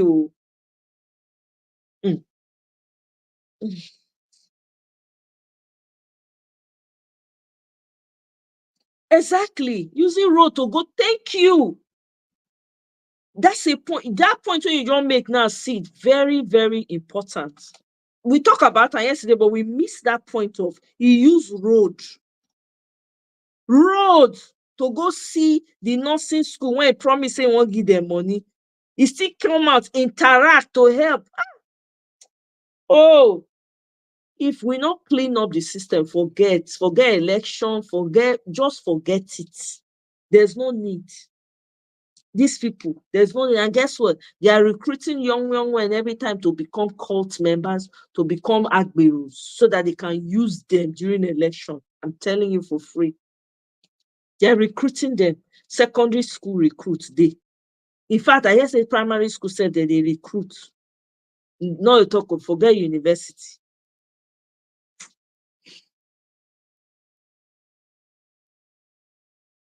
There's a video showing what happened with the rescue of the Chibok girls exposed by. Is that on Twitter? Seed. Do you know where that video is? Many leaders of developed economies will still goes about with commercial flights. My brother, I say which president? A president of Sweden, I been Netherlands, where they use bicycle. If they use bicycle, they go work. When he finish in last day for office, now bicycle, it take come off for them. Bicycle, fit as a fiddle.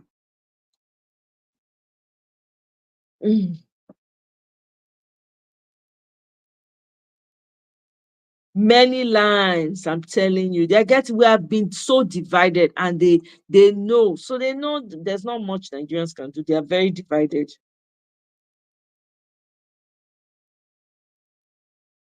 Exactly. That's what I'm saying. Nigerian economy, the Nigerian's atmosphere doesn't even give voices to women. So when you are married, you can't talk. Your mouth, if you move anyhow, the man feel arrange people, make them come beat you. You're not going to fit to. Nothing, no rights for women. Nothing. You go suffer and be low. Even the men, the men in the judiciary, men every day tell you, say, why you self talk like that? You see why people they escape from Nigeria, they thank God, say they escape. Do you understand? Imagine being a single girl in Nigeria. Sometimes I think about it. It must be rough being a single girl. Rough. The ones that want to make you mistress by force go day. You'll be getting harassed by bosses at work, your people that you're working with. Everywhere you are harassed. Even the smallest rats will feel like they can talk to you.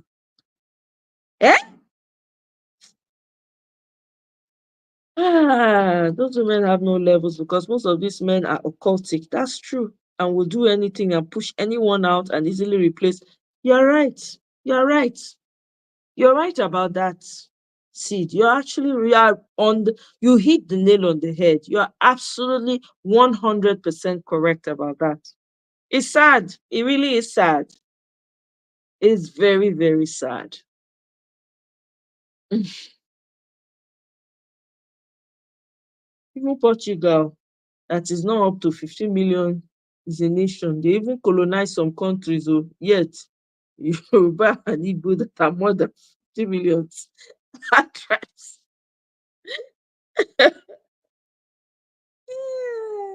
You saw it on YouTube. Oh, really? Let me see. Really? You know what YouTube you saw it? Let me see if I can find it though. Chibok girls story.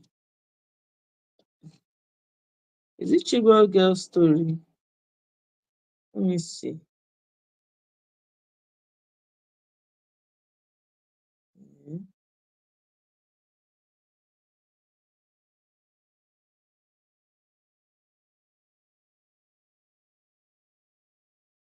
When was the video? Do you know what is it? Was it a recent video? That Chibok story is such a sad one, Sha. Very sad. Very, very sad. It's Netherlands, right? Yeah. Now bicycle the man take go after in time don't they up for office. The man enter in bicycle ride come out. Nigeria. If they never get entourage of like 100 cars, behind them. They never arrive. They want to arrive like the one and the only, the emperor, the conqueror.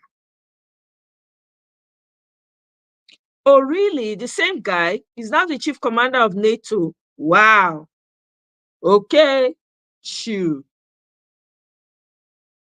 Look at Aisha that was trying to tell her husband that is not what they planned, but they cautioned her to go to the other room. I'm telling you. Exactly. I remember that story was all over. The husband now came out and said she belongs in the other room. Since that day, the woman quiet. You see, the woman quiet, you not talk. I not blame her. I not blame her. She wants to stay alive for her children and for her grandchildren. Now it's so free. Say, make I just do the one when I feel. It's such a sorry place where we are in Nigeria. Oh, I'm so sorry.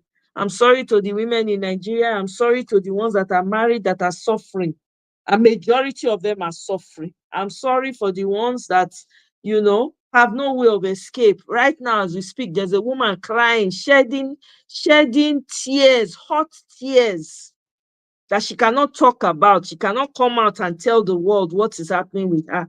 Silent tears. I'm sorry to them all. Nigerian society they don't respect women one bit, Oriyomi, one bit. They don't respect women, not be to a reasonable level. They do not respect at all, not be to, there's no reasonable, unless maybe you're lucky to have a decent human being as a man that will look at the ills of the society and say, you know what, I'm not going to treat my wife like this. But it's rare. It's very rare in Nigeria, I'm sorry to say. Very rare. For women to have a say, for example, see what Akpabio did to Natasha Putti on the floor of the soak. Exactly. That's what I'm talking about. I don't know if Natasha is married. That's exactly what I'm talking about. That's exactly what I'm talking about. How can you talk to an adult like that? Forget that she's a woman. She's a human being first and foremost. And she got there, it wasn't beans. She got there on her terms. She fought and she got it. And you address her like some girl that you met off the streets. It isn't a functioning country. Or more demand for come out, first of all, therefore deal with a disciplinary action. If you step down from that role. Now, wow, we have a long way to go in Nigeria. Lucky Udu. Okay, let me see.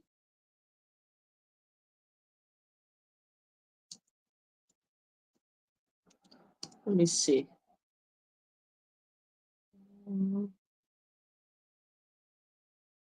Oh my God. So it was a month ago. Okay, tomorrow we'll go talk about this one because my heart's not fit carry.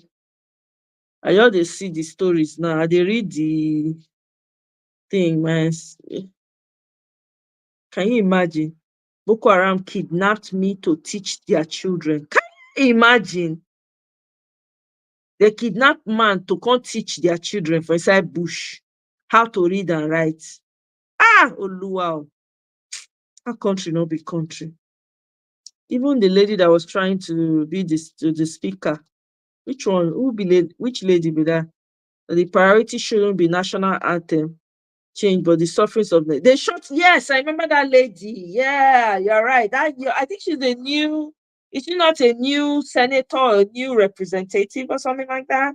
Yeah. They shot her down when they now said it is democracy. That's the reason why you can be here, right? The Speaker of the House was not. I think it was the House of Reps. One of the ladies there representing one place like that, a new representative. I think she was representing somewhere in the east, right? That woman was outspoken. See, she was even saying, please, I need protection. I need, hey, God. Omo. Hey! I'm sorry to say, that's just terrible. Man! This is what discourages people from being in politics in Nigeria. When you see that kind of thing, you cannot talk. You have to have some type of backing to be able to talk. You have to have some level of support. You have to be crazy. You have to be audacious to be able to talk. How many people get that kind of character? Not everybody like to be shouty. They make noise. Not everybody. Some people are calm, but they get the job done. That's all they care about. Eh? I would love the opportunity to serve, right, in Nigeria. But you see all this, I'll be mad every day. I'll be upset. They're not gonna like me at all. They're not gonna like me at all. Because they see anything they happen, the thing they pain my heart. I'm not gonna lie. They pain me on levels that I can't even begin to describe. Women have no rights, children have no rights. Imagine sending off a child as a bride. The king will never know how to count 1, 2, 3 to 100. You don't marry him off. Hey, God, I beg. See the woman minister, when she even tried and said, okay, no, she wants to fight them from giving these orphans away in marriage. Look at the attack that she faced. Look at the attack.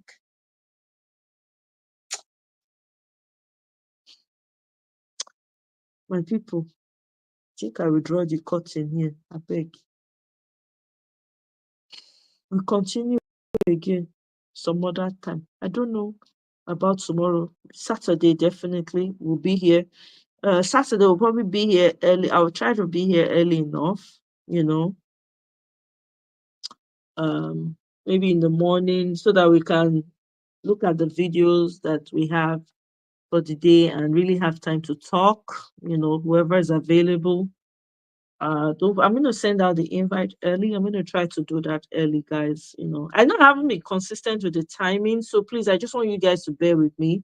I can't really be consistent because sometimes I get so busy at work and there's so many things I need to tie up, I have deadlines and stuff like that. So sometimes I'm not able to come on as I intend to, like on time. You know what I mean?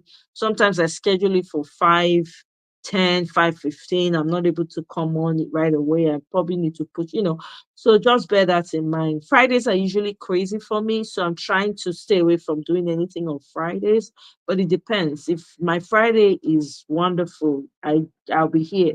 But if not, it will be Saturday, but I try to start off early, 9 a.m. in the morning. So at least max by 12:01, we're wrapping it up. You know what I mean? So that's what I'm shooting for. And I hope that you guys, will be there so that we can analyze, talk, maybe in talking, I'm hoping that solutions, that some people are running with the solutions and finding their own way of expressing it. And hopefully we're opening the minds of a lot of people, and thank you guys for sharing the videos. I want you to continue to share the videos. I want you to continue to please encourage people to subscribe, so we can at least, get the message out there to a lot more people. We are all we've got. You guys, we don't have any friends. We don't have any friends. Nobody cares about us. So we have to do this for ourselves. Okay? So please share the video, subscribe, encourage people to subscribe. Let's keep the numbers going, so that the message can get to as many people as possible. Because I don't know. I pray and I want to see the new Nigeria in my own lifetime. That's what I'm shooting for. How that's going to happen, I don't know. But I believe that when all of us, say in one accord that Nigeria must work in our lifetime and we want to see a working Nigeria, it happens. It has a way of happening because there's power in words.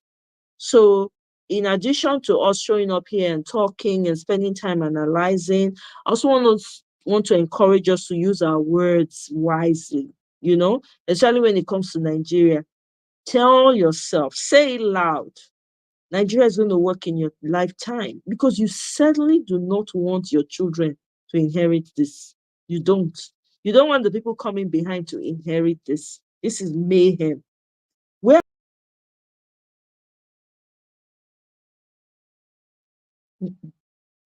Sorry, guys. I think I had some connection issues there. Where are they going to start from? Where they want to do the heavy lifting? It's hard. I feel sorry for the younger ones coming up. I really do. I have a lot of sympathy for them, you know. I'm telling you, it's male dominated. Now they talk, my brother. I go represent my people well, though. I go represent Nigeria well. Honestly, I'm telling you, the way they do me, make we just start to the work to put things right. Now that one concern me right now. Do you understand? You know? So we make Nigeria better. This is crazy. Eh? It's heavily male dominated. You know, even say even the women when they represent, they are silent. They know they feel talk. They don't get voice. We know they hear see the woman when we for Abuja, that senator for Abuja. How many of us they hear when waiting she did? They don't. There's nothing. They know they give them anything to do. They know they give them roles to play. That they shut them up. The female representatives, the senators, nothing. They don't have a voice. Ha! Okay. That lady on the floor of the House of Rep was totally embarrassed. Yeah, I really felt for her because she has no support. Exactly. She has no support. Eh?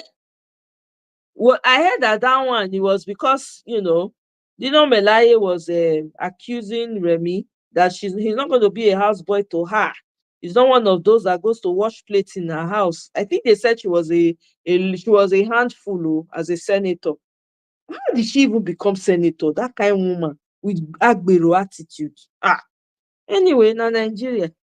Yeah, so I heard that's why this guy was pushing hard against her. That's why Dino Melaye was always fighting with her. I don't know. I could be wrong. There must be maybe more to the story. That's just what I heard. Nigeria and Nigerians are incompatible. It is like joining Netherlands with Pakistan as one country. Omo, you could not have said this better, Sonny. By the way, welcome. You could not have said it better. In fact, how you think safe, you be genius. It really be like putting Netherlands and Pakistan together.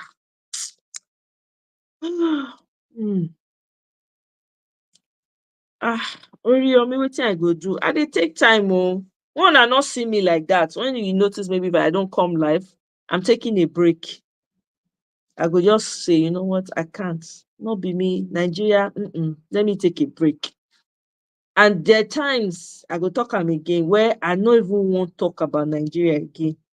I just want wash my hand, come out. I know they fit. Honestly. It be like say the matter, I don't know, it go just sit down on top of my chest. I know they fit. All this time that they come out frequently, Omo, now because of the way they worry me, not be say because I just want to come out. Trust me, Nigeria matter is exhausting because it's they heap the issues on issue after issue after issue after not just one issues after issues. So it's almost like they're out to make you wary as a Nigerian, to wear you out so that they can have full control.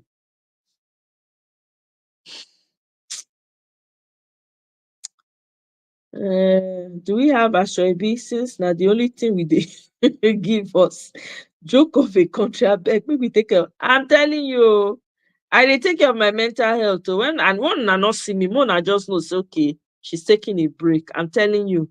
I know I feel wake up tomorrow now. Maybe I say, okay, I'll come out tomorrow. Tomorrow, if you come out, I will say, I can't. I will just cancel. I'm not going to bother schedule. Let me not a quick schedule because sometimes, it gets you go take do me. I will just say, no, I can't deal. I could just not bother. Exactly. They shut that woman down. She know they get voice to talk. Me, I notice her. All of them when they send it, they know they get voice. They all they be like the rubber stamp. So sometimes I wonder why even bother coming out to say I want to run for this thing, I want to campaign, there's no need because these people they won't give you the opportunity. You can't pass any meaningful bill. If you pass any, they go shut them down. And those other people in the Senate, they are all in cohorts. So if you go meet one and say, okay, this is the bill I'm trying to push, please, I need your support, they go shut and down because not be they raise the bill, because they look you as competition. It's crazy. Crazy. Hey. If you see how we can exactly disrespectfully, oh, disrespectfully too, if I may add. Disrespect. You know, as wicked they talk like animal for bush. Just they talk. See what they talk to that woman. Talk about the woman. As if you know, that should tell you the kind of person, that should tell you the kind of person a wicked is at home. He has zero regards for his wife too.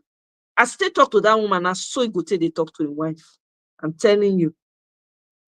God forbid. Ah. My people, it's been real though. We don't do today on finish. Can I leave you now? Thank you very much. I really appreciate you now. Well. Not be small. We can swallow tooth. It will swallow tooth. You don't say as they talk. They say that because of drinking too much alcohol, now they cause them. I say too. Now wow.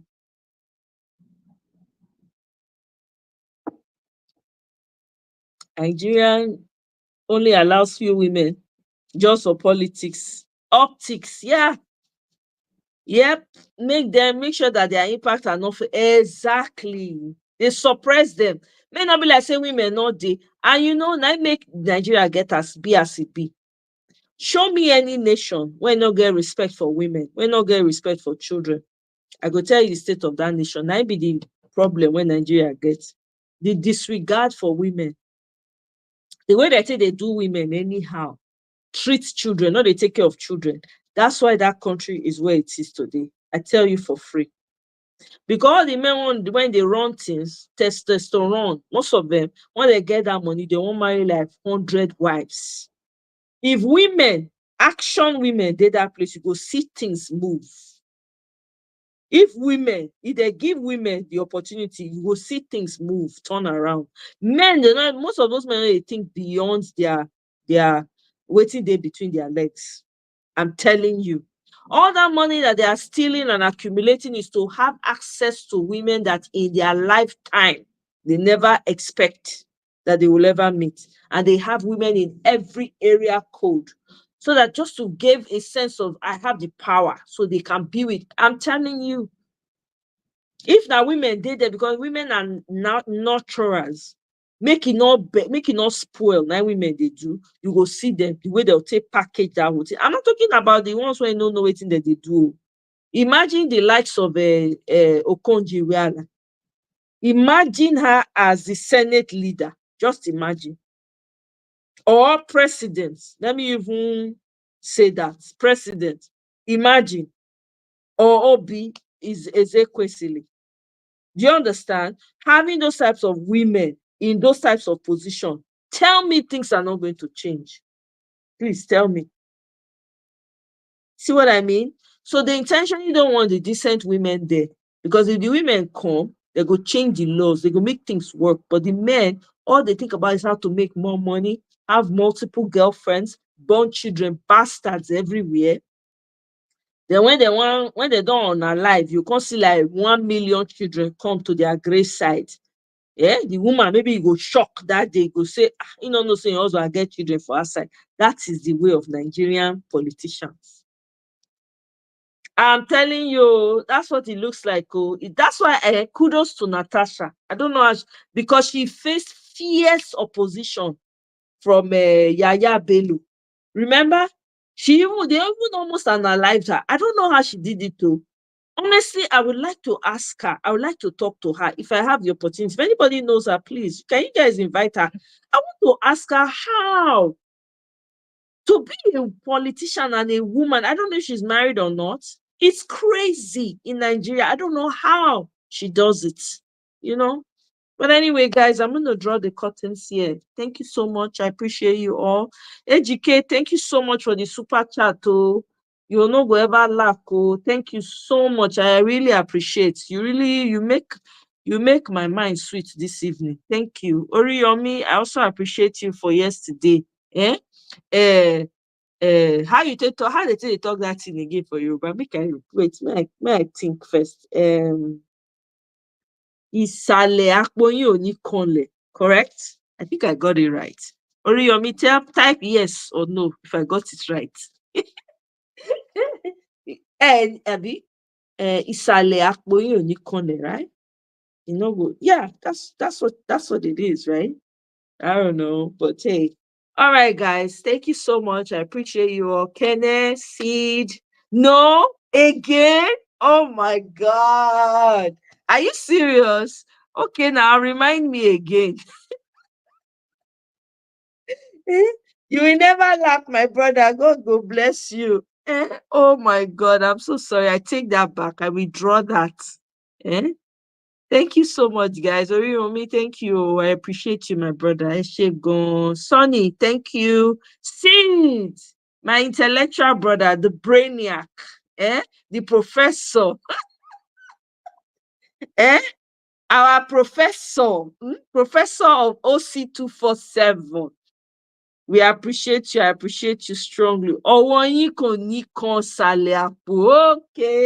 All right. Hopefully I remember next time.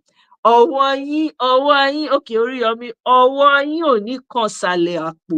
Okay. Ọwọ́ yín kò ní kan ìsàlẹ̀ àpò. Okay. All right. All right. I did that.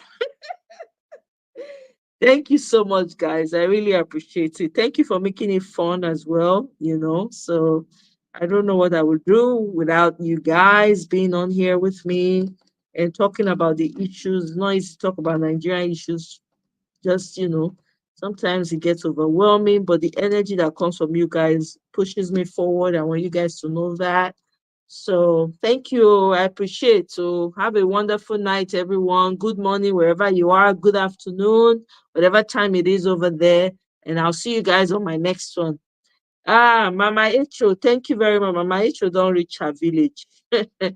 Obibo say thank you so much. I appreciate you. Good night, everyone. Bye.